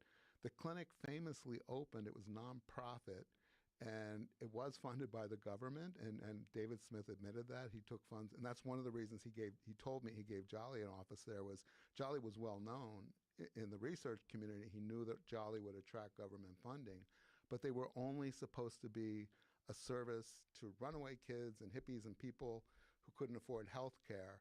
They weren't supposed to be doing research. They weren't supposed to be doing experiments, but they were the entire time. So it was sold as a nonprofit healthcare facility when it was actually a research center for the federal government. And this is interesting, and this could, people might think I'm crazy, but it raises questions. My book came out in last June of 2019. The clinic was open from June of '67. It closed in September of last year, I think it was. It shut its doors for the first time in 52 years. 3 months after your book My came book out. came out, yeah. Oh, geez. And that's one of the biggest disappointments of the book is, because I couldn't answer the largest questions. I could only present, a case for why it sure looked like it might have happened this way, that way, the other way. I was hoping that it would be kind of a call to action, that other people would pick up the ball and run with it, And again, maybe it was my naivety, my grandiosity. But hold on a second, man. It took you 20 years. No. Why are you on a rush for these people to take up the ball? Now, I wanted some serious journalists, Yes. especially in the cities where these things took place. I mean, I exposed some pretty serious corruption in the DA's office in 1969, and until the OJ trial, the biggest trial in the history of the United States. The one that got more coverage than any other trial until OJ. And I can prove that it was fixed from the very beginning when they switched the lawyers and planted evidence and perjury and stuff like They that. put a former prosecutor in charge of Sharon Tate, or excuse me, of charge of Susan Atkins, without her, Sharon Tate murder. and they Yeah. fired her legally appointed attorney. And brought in someone who would play ball. And I who have the would collude with them. documents, Yeah. and they went to a judge who was complicit, who agreed to this, and I found all these documents in a file that I wasn't supposed to have access to at the sheriff's office, but I got in the back door through some of the retired guys that got sick of me bugging them for information. But I thought somebody from the LA Times would do a follow-up, just go to verify, confirm, or refute my allegations. They gave me LA Times gave the book a pretty good review, but no stories. I thought there'd be news stories. Maybe I was stupid. Maybe now. Maybe San now. Francisco. Yeah. I mean, there hasn't been a story on, The fact that the clinic closed 3 months after and your David book Smith came is out. still alive. Roger Smith's still alive. What about Where are they? I don't want to say where Roger Have you is. talked to either one of them No. since? That was the other thing. We were sure we were going to get lawsuits. Little Brown was braced for it. I mean, when Bugliosi, he was already dead when I sold it to them, so they weren't so much worried about his family, although his family, they did say, we could be sued by his family because they own Helter Skelter, and they could argue that you diminish the value of Helter Skelter, which I hope I did. And I'd love to have that argument in court. Not a word, but there are, a dozen principal people in that book, many of them not public figures like Roger Smith. David Smith, to an extent, is because he became very well known. Not one of them has either threatened a lawsuit, contacted me, the publisher. I defamed a lot of people. And I think, again, thank God I've got the 60 pages of notes, because I think they know they can't argue the points that I'm making. Everything I've exposed is documented. That's why I was so careful about not putting speculation in the book, about not putting stuff in there that I hadn't substantiated or corroborated. Well, I don't think the book made a big enough splash for them. Help me, man. We're helping you Help right me. now, Yeah, man. thank you. Thank you. That's what I think. I mean, if I had a guess, also the fact that they can't refute any of the facts, Yeah. it's probably better to just let it die. And in today's news cycle, things go in and out in a period of days. Like, who killed Epstein? He didn't kill himself. Yeah. Right? Boom, gone. No one cares anymore. COVID-19. Oh, I know, Jesus. I know. Is it from a lab? It might have know. been. Oh, Yeah. and it ends. It just keeps going on and on and on. No one's going to think about who killed Charles Manson Mhm. today. We're worried about quarantining and Yeah, I mean, that was social distancing. Tarantino's movie came out, and there were there's tons of press on Yeah. on the family members. Where are they now, or this or that? And again, maybe I was just stupid thinking my book. It sold okay. I got a lot of good reviews, a lot of good response. But it didn't do what I wanted it to do, which was to make a change. It didn't have enough publicity, Tom. I didn't know about it. I didn't hear about it until Greg. Greg Yeah. told me about it with wild eyes. Greg Fitzsimmons, I should say, my good friend, introduced, and your good friend introduced me to the thing. And Greg is not a person who pitches things to me. So when he pitched it to me, and he pitched it to me full-throated, I was like, whoa. Yeah, And he's like, dude, it's fucking crazy. Yeah. And then I got into it. For the record, best guy in the world, Fitz. I love him. I love that guy. He's at the end of the book, but Is he? he's pissed off because I didn't name him. I just identify him as a neighbor who came and consoled me at a really bad point and gave me some good advice. So when you get to the end of the book and the neighbor comes by walking his two little stupid dogs and asked me to if I want to come along, and he gave me, he's younger than I am, and he gave me like a dad pep talk about hanging in there. He's great. I love the guy. I love him to death. Yeah. He's the best. Yeah. When the book came out and no one did try to sue you or no one did come after you, were you concerned that maybe it hadn't gotten the push that you felt like the subject deserved? Yeah. I was happy because I've never published a book before, and they had a team assigned to it at the publishers. And, we got a lot of publicity, but we didn't get news-making publicity. Well, I think part of the problem, Tom, is that it's a deep book. Yeah, Like, it's dense. You got to get into it to really piece all, there's a couple of times where I had to go back over things and try to piece it together, and there's a lot going on and a lot of people to follow. I know. We were going to put a character list up at the front. Oh, that's great. Listen, it's worth doing. Yeah. The juice is worth the squeeze. Yeah. When you get to where I'm at, just beginning chapter 11, you're just like, holy fucking shit. Yeah. It was frustrating, and again, the bottom line for me was I'm just so happy it's out there in the public realm, because that would have been, I can't imagine dying with this either being sent into a dumpster somewhere, nobody seeing this stuff, because I think a lot of it is important. Well, you were pregnant for 20 years. That's what it was. Yeah. And I don't have any kids, so that's a good analogy. You gave birth. Yeah. So now let me ask you this. What is the speculation in terms of Bugliosi's connection? Was he given a narrative? Do you think that they somehow I want to answer that. Yeah. So this is all right. I'll start without the speculative part. Okay. Something I can prove. Okay. He was compromised when he was given this case in 1969. It's in the book. He has family out there, but they know about this. He was involved in a couple cases, the first one before the trial, that are crazy. When you see the stuff that happened between him and I, all those years later, it makes sense when you see what he was like before he became famous. So in 1965, he had his first child, Vincent Bugliosi Jr. He decided that he wasn't the father, that the milkman was the father. And back in those days, you're too young to know, people used to deliver milk to homes. Yeah, I remember hearing about it. Yeah. So he believed that the milkman was the father. He was a up and coming deputy district attorney in Los Angeles. And for about, I think, 12 or 16 months, he stalked his milkman, trying to get him to take a blood test uh, to prove that he fathered his wife's child. Jesus Christ. It got so bad that they had to, they stopped letting their kids take the bus home from school. They had two young kids. They didn't know who he was. He wouldn't tell them who he was. All he would say was, I was on, the milkman had left the job a month after his wife found out she was pregnant, Vince's wife. Vince, in his delirium, decided that he was fired because he had gotten, clients or people he delivered milk to pregnant. So he was writing them anonymous letters, following the kids. This is one thing I did here. I heard from the little girl, who's now a grown woman, read about this in my book, and she sent me a letter, and she goes, "You only got half of it." He said, "He terrorized us." He said, she said, "My father, the milkman, had a nervous breakdown." She said, "He came to my school and picked me up.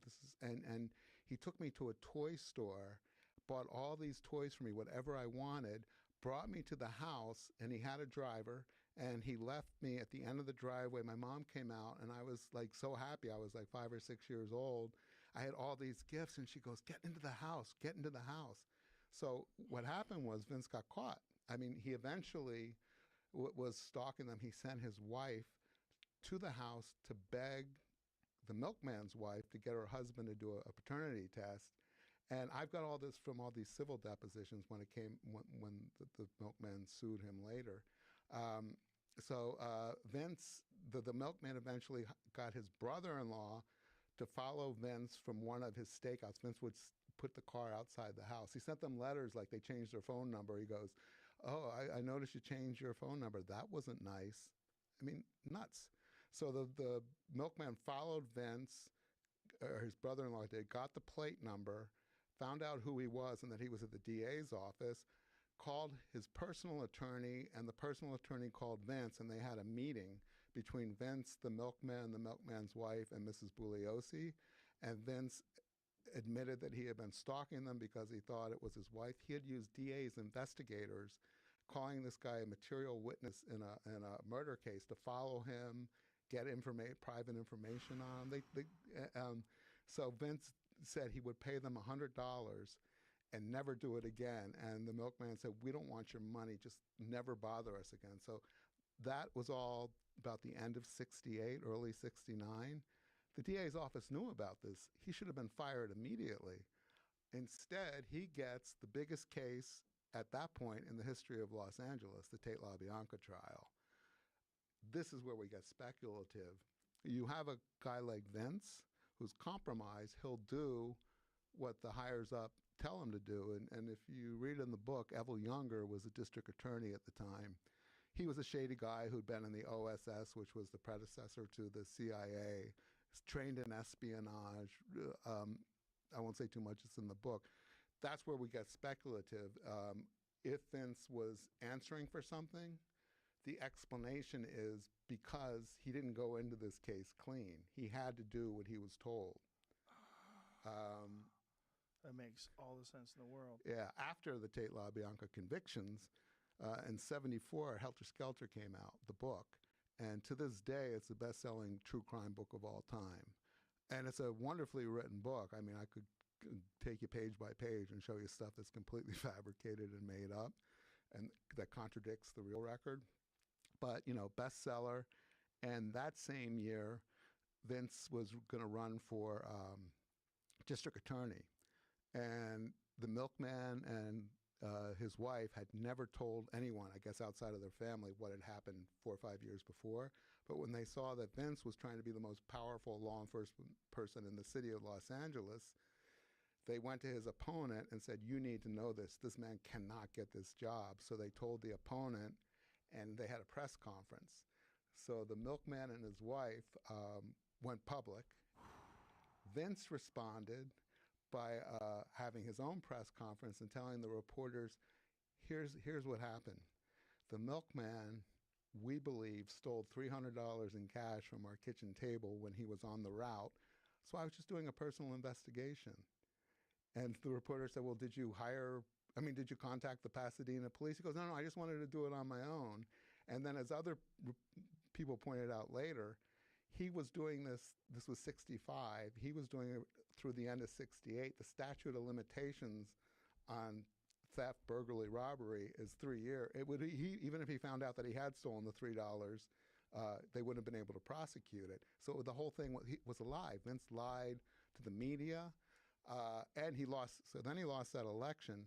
Then he ran again after Skelter came out for Attorney General of California.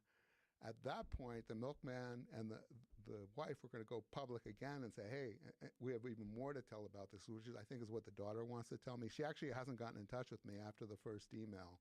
I said, I want to hear what you have. And she said she has all these documents. But then a woman named Virginia Cardwell said she was going to go public too. She came out and said, after Vince told the world that the milkman had stolen $300 for him, the milkman and his wife filed a civil suit against Vince and Gail, his wife, because Gail also publicly said with Vince in an interview that that's the truth. It was all about this petty theft.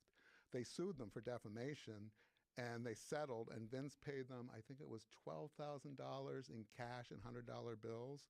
And, part of the agreement was they weren't allowed to talk about it. They couldn't say they'd gotten any money, and he would only give it in cash, so they couldn't trace it to him. I ended up getting all the documents. It took a long time, but I got them. Then when they went public again, when he was running for Attorney General, they were subject to, being in violation of that. But they said he can't, then we'll tell everything he doesn't want to tell. He lied under oath in depositions. So did his wife about the stalking. So in 73, Vince had an affair with a woman named Virginia Cardwell. Virginia Cardwell was Catholic. She got pregnant.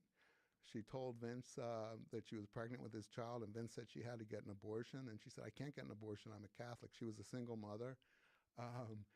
He said he would set it up. He had a doctor. It was still illegal then. And he gave her the money to pay the doctor. And then he called her, and she said she had gotten the abortion, everything was fine. Then he called the doctor. Violating HIPAA rules, the doctor said, actually, I've never heard from this woman. I didn't give her the procedure. So Vince went to her house and beat the hell out of her. And I've got all those depositions, too. He just, according to her story to the police, because she reported it, he dragged her across the floor by the hair, sat in her and punched her again in the face, told her she had to get an abortion. She miscarried after that episode. She went to the Santa Monica police as soon as he left and reported it. And nobody would have known about it, but a reporter saw it on the police wire service or whatever. So the next day it was on the front page of all the LA papers that Vince Bugliosi had been accused of battery of a woman who said that he wanted her to have an abortion and she wouldn't. So Vince went to the police, told them she was lying. She was a client that he had had one phone consultation with, never met her face to face, and she was trying to embarrass him because he wanted her to pay him $200 or $300. He defamed her like he did the milkman. He made up a story. And worse this time, he told that to the police. This was in their investigation of the battery. He lied to the police that it had not happened. But here's what happened. The next day, after the newspapers reported it and Vince said it was a lie, and he told the police that, Vince went back to her apartment with his secretary and a typewriter, and he held her hostage. I know this sounds crazy. It's in the book at the end. Held her hostage for, I think, 3 or 4 hours, begging her and then bullying her, and he might have hit her then too, I can't remember, to go to the police and say that she had made the whole story up. His secretary was there because once he got her to agree to do it, she wrote up the bill for the money. and had Virginia sign it. Oh my God. So Virginia finally agreed to go to the police. He said, look, you're going to be charged with filing a false report, which is a felony. Well, it's a misdemeanor, but it could go to a felony. But I can take care of all that. I've got the connections to the DA's office in Santa Monica, which he did, and he did take care of it. So she called up the Santa Monica Police Department to say she was coming in to report that she had made the story up because she was angry about this money. And the cop said right away he knew that something was wrong in the tremor of her voice. And he said, we'll come get you. And Vince was on the other line, and she's going, no, no, no. He's saying, no, no, no, they can't come here. So she said, no, no, no, I'm coming. And they said, okay, we'll see you when you get here. And then they dispatched 2 cops to her apartment. Now, this had never been public before I found it. It did become public about what happened. Vince got away with denying it. The cop that went to see what was going on and to get her, a guy named Michael Landis, he was retired in Santa Monica. I got his name from the reports. He said, oh, yeah, Vince was at the house. He wouldn't let us in. He said he and his partner, Robert Steinberg, were there, and she's cowering behind them crying. And we got her out of the house, brought her to the station, and she told the story that it was fake. And he said, but we saw him there. And she goes, you have no idea how dangerous he is. I made it up. Please, it was a false report. So she got charged. The next day's papers reported that this woman had come out and admitted that the whole thing was made up. Nobody said anything, because the cops didn't talk to the reporters, about Vince being at the house. Oh my God. And Vince, you know, he prevailed. He won. Then when he ran for Attorney General of California in '76, Virginia Cardwell went public. And then Vince told the same lie about her. He had never seen her face to face. She was trying to get $200 or $300 from him for a phone or not pay the money for a phone consultation. He lost the Attorney General's race when she went public, and again with the milkman and mistress. Then she sued Vince, same thing. He lied in the depositions, and then when he got caught with the other people who could show that they had been together and there was a history of, they had had an affair for like 6 months, he resolved it and paid her a substantial amount of money to go away. So this was the kind of person who, when I told Vince I was writing about this in my book, he's like, well, number one, I can't talk about either of those cases because they were resolved. And there's non-disclosures. And I go, but Vince, you know that's not true because, I mean, number one, Virginia's dead. She had died. So she can't sue you. And she went public, and so did the Wiesels, the milkman and the mistress. And I wouldn't, you know, I'm not interested in your sordid, you know, personal life, but it's relevant because I'm arguing that you committed crimes in the prosecution of the Manson family, suborn perjury, hid evidence, you know, manipulated the defense by planning an attorney. So if I'm going to, you know, try to make this case and everyone's not going to believe it because you're Vince Bugliosi, you know, this prominent prosecutor author, well, I have to show that there's a pattern in this behavior, not only that you're lying under oath in the depositions in these 2 cases before you settle, but you also lied to the police in the Cardwell case, and you lied to the papers in both. If I have that in my book, then people will be more prone to believe that you do the same thing in the Tate LaBianca trial, that you would, you know, break rules to win your convictions. Did he have a ghostwriter for Helter Skelter? No, he had a collaborator, Kurt Gentry. Yeah. Okay, so that makes sense. So Yeah, and he I called sounds him. like an insane person. Yeah. Insane person would probably not be able to make such a coherent book. I know. He had every book he wrote, he had collaborators. The milkman's wife, in her deposition, said that when Gail, Vince's wife, came to her house and knocked on her door and said, please do this, my husband's making me crazy. We know that he's, the milkman isn't the father of my boy, but just do it to make him stop. And the milkman's wife said, we don't want to have anything to do with you people. Just leave us alone and go away. And she goes, you don't understand. My husband is mentally ill. He goes, he'll never stop this. There's nothing I can do to get him to stop. At the end of our 6 hours, I don't remember if I put it in the book. I might not have. He said to me, you know, Gail thinks I have some psychiatric issues, and she's been trying to get me to go to a doctor forever. So, you know, I'm not saying that this is the reason some of this stuff might have happened, but I do, you know, and I don't even know why he would tell me that. Holy But yeah, so I think that he was able to be manipulated because of these Because vulnerabilities. he was so compromised. Yeah. Yeah. It completely makes sense. Yeah. Completely makes sense. Holy shit. He had a family, a whole other secret family, a daughter and a mistress for the next 30 years. I interviewed the mistress. I didn't put it in the book. You know, I didn't think it was necessary. I guess now I'm telling it, but it actually got reported after he died because the mistress had told a few other people. I'd known about her for years, and I knew he had a daughter who was, you know, at the time of Vince's death, she was in her 30s, I think. Now, to go back to the Manson killings, what was the motive to hit that house? If it wasn't to Doris Day's son, what was his name again? Terry Melcher. If it wasn't to scare Terry Melcher, what was the motive? Like, why did they kill Sharon Tate and the people in that house? Here's why it took so long to finish the book, to write the book. I have conflicting theories. You know, in the first couple chapters, I lay out the evidence that it was a drug deal gone wrong. Right.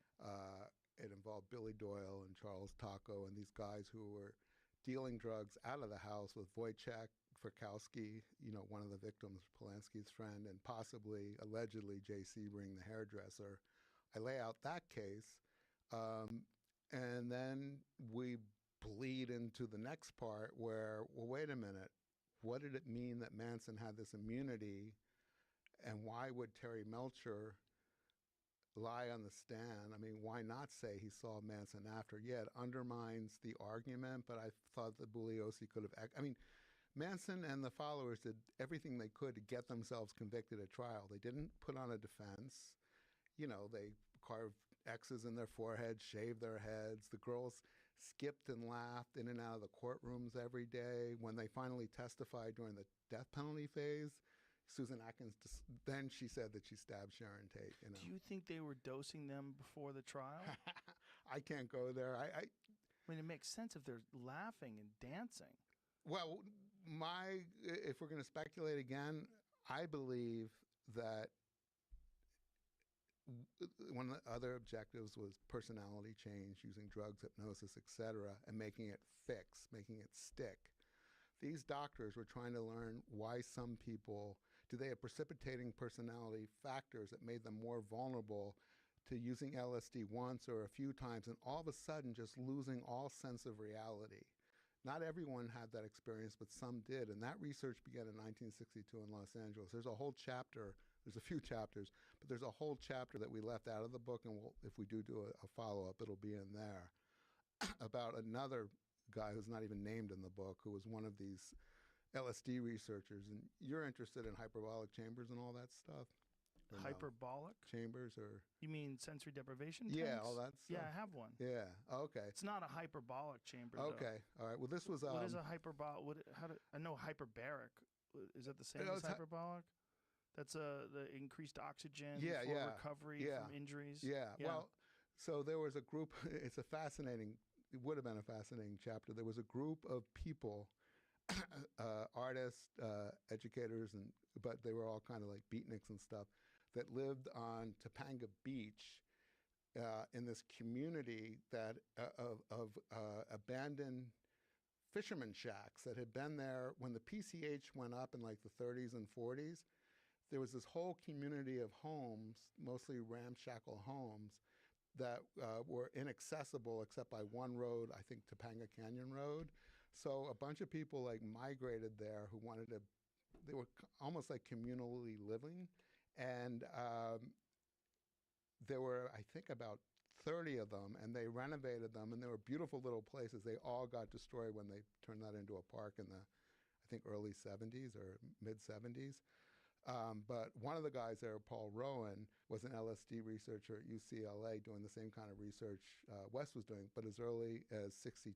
But unofficially, he and, I don't know if you know who Oscar Jeniger was, he was one of the first doctors, psychiatrists in Los Angeles who got LSD from Sandoz for his patients.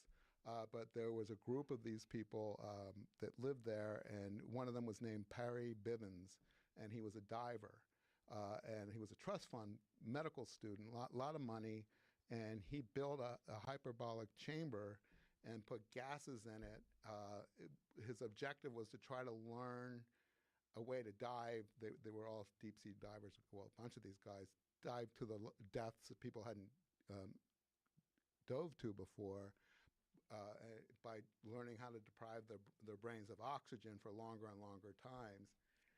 They got access to LSD. They were the first ones, supposedly civilians in the United States, to have access to LSD, not through military or CIA experiments, as early as 1954, 55. And then by the early 60s, everybody who knew where to get LSD from this community. And Tex Watson moved there, who was the main killer in 68, and lived among these guys who were doing this early research, um, into mostly the one guy, Paul Rowan, personality change. Um, it's so complicated about why it's important that Watson was with this community prior to joining Manson, and what happened to him as far as his personality changed even before he met Manson, which was the summer of '68. But I guess I'll save that for the next chapter. God. Yeah. So the motive, though, to get back to the Oh, motive, the motive, yeah. for the So the tape. official motive was a double. I mean, Bugliosi said in his closing arguments that the main motive was to ignite Helter Skelter, Right, race right. war. The sub motive was to instill fear in Terry Melcher because he had rejected Manson. Right. So you're saying, well, then if it wasn't those, then what was it? Right. All right. If you look at the COINTELPRO objectives, which was to diminish to neutralize the left wing movement, to make them look horrible, evil, bad, and this is what drugs are going to do to your kids. The kind of outcome that these murders had was to make the hippies the boogeyman. I mean, the biggest boogeyman in United States history, I don't know forever, but at least until the 70s, became Charlie Manson. And when Manson and his family were identified as suspects the first week of December '69, I mean, it was like earth-shaking, because all of a sudden nobody knew who had committed the murders. That the case was open from August till 1st of December. You have photos on the front page of every paper in the world of these hippie women, nursing children, living communally, who are accused of these horrible, brutal slayings. And the argument was, and what the reporters were reporting was, they had gone crazy on LSD and free love and the hippie ethic. And that was the same thing Chaos and COINTELPRO were trying to do. They were trying to damage the youth revolution, the youth movement. Why do you think they targeted that house, though? So J. Edgar Hoover, when he had the COINTELPRO operation, he wrote an LA agent wrote a memo to Hoover saying what we have to do. This is when they were mostly battling the Panther, trying to neutralize the Panthers in LA, was go after the whites, the elite whites, the Hollywood whites who were supporting the Panthers. There was something called the White Panther Party that began in LA, '67 or '68. Jane Fonda, Warren Beatty, Cass Elliot. Those three were actually under surveillance by the FBI. They were part of this group, Donald Sutherland, and they were basically Leonard Bernstein. They supported the Panthers. They raised money. So in this one memo, which I think it was the winter of '68, I got the date in the book, said that what we have to make the whites think is that when the revolution finally happens, when the blacks rise up, they'll be lined up with everybody else and slaughtered. So if you look at that memo, that was part of their operation, which was they did it by sending letters, making, the whites scared. So that, I hate to speculate, but I think people will draw that conclusion if you read the book, that this could have been a Chaos or COINTELPRO operation to turn, the world, the nation, the culture against hippies, the left wing, the Black Panthers. And they picked that house because it was high profile, because Sharon Tate was in it? It actually, well, not because Sharon Tate was there. Well, her and Polanski, and that's one thing that Tarantino, I don't think he showed the parties at the house. They were like the social center of Hollywood. It wasn't just the movie people, it was the music people. And Terry Melcher and Candy Bergen lived there for 2 years before. that was a party house. Everybody went in and out of there. It kind of represented the elite of movies, music, Hollywood, Mm. you know, white people. So that would have been a very high profile Place to hit. target. Yeah. Because all the people in that community, in the Hollywood community, would then also be aware that that was a spot that they had been to. Yeah. All these high-profile people had been there. Yeah. It's like Joan Didion wrote in her book, The White Album, that the morning she learned about the murders and she knew most of the victims, she goes, How's it occurred- going, She person? goes, I knew that the 60s had ended. They were over. I mean, there Mm. was also Altamont and, I mean, not a whole lot else, but that was like a cultural watershed moment. But the La Bianca killings were fairly random. Yeah. And that's a regret. I have. That house was just up for sale, you know, Yeah. just really recently. Yeah, I heard, Like, yeah. really cheap. Yeah. Yeah. I mean, they changed the number on the Yeah. street. Still, though. Yeah. Yeah. Not this yellow house. I know, the La Bianca yeah, house yeah. on Waverly Drive Yeah. in Los Feliz. Yeah. It was, oddly enough, when I knew it was for sale, I was like, I was really interested. There's the Gmail. Not to buy it, but I was like, wow, that's crazy. Like, Nice. imagine someone buying the house where that. Yo, killed what's him up, was, but Mocha it was Mom? so long ago, Yeah. it wouldn't be that creepy for some weird You know, the reason. house on the other side is the former convent. How are you that, doing? Katy Perry's been fighting in court. Kind of concentrated in that fight, being rushed by a guy. For a couple years. I don't know if it's been She's trying to resolved. buy a convent? Crazy. it's a- Why? Crazy gear. It's Check a big, that. beautiful home that had been turned into a convent, like a retirement home for nuns. Mm-hmm. And when the church really hit hard times financially, Made they told 1.7 the mil, nuns just they were to lose gonna have to 1.2 leave there back to 'cause they were back. selling it. So the church, I Wild. think, sold it to Katy Perry, and then some of the nuns hired a lawyer because they didn't want to leave. I mean, I didn't look too closely at it, but I just know that the whole thing. You is know, in just dispute. chilling. That's Trying to hilarious. grow That's on the other side TikTok, of the, Twitch, La Bianca house. kick, Oh, wow. many So kick, the and whole area is haunted. So General. did they like to did would they like to get a bigger target the following. La You Bianca know, house for any reason? All right, so the book is about 500 pages long. I didn't put anything in there about the La Bianca case and what I learned. We also, withheld our chapters on the RFK assassination, Sirhan. Jesus You know, Christ. That's again, all connected too? It's 20 years of reporting, yeah. I mean, and the Sirhan assassination of Robert Kennedy, it was same cops investigated it, same district attorney's office prosecuted it. And Oh, if fuck. you want to take a deep dive into that, Sirhan's amnesia of how he ended up in the pantry that night. Oh, Jesus Christ. But- I actually filmed an episode of Fear Factor at that hotel. Oh, Because yeah, the hotel's being used now for that, and I walked through that pantry. Yeah. You can walk There's through a- the very area. I was where- there too. There, it's torn down now. They made it a public school. I mean, they built a public school, but there was a crucifix carved into the floor, the cement floor where Robert Kennedy fell. Oh, Jesus. Yeah. So, I think I remember that somehow. yeah. So the stuff we kept out about RFK, that'll be in the next book if we do it. But there's incredible parallels. Oh, you're doing another book, Tom. I don't want to because I Tom? don't have 20 more years to live, man. I know one thing: I wouldn't do it without my collaborator because he speeds it up. Oh, and good. smart. Yeah. You get it done in 4. You've got so much information already, right? Yeah. So the La Bianca killings. So the will La be- Bianca killings, again, this is stuff that Vince kept out.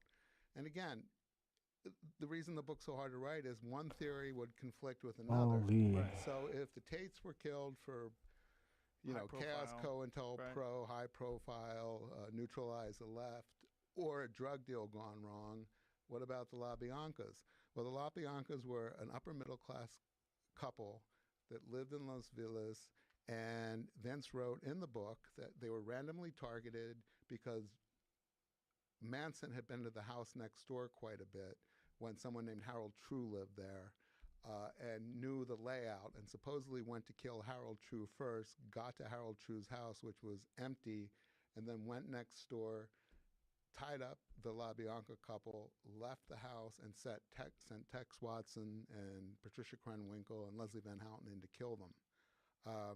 What Vince wrote about what the investigators found out was that Lino, the father, had gambling debts. He also had embezzled $200,000 from his family company. And the original investigation, the two teams were separate. The LAPD assigned 2 different units. one to the Tate murders, which was much larger, and one to the La Bianca. And they announced within a couple days that even though the crime scenes were similar, you know, same weapon, multiple stab wounds, blood writing on the walls. Pig, yeah. Right.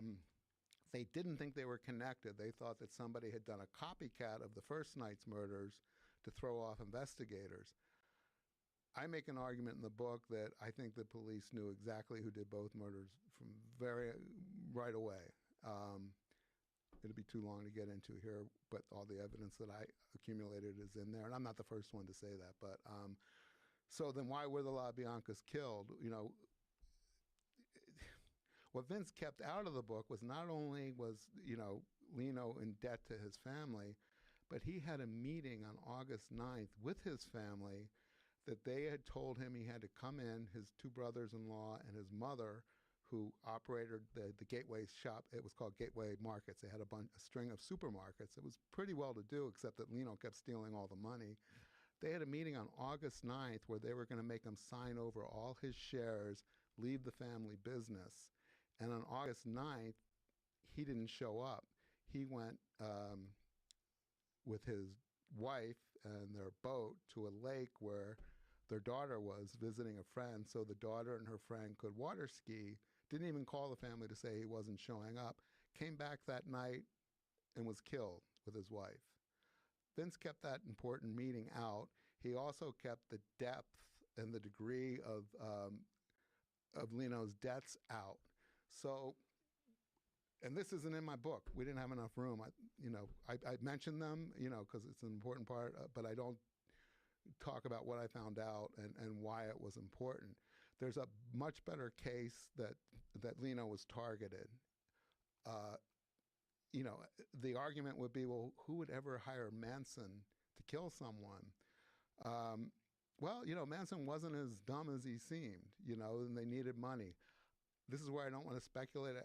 And again, it's not even a chapter in the book, so I can't really show you what I've got except to tell you one other, argument that Vince made for why he thought the La Biancas were killed by the Manson family. I mean, they were actually right with their first theory. It was a copy of The Night Before to throw off investigators, but it was the same killers.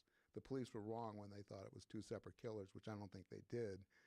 He said we could never establish a connection between the two groups of victims. So there was the Hollywood set at Benedict Canyon, Cielo Drive, and then there was Lino and his wife across town in Los Villas, and we worked so hard to try to determine if they knew each other or had any encounter, thus tying them together, and we couldn't. That was a lie. Lino got his haircut from Jay Sebring, the victim. He was in Jay Sebring's appointment book.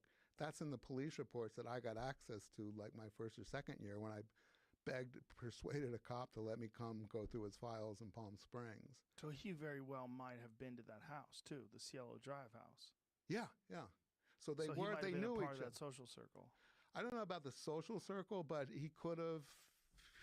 Who knew? I mean, Jay Sebring was a very high-profile hairdresser. He was, yeah. And it was very expensive. It was very exclusive. Yeah, he charged. I mean, it was expensive back then. I think it was just $20, but most men got their haircut for like $1 or $2 back then.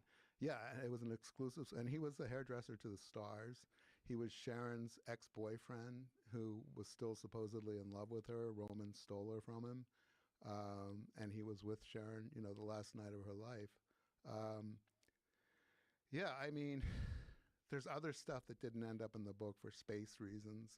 And also, one of the most important things I found out, and this goes to your question about why this house or why that house. That's not in the book, but I've talked about it before. And I found this out too late to get in the book. I was able to confirm it. The night before, Sharon Tate, Jay Sebring, Wojciech Frykowski, and Abigail Folger were killed in Cielo Drive. The four of them had dinner at Jay's house down at the bottom of Benedict Canyon. That's all on the official story.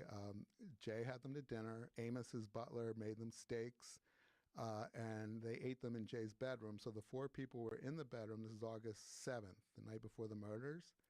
What's not in the official version, but I found in the police reports, is Jay had gotten cable TV, which again, a lot of my critics said there was no cable TV in 1969 in Los Angeles. There was. It cost a lot of money. Only a few people had it, but you had it. Jay, Sharon, Abigail, and Wojciech had their ice cream dessert served by Amos, the butler. He went back downstairs. They were going to watch the movie, and then all of a sudden there was a power surge, and the lights went really, really bright and dimmed, and they lost the cable. So Jay called Paul Greenwald. Paul Greenwald was a law student whose father was Jay's attorney, and he was an electrician. That's how he supported himself going through law school, and he had done all the wiring for Jay. So he called Paul Greenwald, and this was a Thursday night at like 9 o'clock, and he said, "Can you come over here? We're trying to watch a movie, and the cable went out, and I don't know, there was a surge." So Paul said, "I can't. I got a date. I've been trying to get this day for months. I can't blow her off." And Jay's like, "Okay, that's all right. We'll do something else." So in the official narrative, nobody reported the surge or losing the cable, but in the official narrative, Jay stayed there. Sharon and Wojciech and Abigail, I think, went to the Daisy, a club, and then Sharon was there for a half hour, and somebody took her home, and then Jay went to the club.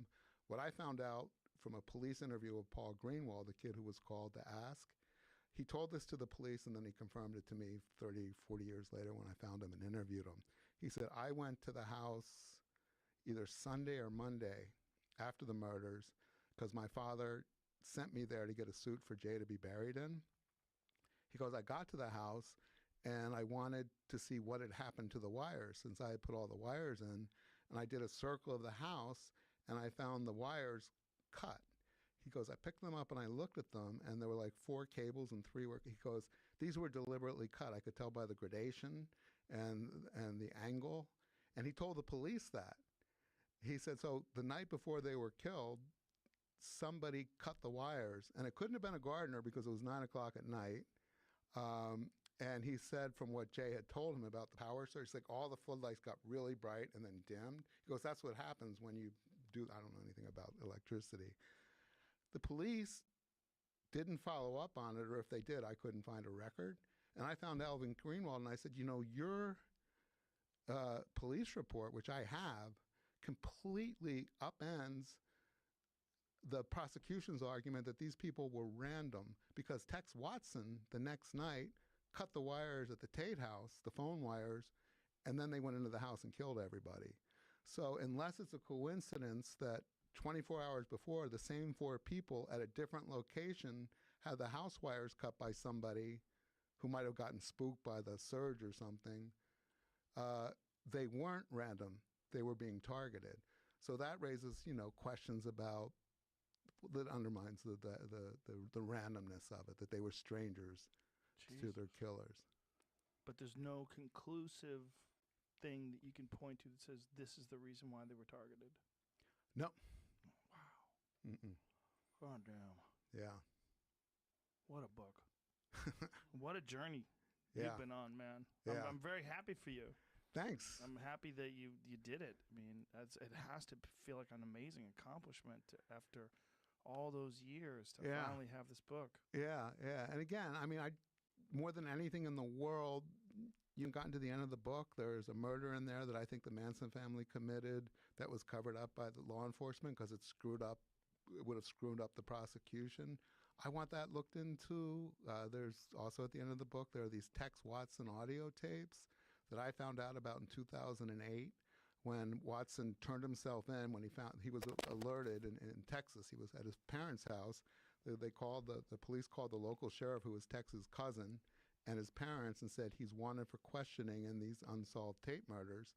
And this was November 29th. Nobody had been identified publicly as suspects. The police were just starting to figure out that these people had killed their victims. So 2 LAPD flew down to Texas.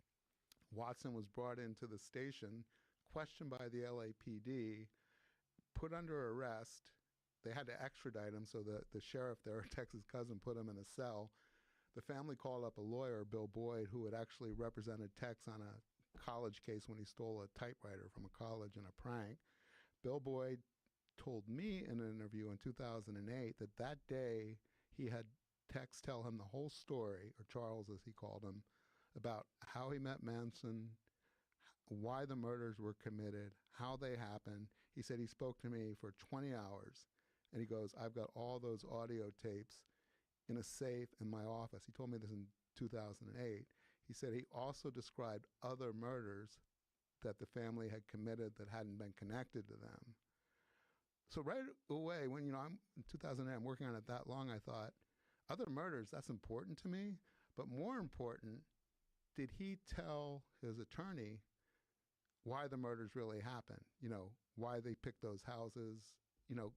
This was the first account that was recorded. The next one was Susan Atkins about a week later, after she had gotten her new attorney that the prosecution planted.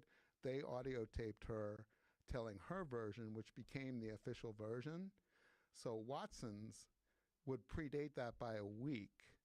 And when I found out that they were in that safe, and he's telling me this on the phone, I thought, wait, he can't play that to me because that would violate Watson's attorney-client privilege. But I thought, I have to ask. So I said, is there any chance, Mr. Boyd, I could come down and listen to those tapes? And he said, that's when he realized he shouldn't have told me. He said, oh, well, I couldn't do that without Charles' permission. I go, are you still in touch with me? He goes, oh, I write to him every now and then. He writes me. He didn't represent him at trial after he was extradited. And I said, would you please ask? So that began 3 or 4 months of me pestering him. He would never take the phone call. And then finally, after 4 months, I called up and his secretary said, oh, I'm sorry, Mr. Boyd's in China on business today. And I said, well, you have to tell him I'm not going to wait anymore. I'm going to write to Charles and tell him what he told me. I go, if there's other bodies out, I mean, I didn't let them know that I was more interested in the motive story. But I said, and I was interested in this too. I go, if there's other bodies or victims out there who have never been connected, or even, we don't even know if the remains were uncovered because there's a lot of evidence that there might have been people killed out in the desert and buried there. I go, I need to know that. And she said, okay, I'll tell him. My phone rang like literally 30 seconds after I hung it up. And I had caller ID, and it was from his Texas office. He goes, this is Bill Boyd. You cannot call Charles and tell him I told you that. I said, Mr. Boyd, you haven't called me back for 4 months. He goes, well, I'm telling you now, you can't do that. I go, well, are you going to, get his permission? He goes, yeah, you just have to be patient. I go, I can't wait anymore. He says, if you do that and you tell him, I'll deny ever telling you. And I said, it's all on tape. I taped that call. He goes, you didn't have permission to tape that call. I go, yeah, you gave me permission at the beginning, and that's on tape too. He goes, God damn it, you journalists. And he hung up on me. You journalists. Yeah. He lumped you in with all of them. He said, his wife was a TV anchor.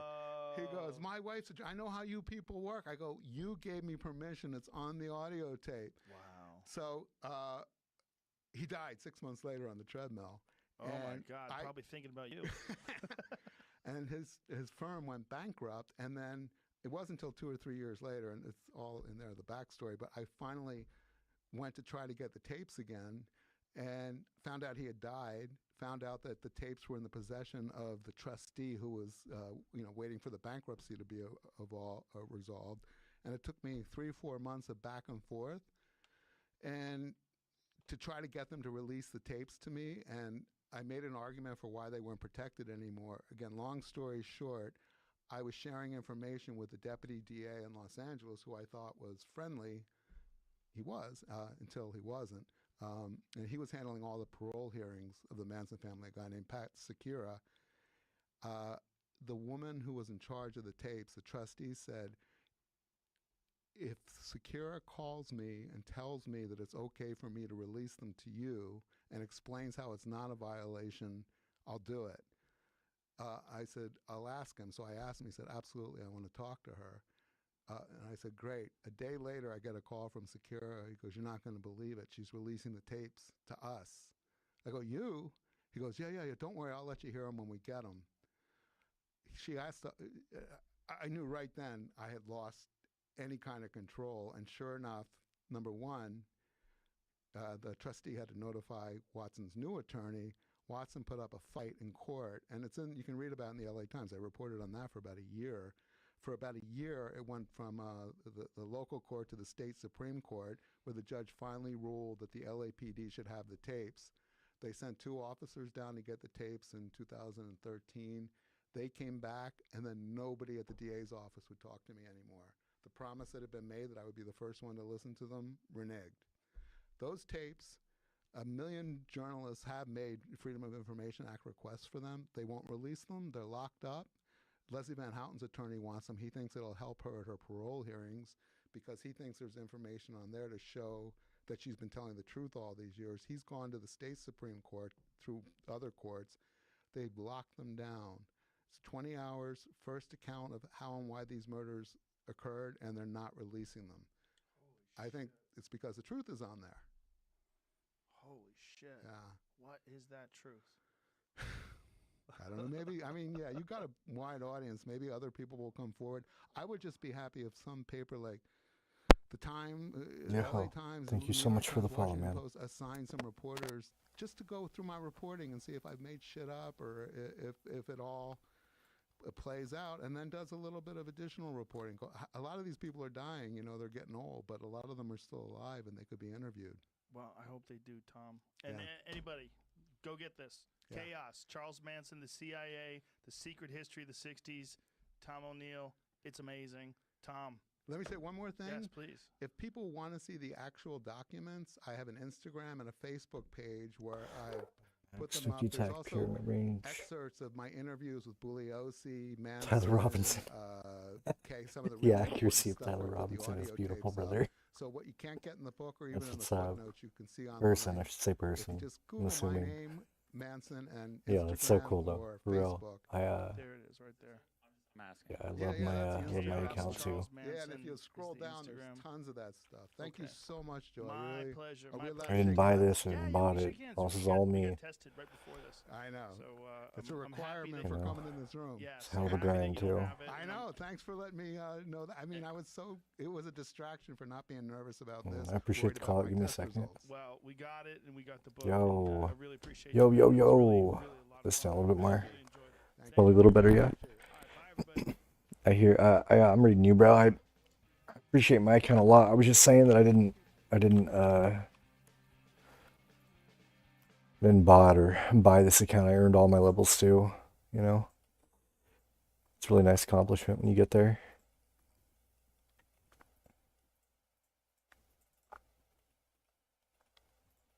Unfortunate.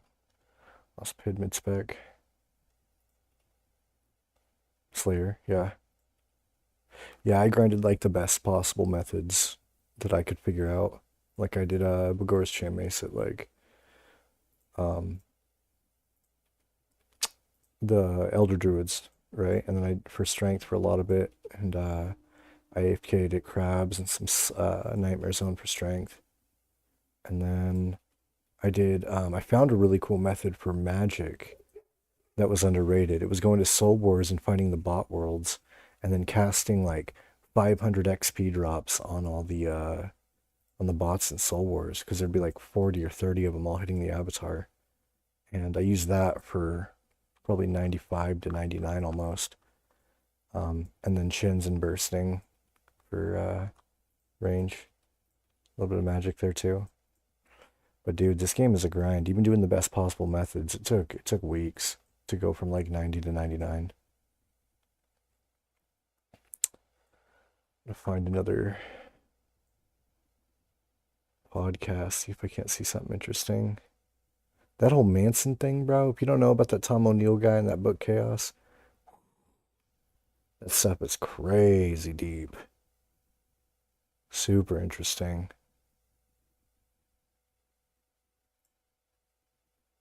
Let's see what we got for episodes on here.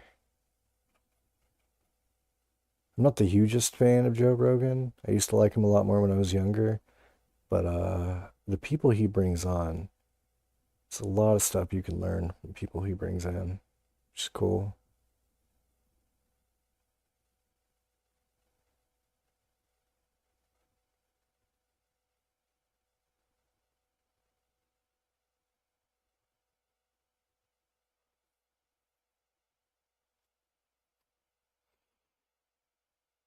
Just a minute, I'm trying to find another interesting person to throw up.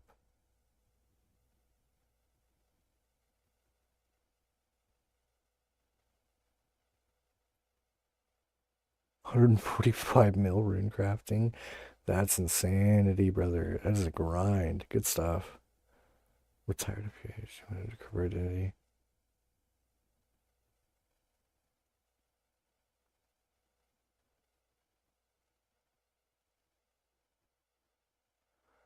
This guy's an undercover FBI. Retired FBI. Yeah, let's do that. That sounds fun. Yeah, bro, 145 mil in anything is ridiculous. I mean, I'm 13 mil in perspective. On my strongest stat, 15 just about. Nice to meet you. My pleasure. You always wear sunglasses. Is that to hide your identity still? Yeah, Force a habit? actually, it's I have to see number one, but where I reside now, my neighbors have no idea that they're living next to Donnie Brasco. So Well, you have a very Wow. distinct voice. yeah, I know. I don't want to ask where you live, but, you know, what a wild life you've had, sir. Well, pretty much. Yeah. It, never expected to go like that, but it took off. So when you first started working, it was with the FBI, correct? Well, I was with Naval Intelligence for 3 years, and then I always wanted to be in law enforcement. And I was working in Philadelphia, actually, and you do a lot of work with the FBI because, you know, on the government installations, government bases. So I became friendly with some FBI agents, and I figured if I, you know, when I finish this tour with NIS, I'm going to go into law enforcement, so I might as well try for the best, and the best, you know, the FBI. And so how does that lead to you infiltrating the mob? Well, you know, I didn't infiltrate the mob right from the get-go. You know, look, I grew up in Paterson, New Jersey. I grew up in an all-Italian neighborhood. Knew wise guys. Went to high school with sons of wise guys. And when you're in a neighborhood, you know who the wise guys are. You hang out at they let you hang out at the social clubs because, you know, you're a neighborhood kid. They know it. The voice is So I killing knew me. the streets. So when I went into the FBI, I was street smart, basically, Joe. That's Clear what your it comes throat, down to, bro. you know.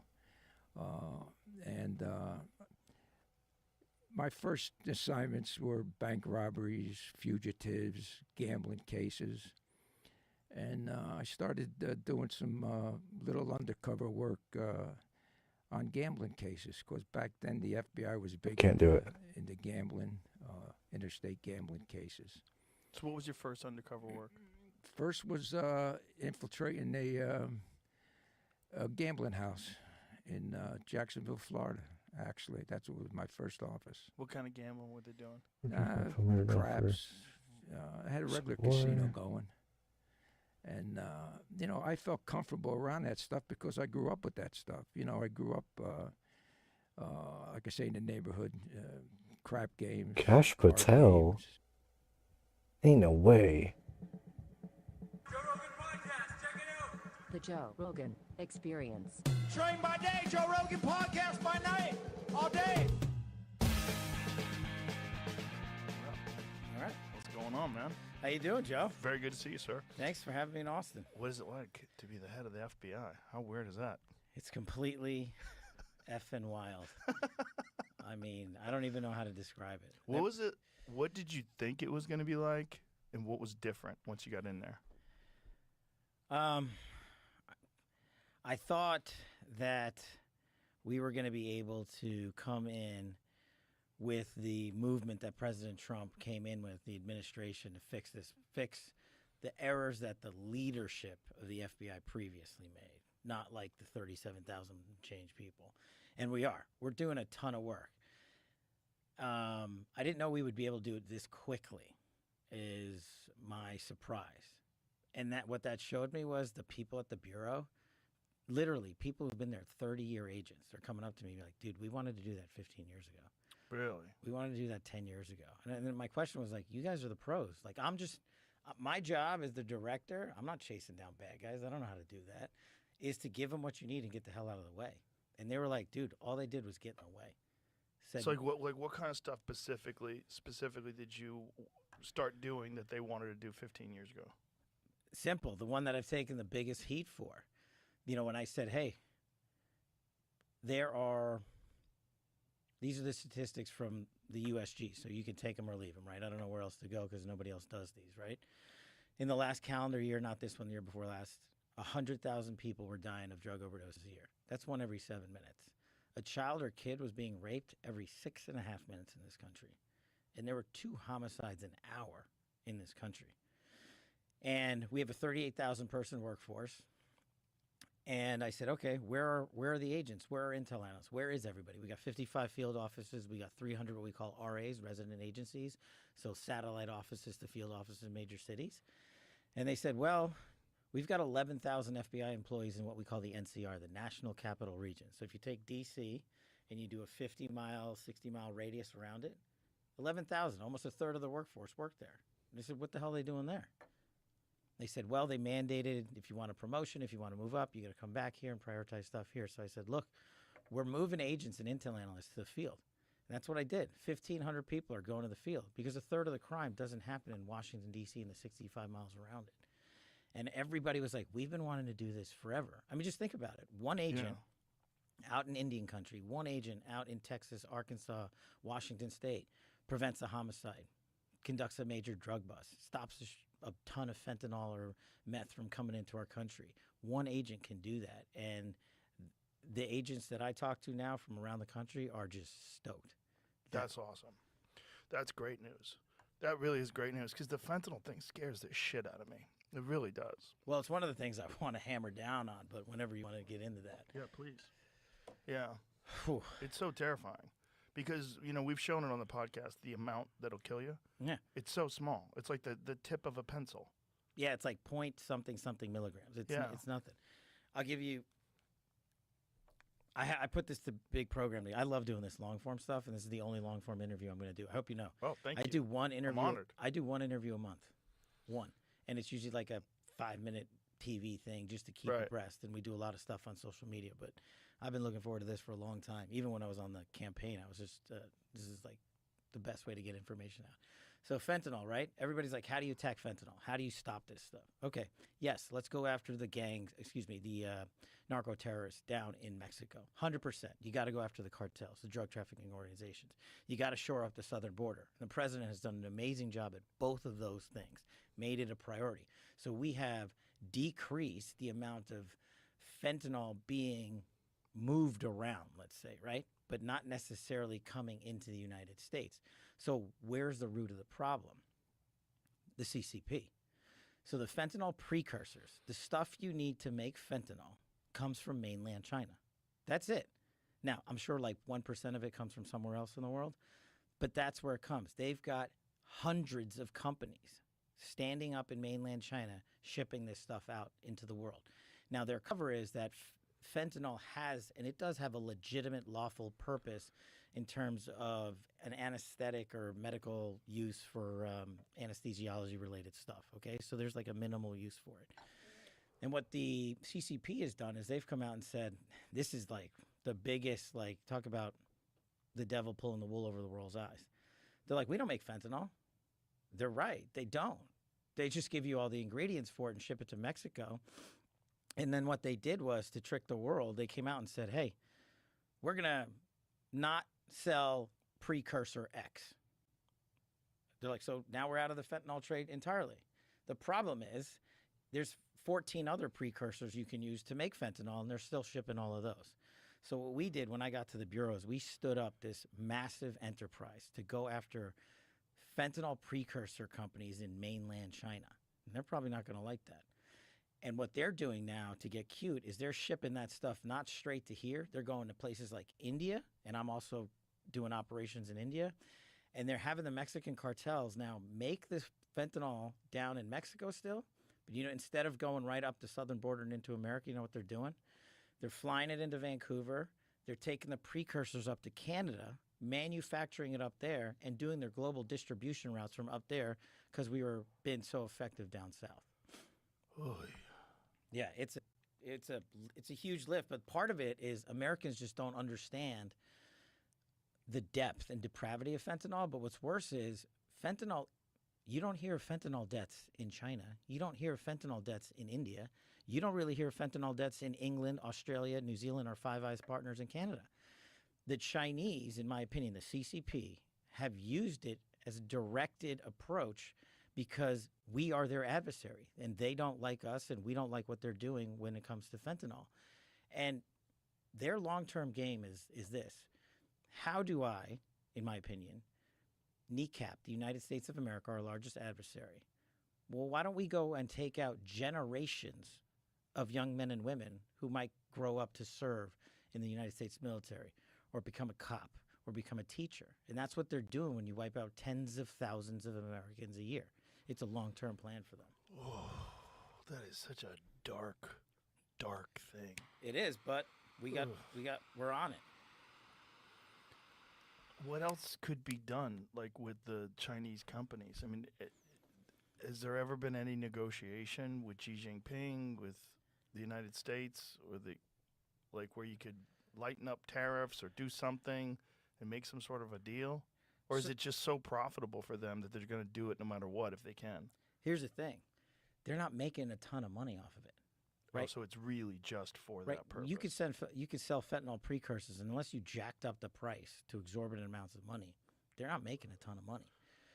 And so it's an all-of-government approach. So I'm working with guys like the Secretary of Treasury to do sanctions on some of these companies, right? Then I'm working with our Five Eyes partners, and our Five Eyes are the 5 English-speaking countries in the world. Canada, America, England, New Zealand, and Australia, right? We share intelligence. We share classified intelligence on this stuff. So I'm asking them, I said, hey, it's not just affecting us. It will affect you and your population. The CCP just hasn't directed it at you yet, and they know that. And I said, guys, I need your help. I'm looking at intelligence reporting that shows fentanyl precursors are now in your country. The fentanyl itself isn't being deployed into your country, but it's there being manufactured. And so I'm asking for their help to shut down those factories and production facilities. And I'm asking the Mexican government's help to come and say, hey, your drug trafficking organizations are now exporting the manufacturing of fentanyl and getting creative in the ways in which they obtain fentanyl precursors. So they'll say, oh, we didn't get it from China. We got it from India. We got it from, wherever. And it's too cute by a half. It's not like there's been a reduction in the amount of fentanyl precursors that mainland China produces. What there has been a reduction in is President Trump's administration's aggressive approach to just crush the fentanyl trafficking. And unfortunately, our adversaries adapt. We're so good down south on the border here, and we're so good in Mexico that they're moving it elsewhere. Jesus. We're going to get them. I promise you. I promise the president and the American people. We will not have kids dying of fentanyl overdoses in our streets. Just give me a little bit more time. We have a massive operation going on around the world on this. Well, that's great news. It's great to hear.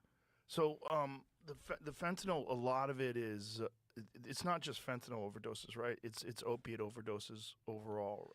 How much is a lot of it because people get hooked on pills and then they want more and then they can buy black market pills, and those are the ones that have fentanyl in it? Or is it Molly and things like that have been laced with fentanyl? So, great question. Nobody asks these questions. It's probably why your show's number one. They are so demonic in their ways. They're like, we'll make fentanyl, and people can go use fentanyl and get killed on fentanyl. Then what they do is they manufacture, as part of this lift, they being the drug trafficking organizations, once they get the precursors from the CCP, they take their pill presses and they make fake oxycodone. So literally, I'm just giving you an example. Make tens of thousands of pills of fake oxycodone, and we bust them for it. And in that fake pill is fentanyl. It's laced with fentanyl that kills people. Then the drug trafficking organizations, to make it appealing for the youth, shape this illicit narcotic in the form of candy and gummy bears. So you hear about kids in New York who just happen to have a trace amount touching it somewhere, also dying from it. So they have absolutely no rules or boundaries whatsoever when it comes to how they deploy fentanyl to get into our population. It could be through another drug, it could be through a synthetic, it could be through a fake drug, or it could be like, hey, and we've seized it. Thousands of pounds of material that looks like candy. Are they doing it specifically to try to get people to overdose on candy, or are they selling this candy as a drug? They're selling it as a drug. Okay. And they're just saying it looks like candy. It just looks appealing to kids, right? Like, so inner city youth, they're like, hey, put a pill down on the table, put a gummy bear down on the table. You know, a younger person's gonna be like, oh, that's cool. Let me try that. I mean, I can tell you stories from now until the entire show about high school kids on the verge of graduating, and they went out and took a pill that they thought was, you know, an upper, but it happened to be laced with fentanyl. They died. Their parents are calling. They're destroyed. And people are like, well, we got to go after the drug traffickers. I'm like, we do, and we are. But what my job is to educate the American public on the root cause of the fentanyl that is destroying our society. And it's the fentanyl precursors. And I literally just got off the phone with the Indian government. I said, I need your help. This stuff's coming into your country. And then they're moving it from your country because India is not consuming fentanyl. They're not. No one's dying over there from fentanyl. But I need you and your help. So my FBI's over there working with the heads of their government law enforcement authorities to say, we're going to find these companies that buy it, and we're going to shut them down. We're going to sanction them. We're going to arrest them where we can. We're going to indict them in America if we can. We're going to indict them in India if we can. Start indicting in places like Canada and the UK and England and Australia. This is a global problem.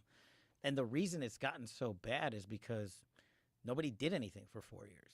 You know, people are like, how do they stand this up? Well, if you give the CCP, who has an endless amount of money to deploy in human capital, that's what happens. It metastasizes. Why didn't anybody do anything for 4 years? Have you been able to figure that out? Look, to me, I'm a national security guy, and anything that kills 100,000 people a year is a national security crisis, right? It's what we call a tier 1 threat. And the last administration did not classify the drug trafficking enterprise as a prime threat against the American people. And so what happens is you reorient the system of intelligence collection operations. I mean, I'm not making this up. They said climate change is our biggest priority. DEI is our biggest priority. I mean, you guys have heard this, and you've had guests on that say it. But these are the ramifications in real life. I only have X amount of people that can target something, right? Same with the CIA, same with the DOD. But if the United States government and Uncle Sam and your commander-in-chief said, hey, I need your X amount of people looking here, I can't clone that army to look back at fentanyl. Right. Plus, we have to follow the chain of command. It's so crazy that they would say climate change and DEI were the priorities for the FBI. Well, for the government. For the government in total. So I'll give you a better example. So I was, in the end of the last Trump administration, I was chief of staff of the Department of Defense. One of the greatest jobs. At the time, I thought the greatest job I'd ever have. And when we left, we said, hey, you know, Iran's a huge threat. We got to never let up on the counterterrorism mission. We still have hostages out there we got to find and bring home. And the narcotics mission is a big priority. We handed off our playbook, and we said, look, this is not a political issue. This is protecting the American people and our allies. So we hope you guys continue this effort. So the DOD has this thing called CONOPS, Concept of Operations. The Department of Defense has 3 million employees, and a CONOP is how you move the machine of the Department of Defense. Hey, we have a threat in Indo-PACOM. How many carrier groups are we sending down there? We got a threat with government X. What are we doing operationally, kinetically? What are we doing intelligence collection? That's a CONOP. The first concept of operation that the Biden administration launched at the Department of Defense was on climate change. You can't make this shit up. What do you think that's all about? Like, as an outsider, as someone like looking at it going, I just don't understand. Like, where's the profit in this? Like, what's the motive? Like, what would incentivize all these people to get on board with it without someone logically stepping in and saying, hey, this is not our top priority? I think so that was something I tried to answer when I was out of government for the last 4 years before I took this job. And the answer laid in the first Trump term. We were doing things so effectively on national security that hadn't been done before in such speed and volume that the media hated us for it because the other party had tried to do it and failed. And Like so, what thing specifically? so when it comes to hostages, I could talk about that forever too. Used to be counterterrorism was a big portfolio. I ran it for the White House and National Security Council in the first Trump administration.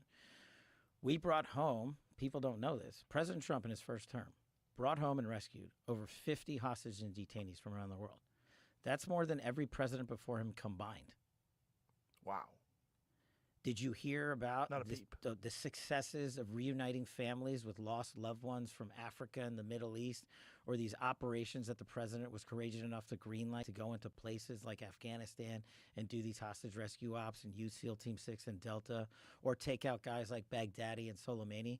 President Trump's directive was simple. We are going to protect the homeland. We're not going to endanger the lives of our armed forces and our intelligence community, but their job is to protect the homeland. And he said go, and we went.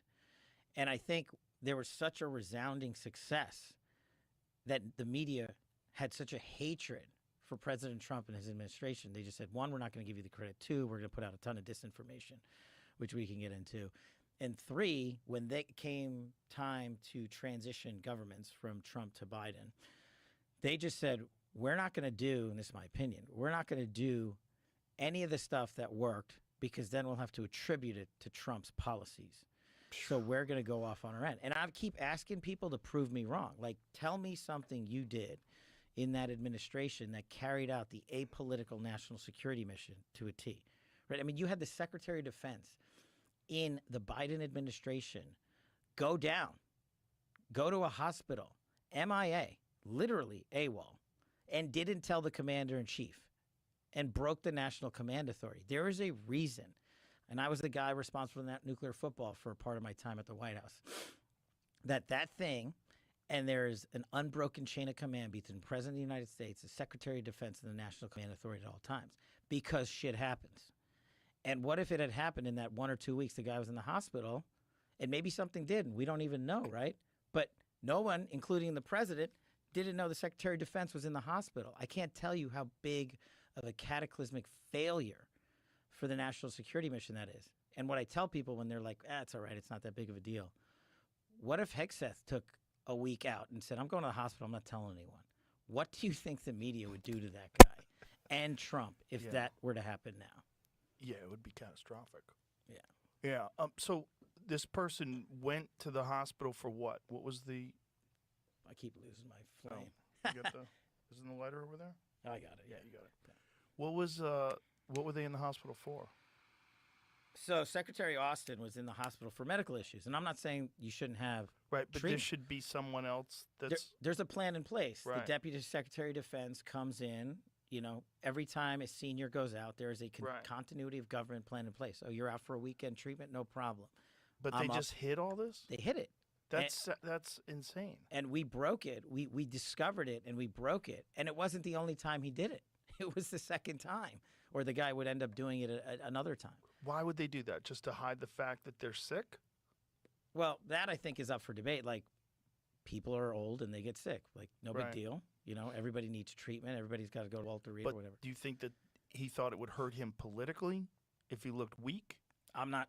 Yeah, I don't know. Speculation. Yeah, I don't know if I can answer that. I just and the secretary at the time, Secretary Lloyd Austin, was like a 45-year military man. It's not like this was new to him. Right. He'd been doing it his whole life. Next man up. You know. So he had made a decision to try to keep it private. Intentionally, and he would come out later to say, "Well, I just wanted to keep it private." And I said, "Hey, man, your life when you're the Secretary of Defense, Director of the FBI, Director of the CIA, it ain't about being private. That's gone. You signed up to serve the mission, and when you do that knowingly, you have literally violated the National Command Authority." Wow. So you were saying there's a bunch of misinformation that was put out, or disinformation. Like, what was that? Ooh, pick your. So my thing is all roads lead to Russiagate, right? That's Right. where it all started. I was coming out of my tour at JSOC as a civilian and DOJ, and I would end up going to Congress to run this thing called Russiagate, which at the time no one knew anything. It was just a whatever. And then it became what it became. And I would be the guy, the lead investigator on the Hill, who said, hey, man, look, they lied in the FISA application. Let me give you Russiagate in 90 seconds. Okay. Could you imagine a time in the United States of America in the 21st century where a political party would go overseas and acquire fake foreign intelligence from a foreign intelligence officer funded by donations to that political party in the United States of America, then take that material, package it, walk it to the FBI, literally, and say, hey, we need you to surveil the opponent of our political party who happens to be running for the president of the United States. Then convince the FBI to go into a secret federal FISA court that I used to use to manhunt terrorists and say, hey, I need you to wiretap, essentially, all the comms in and around Trump camp because of the material we gave you, and then have that FBI lie to the federal court and the judge in that warrant application, which is a felony, and intentionally remove information of innocence from that application just to get it above the threshold so the judge would sign it. That's Russiagate. That's what they did. And you remember the years and years of reporting surrounding Russiagate. The FBI would never lie. They would never do that. The leadership there is above reproach. James Comey, Andy McCabe, Peter Strzok. The list goes on. We caught him red-handed. We caught him. You've seen the text messages. You've seen the documentation. You've seen the reports. But when I did that, when I exposed that initially as a staffer on the Hill, Adam Schiff comes out and has his cronies leak to the world that I am acting as a genocidal dictator. There was actually an article that called me genocidal. Hang on, it gets better. Dictator. Yeah, no, it gets better. How do you get to be a dictator? I don't know. Genocidal one alone, right? Like, you know, it's a twofer. His words don't even mean anything anymore. No, he literally. There's an article out there that they called me Torquemada, the guy from the Spanish Inquisition. Jesus Christ! And I was a staffer, so the rule was you can ding elected representatives all you want in the media. You don't touch staffers. They didn't care because they knew what I had unearthed was the biggest political criminal scheme ever perpetrated by portions of the FBI leadership and other people in the intelligence community. In coordination with the media. In coordination. And who could have investigated it? But hang on, that's the kicker. So what people don't know about Russiagate that weren't paying attention was that warrant that initially kicked off the FISA surveillance on the Trump campaign writ large was substantiated by FBI leaks to the media. Two of the articles cited in that warrant from, I think, Mother Jones and Yahoo News were leaks of information from the same leadership at the FBI, Peter Strzok, Andy McCabe, James Comey and company. And then they, in the application, would be like, hey, it's not just us saying that Trump's a Russian asset, right? Look at this article, Mr. Judge, on the federal FISA court. And they included it in that application. So this was a coordinated conspiracy to take down your political opponent by weaponizing government. And now I say that now in 2025. When I said that in 2017, whatever it was, people were like, you're out of your effing mind. And I was like, look, man, I'm just showing you the facts. I'm not making this up. I'm showing you the application. I'm showing you the documentation. And that's when they came after me. And it hasn't stopped ever since. But the damage they did, the media, and the people that wanted to take out Trump, and I didn't care what you thought about. And remember, back then, I hadn't met Trump, never spoken to him, didn't know him. I took that job at Congress on one condition. I said, whatever we find, we're putting out. I'd been in for 16 years at that point. Democrats, Republicans. I was a national security guy, intel guy. That's what I wanted to do. Chase terrorists, chase bad guys, bring hostages home, and help protect the homeland. And I said, I didn't know if Trump did this. I didn't know if he was colluding with whoever. I didn't know it would turn out like this, that they would actually manufacture and make it up. But half of America to this day still believes the narrative that the CNNs of the world pushed for 5 years. And if you look on their shows now, Russiagate keeps coming back up because we keep exposing the documents that showed how bad these guys were. And most Americans like, no, they're already convinced. So in order to fix that diseased temple, it is just that much harder of a lift for me to go back into the FBI. We're going to get it done, but it takes so much more communication and so much more energy to get after the American people and say, you were lied to. Because that's the hardest thing I think people can ever admit to themselves. Right. You were lied to. I went out for years and created a life cycle out of this lie of Russiagate. I went on TV. I made money. I wrote books. I sold political advertisements based on it. I educated my children based on it because I thought it was the truth. And some of them have come back and said, yeah, we got it wrong, but most haven't. And that's the disinformation seed, in my opinion, that started it all. And then you could talk about things like January 6th or, pick your poison, rescuing hostage or what have you. The media just never got on board. They kneecapped Trump from the beginning by participating in the Russiagate collusion conspiracy with the FBI. It's so crazy that someone could do something like that, and a whole enormous group of people could do something like that with no repercussions. And to be able to operate and, say they're the trusted source in news, and you were a part of something that was one of the biggest scandals in political history. Mm-hmm. But just because it's targeted towards Trump, people look the other way. Like if that was targeted towards Obama, could you imagine how psychotic the response would be? People would be up in arms and furious. But the same people that would be up in arms and furious if somebody tried to do that for Obama are completely silent if it's happening to Trump. Yeah, just think about it. What if me, as the FBI director in the Trump administration, right, during a presidential cycle, went out there and said, hey, Republican National Committee, do you guys have dirt on whoever's running for the Democratic nomination to be president of the United States? If you don't, can you go overseas and pay a foreign national who used to be an MI6 guy, get me some bogus intel? Then I, as the FBI director, will authorize a warrant. I'll leak to the media while I'm doing it, take their articles, put it in that warrant, and then go surveil the opponent so he doesn't get elected. I would be in prison, which I should be for doing anything like that.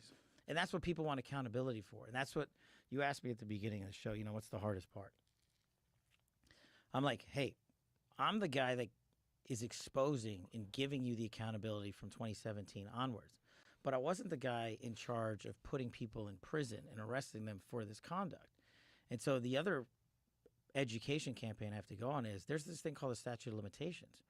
I can't prosecute people for their crimes in the past that the statute of limitations has run. And I'll give you a great example that goes right back to Russiagate. So one of the big systems I've created, maybe because of my time in Russiagate, is I'm committed to congressional oversight. I'm committed to giving Congress the documents they need to do their work and give them to the American people. Unredacted, no classification BS. You want it, you get it. So we just think about this. Me, as the director of the FBI, the former Russiagate guy, when I first got to the Bureau, found a room that Comey and others hid from the world in the Hoover building, full of documents and computer hard drives that no one had ever seen or heard of.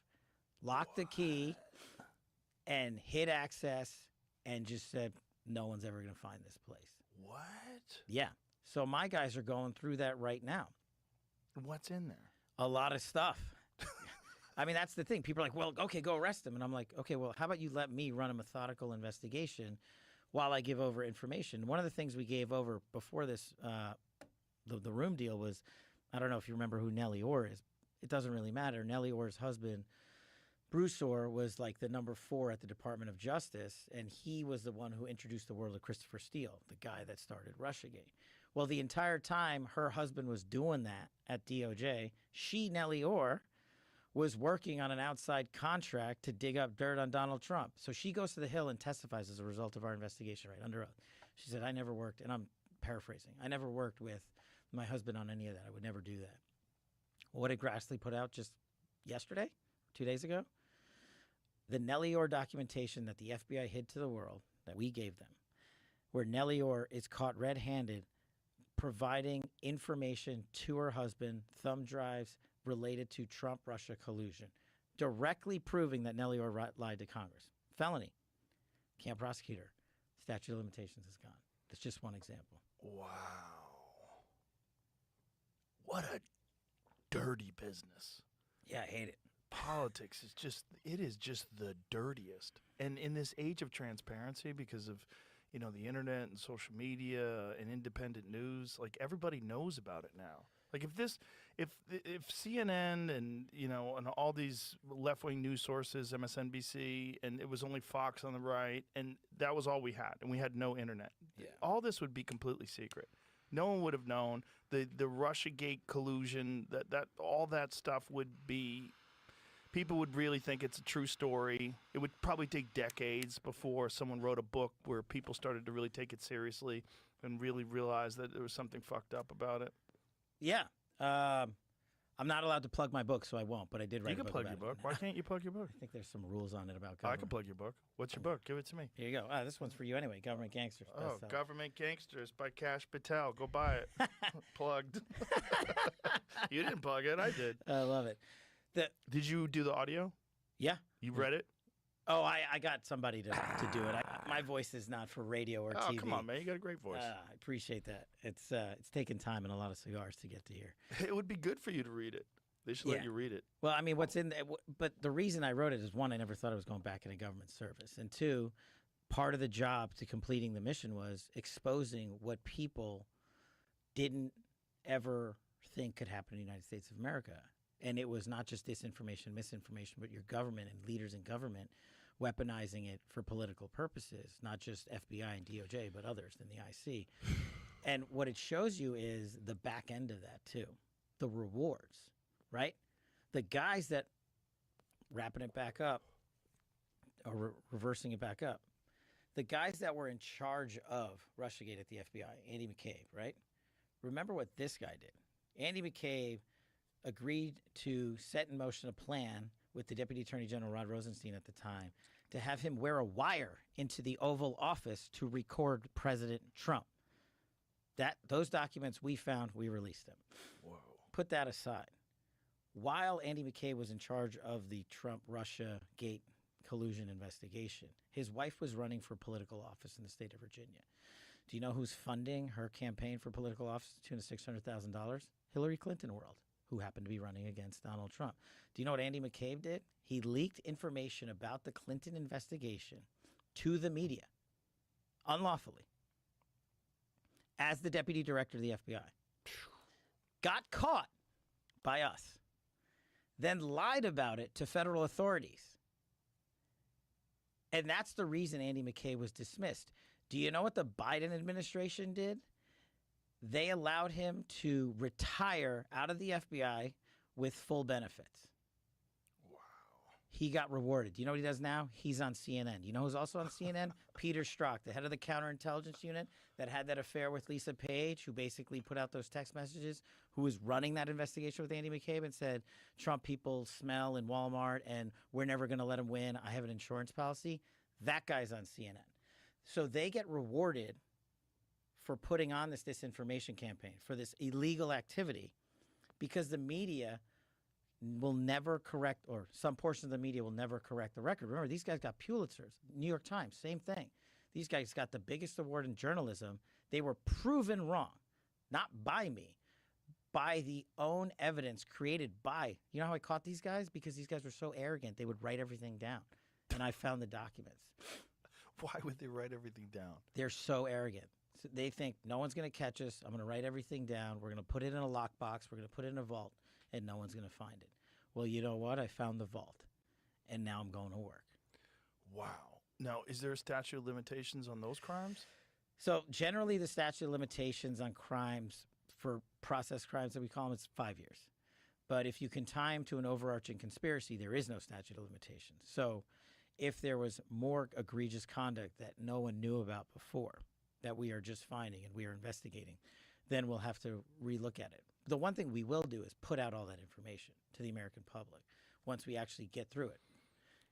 And we'll give it to Congress. And if we can work with our partners at DOJ to come up with a prosecution, that'll be their decision, we'll do it.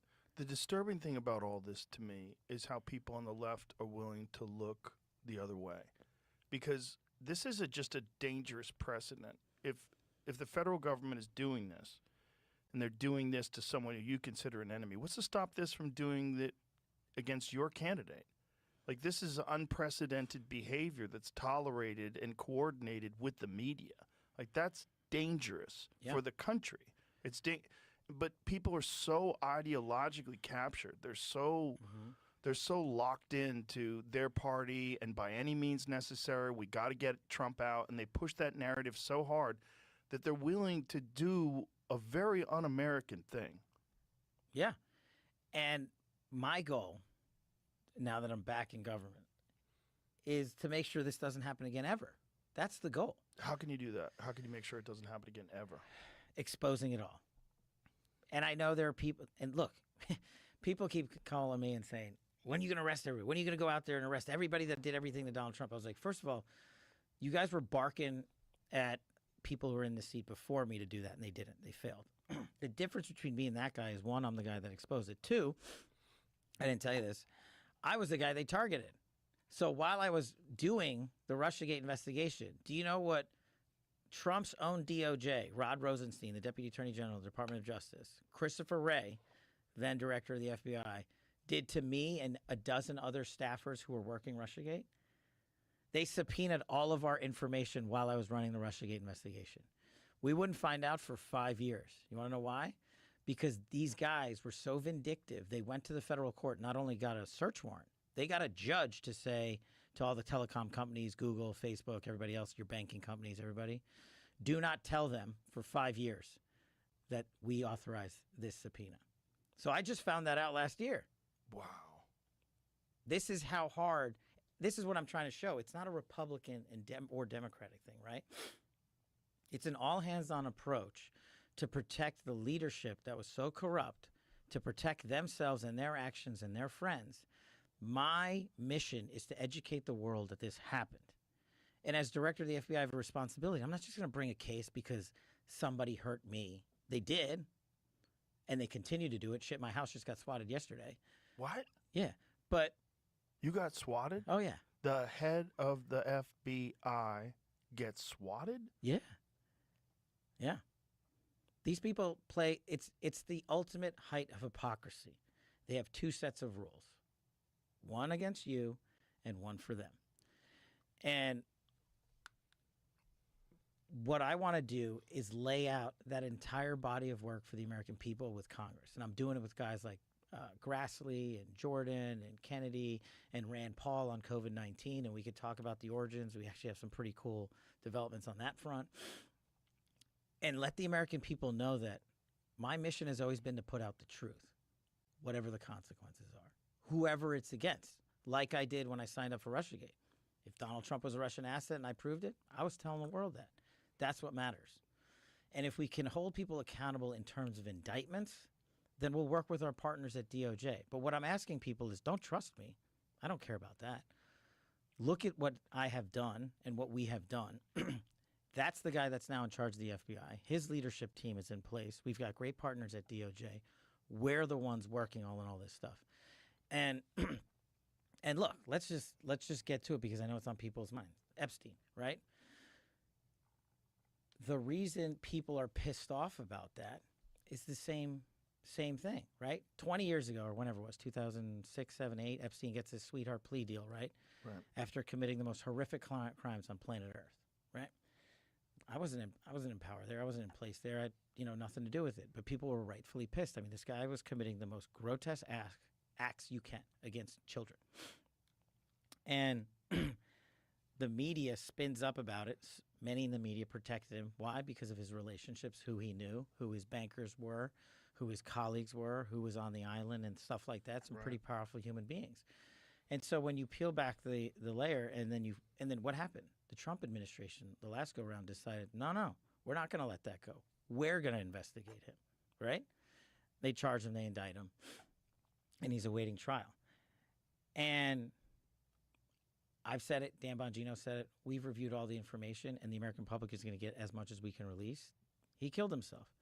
Do you think, let's play out the logical conclusion of this. Do you think that myself, Bongino, and others would participate in hiding information about Epstein's grotesque activities? Or do you think we would also participate in not prosecuting people we had evidence to prosecute people on? But the problem is there's been like 15 years of people coming in and creating fictions about this that doesn't exist.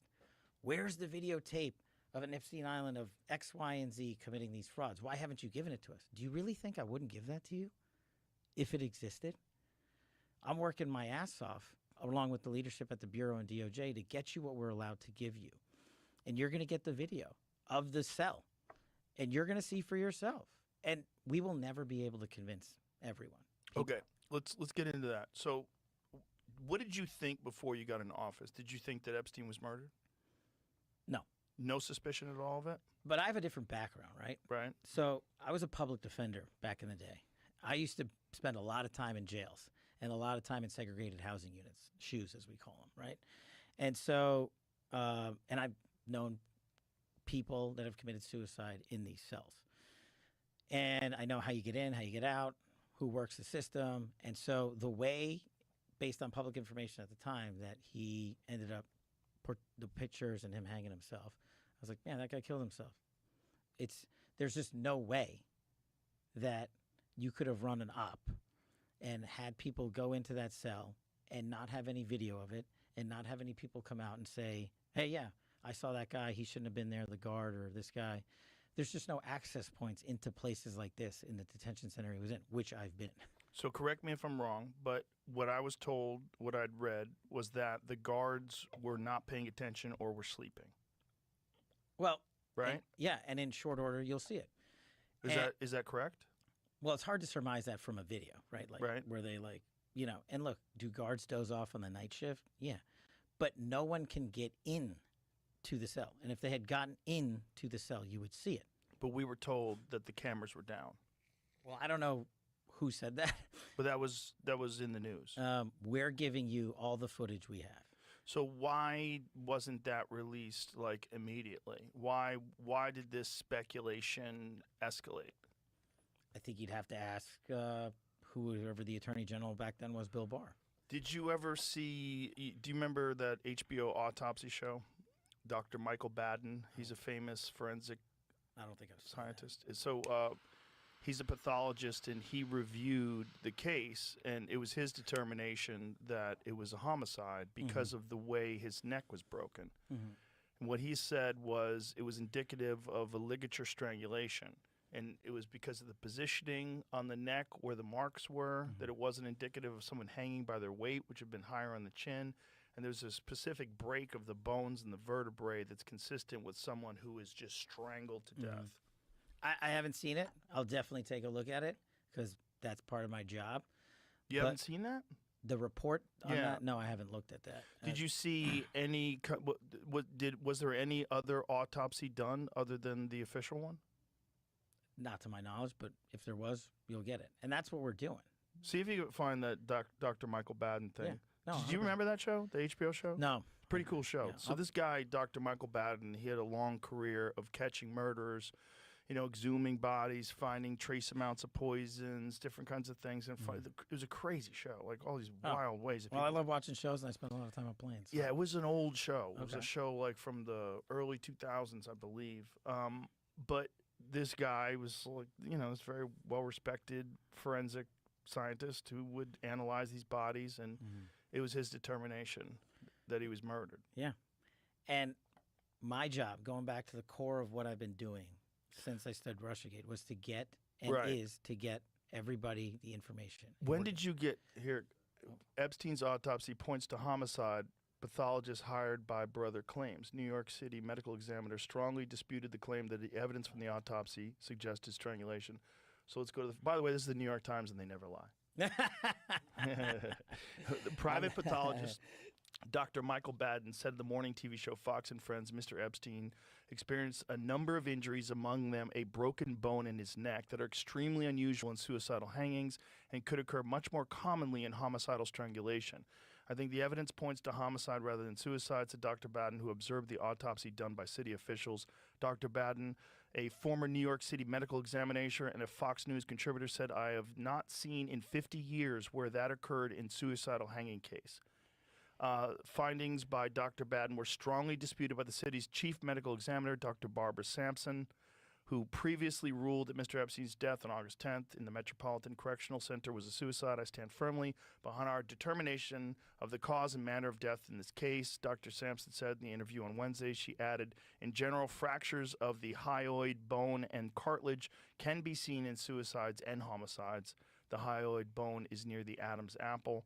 Dr. Sampson also dismissed Dr. Baden's contention that the circumstances around Mr. Epstein's death suggested other people may have been involved She said her office had done a complete investigation, taking into consideration information gathered by law enforcement in making the determination.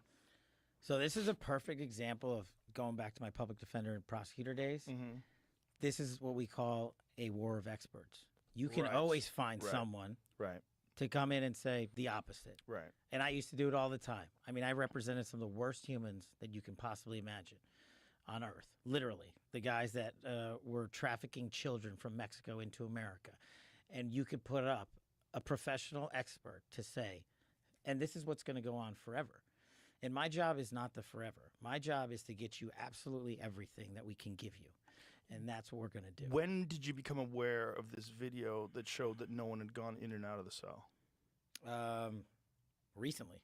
So why was it recent, though? I mean, if this death was, how long ago was this death? 2 years? Couple. 2019? 2019. Oh, really? Why time flies. So 6 years. Well, again, that's part of what I'm going to try to answer for you. Jeffrey Epstein jail CCTV erased by technical errors. Whoopsies. Yeah. But you see how anybody on the outside, I mean, this is like a perfect storm for something. Can you pull that article up so we can read what it says, Jamie? U.S. prosecutor said the jail mistakenly saved footage from the wrong cell. Sorry. Epstein, a convicted sex offender, first tried to kill himself in July last year and hanged himself in jail. Hang on. Yep. Reread that line. That he first tried to kill himself in July of last year. Yeah. How much of the American public do you think knows that? I didn't know that until right now. There you go. Maybe I heard it and forgot. Did you ever hear it, Jamie? Well, that's why he's on suicide watch, I think. Oh, okay. So a guy hanged himself in jail in August while serving trial on federal sex trafficking charge. He pleaded not guilty to abusing dozens of girls, some as young as 14. Yeah. Soon after Epstein's death in August, two of the CCTV cameras outside his cell had malfunctioned and were being examined by the FBI.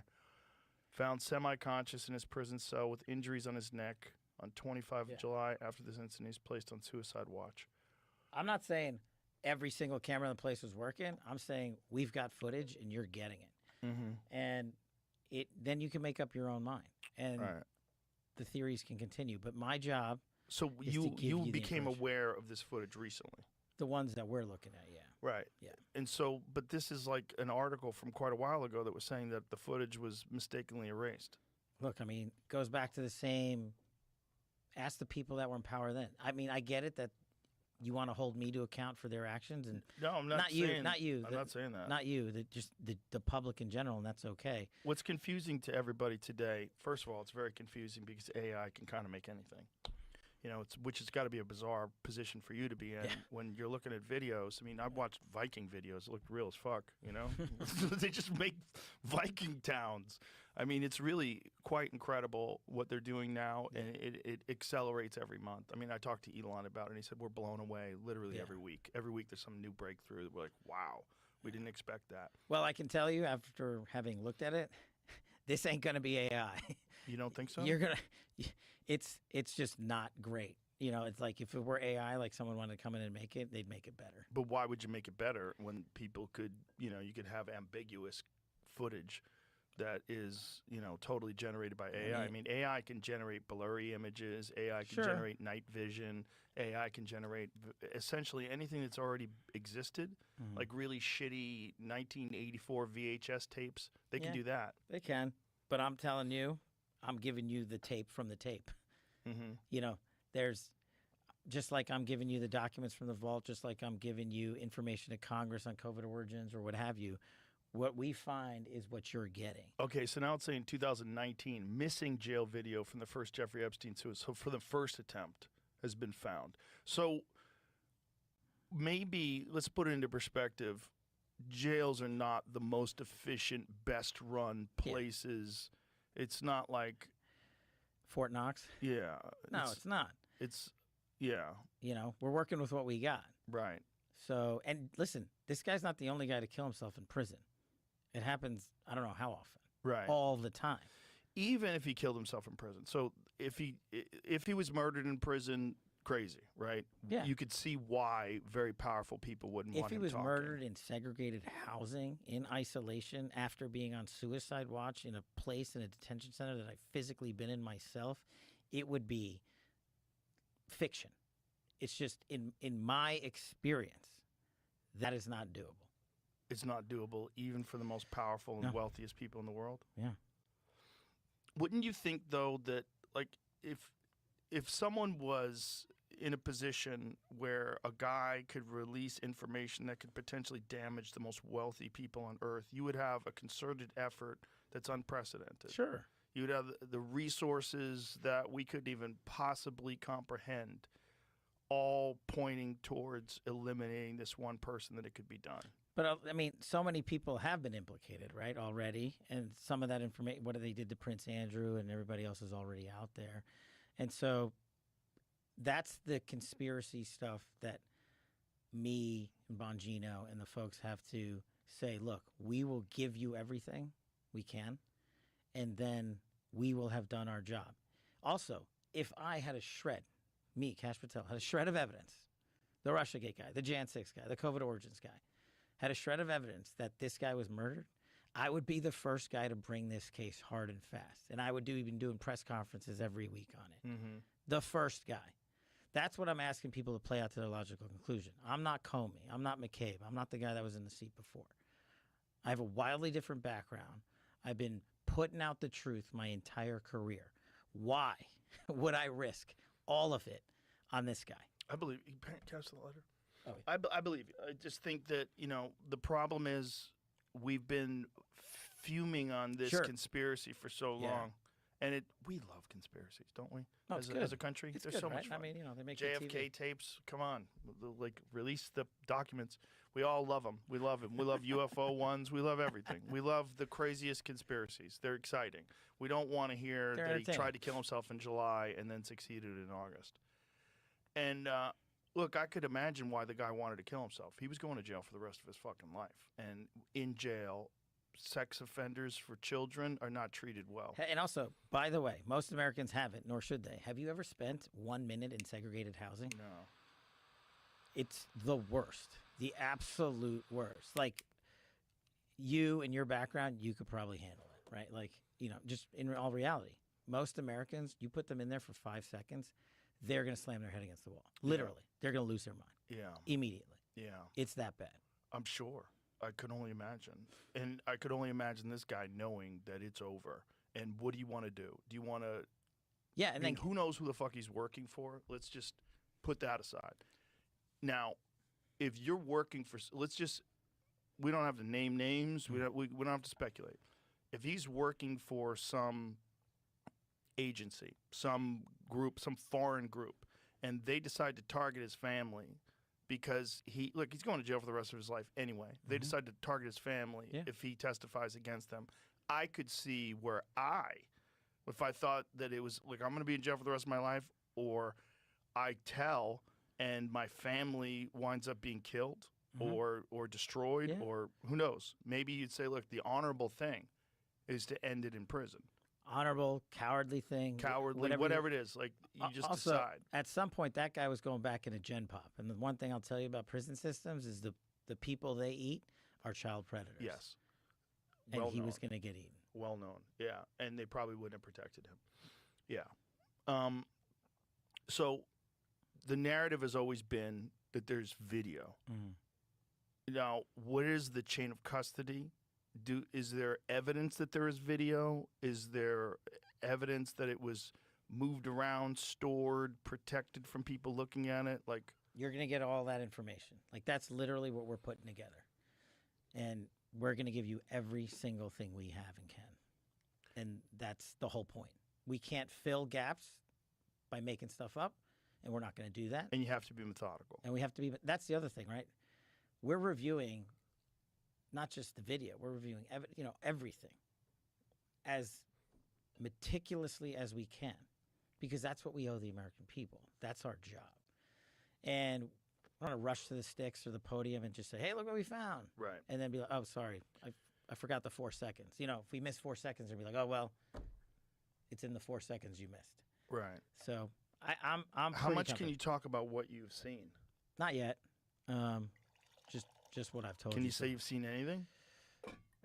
No, that's the point, that there's nothing in there, like in the video. You guys would be bored. You're talking about the video of the Yeah, murder or yeah. the suicide. The suicide. But what about the video from the island? Oh, that's sorry. So you're talking about two different Yes. things. So sorry. So yeah, so again, we're going to give you everything we can, and people have to remember, we're not going to re-victimize women. We're not going to put that shit back out there. It's not happening because then he wins. Not doing it. You want to hate me for it? Fine. Again, logical play out. If there was a video of some guy or gal committing felonies on an island, and I'm in charge, don't you think you'd see it? If you have access to it. If I have it, period. Right. If I have it. So, Where else would it be? right. If you have it. Right. But you can't say that you have it No, we're giving you everything we have. so far. Everything we have so far is Have the you universe. guys gone over all the video that's available? Yeah, that's what I'm telling you. That's what takes so much damn time. Right. And And is there video from the island? not of what you want. The people out there have filled the void with can't wait to see X, Y, or Z. Right. Speculation. And I'm like, here's the other thing I've been asking for, right? Openly. If you have information on this, call us. Tell us. The best resource we have is the American people in the world. Right. Get me the tail numbers. Get me the flight, get me new information, and I will run that down. So this narrative might not be accurate, that there's video of these guys doing this. Exactly. Is it possible that the video was taken and destroyed? Well, you're talking about, decades worth of stuff, right? Remember, we have what we have pursuant to lawful search warrants and authorities from the case that was done however many years ago it was done. That's what we have. If other people have other stuff and they want to give it to us, bring it. Have you guys reviewed everything that you have? Almost. Yes, we have, and now we're figuring out how to Right. put it out. Now, I understand that you would never re-victimize these women Mhm. and show this footage, but is there footage? Outside of the only thing I can say right now is if there was footage of anyone doing anything else, we would have opened a case. Is it possible that there was footage that you just will never have access to because they've already gotten rid of it? I mean, anything's possible, right? Well, there was a long time, right, Yeah. between the time when it was clear that Kamala lost the election and that Trump won. Yeah. I mean, I got to before hear he got into office. I got to hear 100 days ago, literally. Right, So, exactly. It's just kind of crazy. So I'm doing what I can. And that's this type of stuff and I'm happy to talk about it and bring it up, but what I'm trying to achieve at the Bureau is not only are we doing what's of public interest, what's of great public interest, our biggest job is to defend the homeland and stop kids from dying. That's my biggest job. And that's what I'm focused on. And I think we can do all of those things, and we're doing them really well. And I think if you give us just like another 100 days, it's not a lot of time. I just hit my 100-day mark like 2 days ago. Right. You're going to see a ton of stuff. You're already seeing it. We just rolled out the Catholic memo, the truth about that. What is that? The last administration, the FBI wrote a memo targeting Catholics. Remember the Richmond Catholic memo? I don't remember that. Okay, so basically there was a write-up from the FBI relying on the Southern Poverty Law Center, which is like the modern-day Fusion GBS, and basically said Catholics should be targeted as domestic terrorists. Yeah. So then Chris Wray, the former FBI director, went to Capitol Hill and testified about it. And the Congress was like, wait a second, is this real? Is it predicated on actual fact? And how wide is it? Is it one office? Is it all these people across the country? Are Catholics being targeted as domestic terrorists? And what ended up happening was Ray said, oh, it's just one office, one memo, nothing to see here. Well, what we just roll out again to Congress this week to Chuck Grassley, who put it out, was that, in fact, it was multiple offices, multiple memos that were weaponizing law enforcement to target a religious group during an election cycle. And we proved it. And now everybody has read it. Why were they targeting the Catholics? I don't know. You'd have to ask the people that got here before I did. Did you have any suspicion of what kind of motivation they would have to do that? I think when you use, it goes back to Russiagate. If you're willing to use Mickey Mouse journalism, if you're willing to use the Fusion GPSs and Christopher Steele's of the world, like the leadership at the FBI then did, then it has a chance to replicate itself. And that's what happened. I don't know if you know anything about the Southern Poverty Law Center, but it's they literally are the ones that sent information to the FBI, and the FBI said, oh, we'll write a memo. And so that's the type of work that I think gives credibility back to the Bureau, us exposing it, us giving Congress the truth, Congress coming back in and saying, hey, you actually didn't give us the Heisman. You gave us the documents. We gave them to the American people. And if there are criminal referrals to come out of that, then let's do that. I mean, we just had a great breakthrough this week on Fauci. So Senator Rand Paul, Senator Kennedy, and I hate naming names because I always forget people, are doing a great job with us on COVID origins. And we've got multiple investigations open on that. But they had always been looking for Fauci's original phone, or not original, but phones and devices he used while he was Fauci back in Trump 1 during COVID. And nobody had found it till 2 days ago. Really? Yeah. Now, look, your audience and everybody listening to it shouldn't jump to the conclusion everything's in there. We'll look at it. We'll pull it. We'll rip it, as we say. And maybe it's deleted. Maybe it's not. But at least we found it. And at least now we can tell the American people we've been looking, because it is of public importance to figure out, did that guy lie? Did he intentionally mislead the world and cause countless deaths? We owe those answers to the American people. And the best evidence ever is always the people's evidence who created it. And so now we're going to go and exploit those hard drives. But I think a victory for the American people that we broke with Congress is that we did find it. We're not done. We're still looking. And we're on the case. So whether it's Richmond Catholic memo, whether it's Fauci COVID origins, whatever becomes of great Russiagate, Crossfire Hurricane, whatever becomes of great public importance, that's a big part of what we do at the FBI too. The Crossfire Hurricane one is bananas. Well, that's all Russiagate. Yeah, it's completely nuts. I mean, we can do 3 days on that. I mean, that's like it's bananas. I mean, there's so many things in the past that you get it like the Operation Fast and Furious. Yeah, the guns. Insane. Which led to the death of American lives. Of a federal agent. Yeah. Yeah. You know, and there's just things that, like, I see that you would think I would have more uproar, even as much time I've been doing this, that don't, and things that wouldn't have, that in my mind would be like, no one's going to pay attention, and people are like, oh my God. And so that's part of the learning curve for me too, you know, like trying to figure out what the balance is. You know, should I be giving this so much attention, so much resources? But then when I have to call a parent because their kid's dead from fentanyl, or when I have to call a cop's family, and I call every single line of duty death that we have in this country. I call everyone's chief and I call their families. And I'm glad that the numbers are going down in terms of how many have been killed this year versus last year. How much have the numbers gone down? By over 15% so far. But I want to be at 0. You know, that's where my focus needs to be. 15% in 100 days. Yeah. Still, you know, pretty good. Give or take a couple of points. Yeah. And that's where my focus, that's where the FBI's focus needs to be.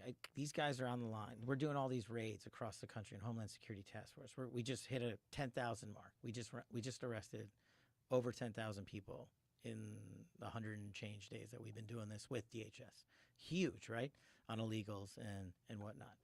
We also just, like, this is great. This piece of information has actually made me happy. We are on track to have the lowest homicide rate ever.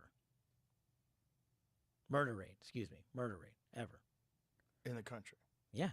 Really? We're already, and look, we got 6 more months to go, so we're not done yet for the year, but we're already down 20% from last year, and we broke it this week that right now, the murder rate, if we, the FBI and our government partners, achieve the mission, will give the American people the lowest murder rate in decades. That's incredible. And that's what I'm focused on. What steps have been made to do that? Like, how did that become real? So I think, and I've worked with cops and law enforcement a lot in the past, and you have too. They're awesome. All they wanted to do was do the work. Once President Trump got elected, before I even got the nomination, right? And excuse me, when I was traveling the country with him before that. They were like, we take the handcuffs off of us. Let us go do our jobs. And that's where I came up with like good cops be cops. I said, if I'm going to get this job, that's what I'm going to do. I'm going to let you, the agents, the police officers, the sheriffs, go out there and do the work you so badly want to do. And I'm going to give you the resources you need to do it. And I'm going to take away the politicization and weaponization, saying, oh, we can't target this group or this thing or this area. And that's it. That's what we've done. Everywhere I go, I speak to cops across this country constantly. And it's a humbling message that I receive back every time I talk to them. They're like, and it's not me, it's the president's administration and our entire government that's doing it. They're like, thank you for letting us do the work. We want to chase child predators. We want to bust up MS-13. I mean, look at the victories we've had for the American people. In the first 2 months, the FBI arrested 3, not 1, not 2, but 3 of the world's most top 10 wanted fugitives. 3. One of them happened to be the guy that was the Abbey Gate bomber. What was the Abbey Gate bomber? The terrorist that blew up 13 U.S. soldiers in the Afghan withdrawal. Oh. I did it with my interagency partners in a week. In a week, we found that guy, went to Pakistan, brought him back here. Now, there's others responsible for it, and we're chasing them down too. But the question the American people should be asking is, why didn't the prior administration, putting aside the disastrous withdrawal from Afghanistan, a plan that they completely politicized, we handed off them a proper way to do it and methodical way to do it, and they just said, F you, we're doing it this way. And you saw the videos, and you saw people plunging from our aircrafts, and you saw Abbey Gate and 13 Americans dead. Why didn't anyone go get justice for those families? Well, that's the priority that the president said. We're going to go find them. And we let good cops be cops. We let federal agents be agents. We let our intel community focus intelligence collection on terrorists. And we went and got that guy. It's so hard to believe that it's really that simple, that it's just they weren't given the resources and they weren't given the support to let cops be cops, and that they could have done this all along. I don't know if that's the only answer. I'm just telling you what I'm doing, and I think we're seeing some results. I appreciate that, but as a person, again, who loves conspiracies, you look at that and you're like, what would be the benefit of not letting cops be cops? Why would you want more crime? Why would you want more murders? Why would you not want to arrest bad guys? Well, you have to look at the landscape of the last, 4, 8, 12 years, call it, right? It was an intentional decision, and this isn't politics. It was just an intentional decision to say, we're going to let all these people into our country and let them stay. The result of that is, this is another part of the list that we're doing at the Bureau. We call them KSTs, known or suspected terrorists. They get pinged at the border, the northern border and the southern border, and then the last administration said, you guys can come in. And then one of the most terrifying things I heard was my predecessor, Christopher Wray, went to Congress a year or two ago and said, well, the last year's annual statistics for known KSTs was a few dozen, and we don't know where they are in America. What do you mean you don't know where they are? How is that not a national security crisis? And so what we're doing while we're doing these raids and chasing down illegals is trying to target those with terrorist affiliations, those who are terrorists, those who are in our homeland, because the last administration let them be here. And that's, you can say I'm being political, I don't really care, but that's me being the FBI director and saying Americans come first, and we're protecting our own, and we're chasing them down.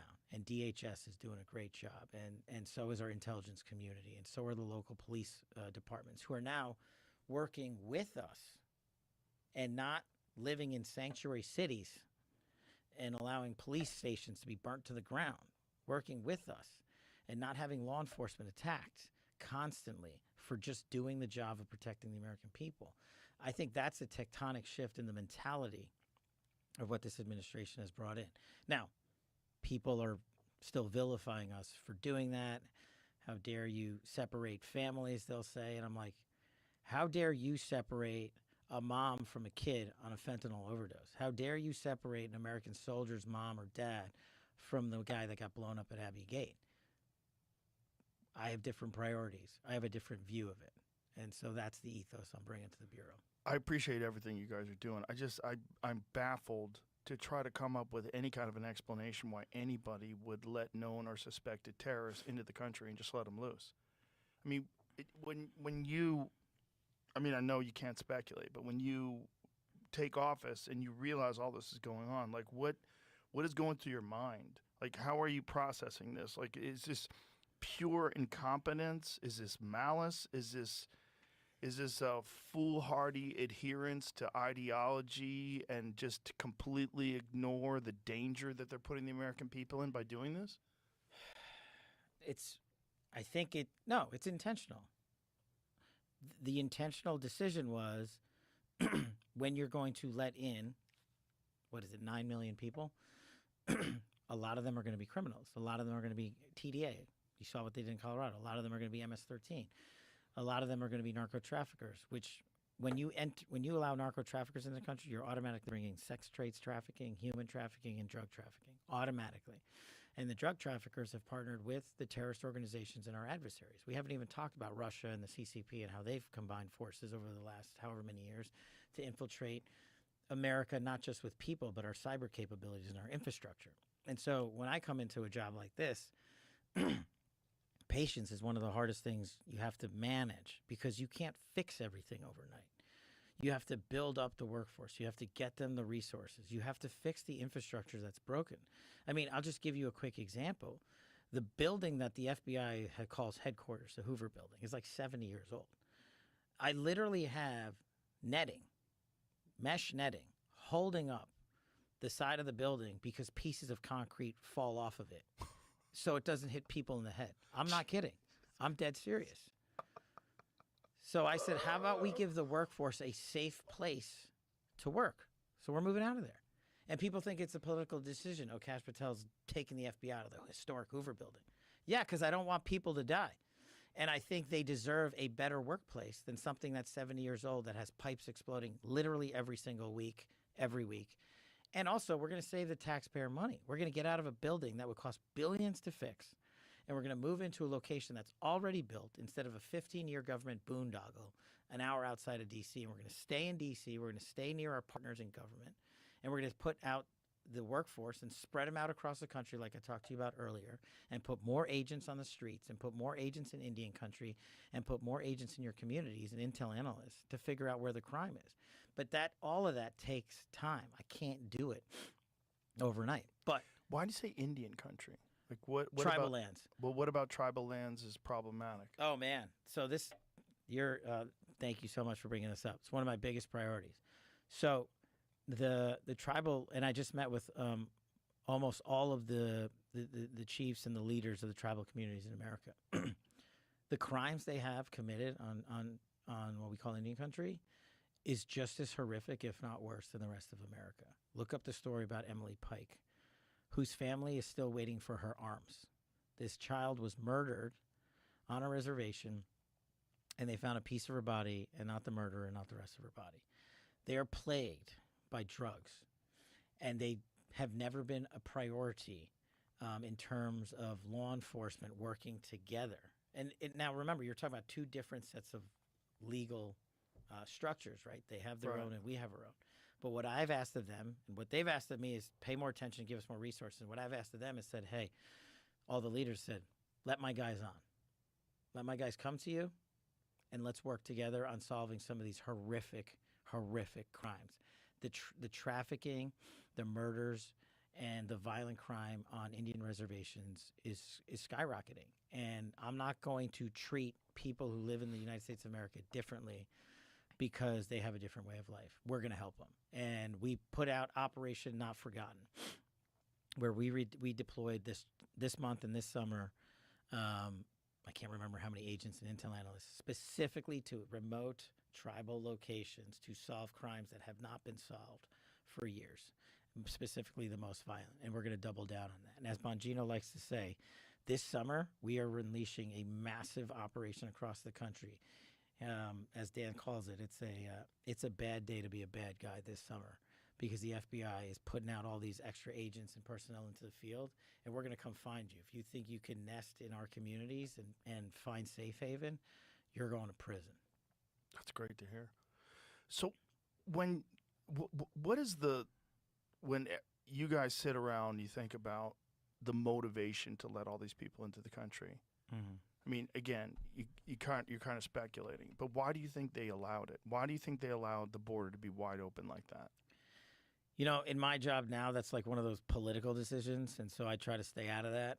But how is that political to leave the border? Like, how is a national security issue political? So that's just it. From my perspective, it's a national security decision, and they failed on the national security mission.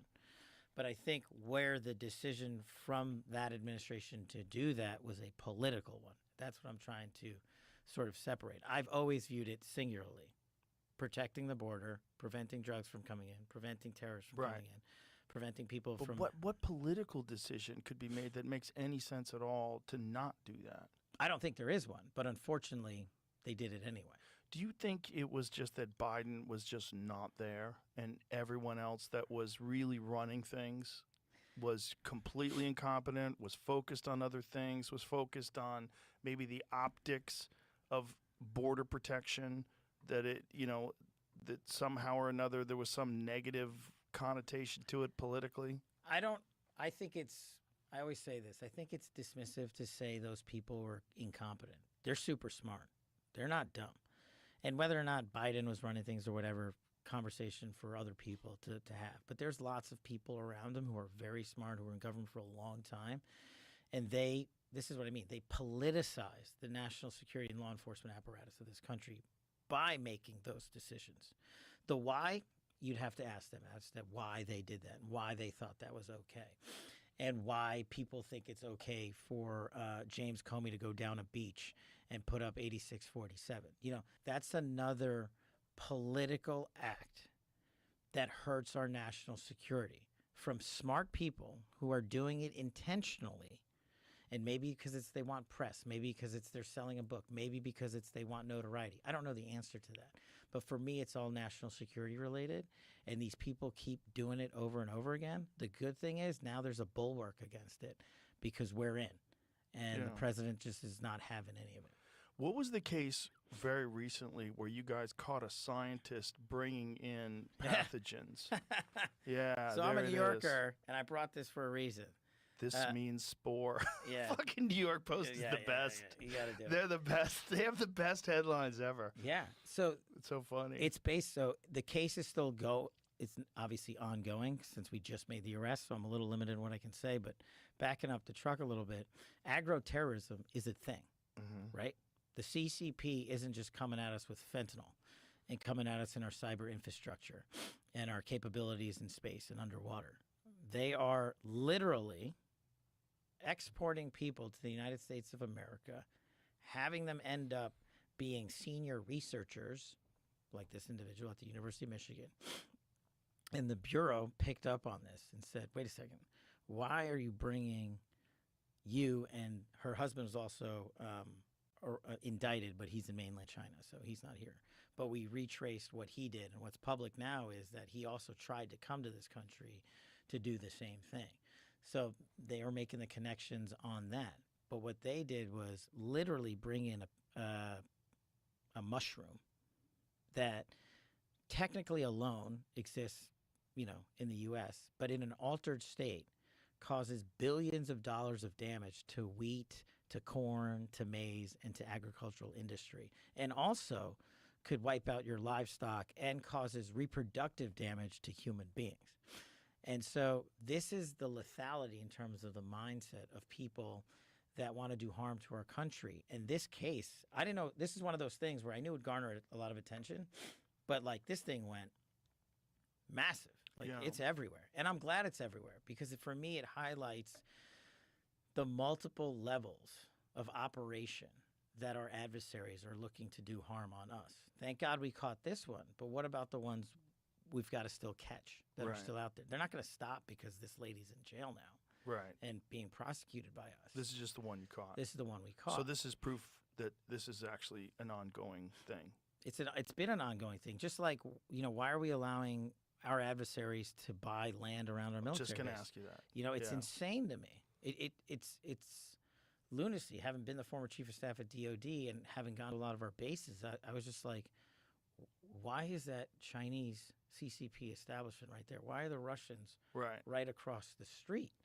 Why do they provide towers for cell phones? Cell phone. Yeah. So what? And that's a trickier issue because that's not like a federal solve. That's a state by state issue. You know, and a lot of states have taken action. I think the Dakotas are leading the charge up there by outlawing it and banning it and saying, nope, you can't do this. You can't buy this. Because a lot of these things have third party input, right? Right. And a lot of these things, unfortunately, are just about money. Right. They'll sell it to you cheaper, but then they're spying on everybody. Then they're spying on everybody. Here's the thing. Like what I ask people because what I get hit with is, why shouldn't foreigners be able to buy land in America? I'm like, are you able to buy land in downtown Moscow? Can you guys buy a farm in China? No. So what's with the disparate treatment? I get that we're the United States of America and we want to give everybody a chance, and you gave this kid a chance, but that's different than literally inviting our adversaries into our country and saying, well, as long as you build X or dump enough money into your state, we can look the other way. So what can be done about the land that our adversaries own outside of military bases? Again, it's a state. It's like every state has to take steps legislatively, in my opinion, to either kick them off, stop the contracts, prevent them from coming in, things like that. What we can do at the federal level are things that you've seen, the State Department under Marco Rubio do, revoking visas in certain places, in certain sectors of the economy. Right. And I think rightfully so, because if you stop the personnel from coming in or kick them out, then who cares who owns it? It's basically a dead site. That's the vulnerability that we have for being such a free society. It is. We allow foreign nationals to come in and go to universities and start and do research and become the head of these different departments, and they're constantly reporting back to the CCP or coordinating with them. Yeah. Or Russia. Yeah. And they're not going to stop. That's the thing with these guys. It's just because you take one out, unless you take a whole of government approach, unless you get buy-in from the American public. And again, this is one of those things that you would think is a national security issue, right? Yeah. But they'll politicize it. They'll weaponize it. The Post will write about it one way, and it probably won't even make the headlines in a number of other outlets because they don't want to talk about that. Has the New York Times written about this, Jamie? I have no idea. I mean, it seems like something that everybody should want to know about. If a foreign government, an adversary government, is trying to poison our food supply and human beings and affect the reproductive system, that just seems like that's a bipartisan issue. Yeah, and that's the thing about your show that I agreed that I wanted to do it, is because getting out to a population that has stopped listening to mainstream news and reaching out to them and challenging them with information and how we're doing things and saying, look, this is our priorities, this is what I'm doing, right, is so hugely important, because the audience, the influence of that manpower on the electorate is huge. And if we can reach through on some of these issues, then we're going to win collectively. Like, I can only arrest so many bad guys, and we will. But if we arrest them and people don't know who we're arresting and why we're arresting them and what the threat is, then it almost becomes irrelevant. We're still going to do it. We're not going to stop. But if we can get more and more people talking about these things and saying, look, the national security of our country is of what's utmost importance to me, not who wins the next election. But also we need to work with our communities to say, who's in our communities? How many registered sex offenders are there near our schools? Are they violating federal laws? Why aren't we on these priorities? And we need help. We need American buy-in to really accomplish the mission. I wonder what heavy lifting has to be done to separate national security issues from political issues, and for everybody just to say, listen, all the other stuff that the Democrats disagree with or the Republicans disagree with, put that aside. We should all be concerned with stopping fentanyl, stopping gang members and cartel members and terrorists from coming into the country. How that becomes political to me is just fucking bananas. It really is crazy, because it's just like, if one side supports it, the other side has to be against it, and it's. And you raise the reason it's so politicized, and the reason it's so sort of in many sectors of government is because of the answer to that question. the leaks from inside of government and then the spin on that information by the media is what's causing the most harm, in my opinion, to the American public. What kind of leaks? Whether it's classified information or just leaks about fake news, like people saying, "Oh, so and so hate each other at the White House. Did you hear about this meeting they had that never occurred?" And I was like, "I was in that meeting. What are you talking about?" What have you heard like that? You Like, know, what kind of like fake rumors? Oh, so I'll give you an example from actually FBI, then the New York Times. So, Which never lies. no, of course not. No, we're relying on them to solve everything. So we have we have a regular drumbeat at the FBI where we have a morning meeting with the heads of our divisions: counter intel, counter espionage, CT, everything, criminal, cyber, so we can move the machine. And I was like, and I did them for a week, and I was like, why do we do these every morning? And the whole place looked at me. These are career agents and intel folks, like 10, 20, 30 years in the seat. They go, "Boss, we hate those. They make us come offline of our work and focus on briefing you rather than staying on mission, and we can come brief you on our own." So I chopped it to 2 days a week, and I cut the time in like less than half. New York Times puts out the story. Kash Patel upends, and I'm paraphrasing, the ethos at the FBI. How dare he cut down the morning briefing cycle? And this is a perfect example of these people are coming to me saying this is what they wanted to do for years. And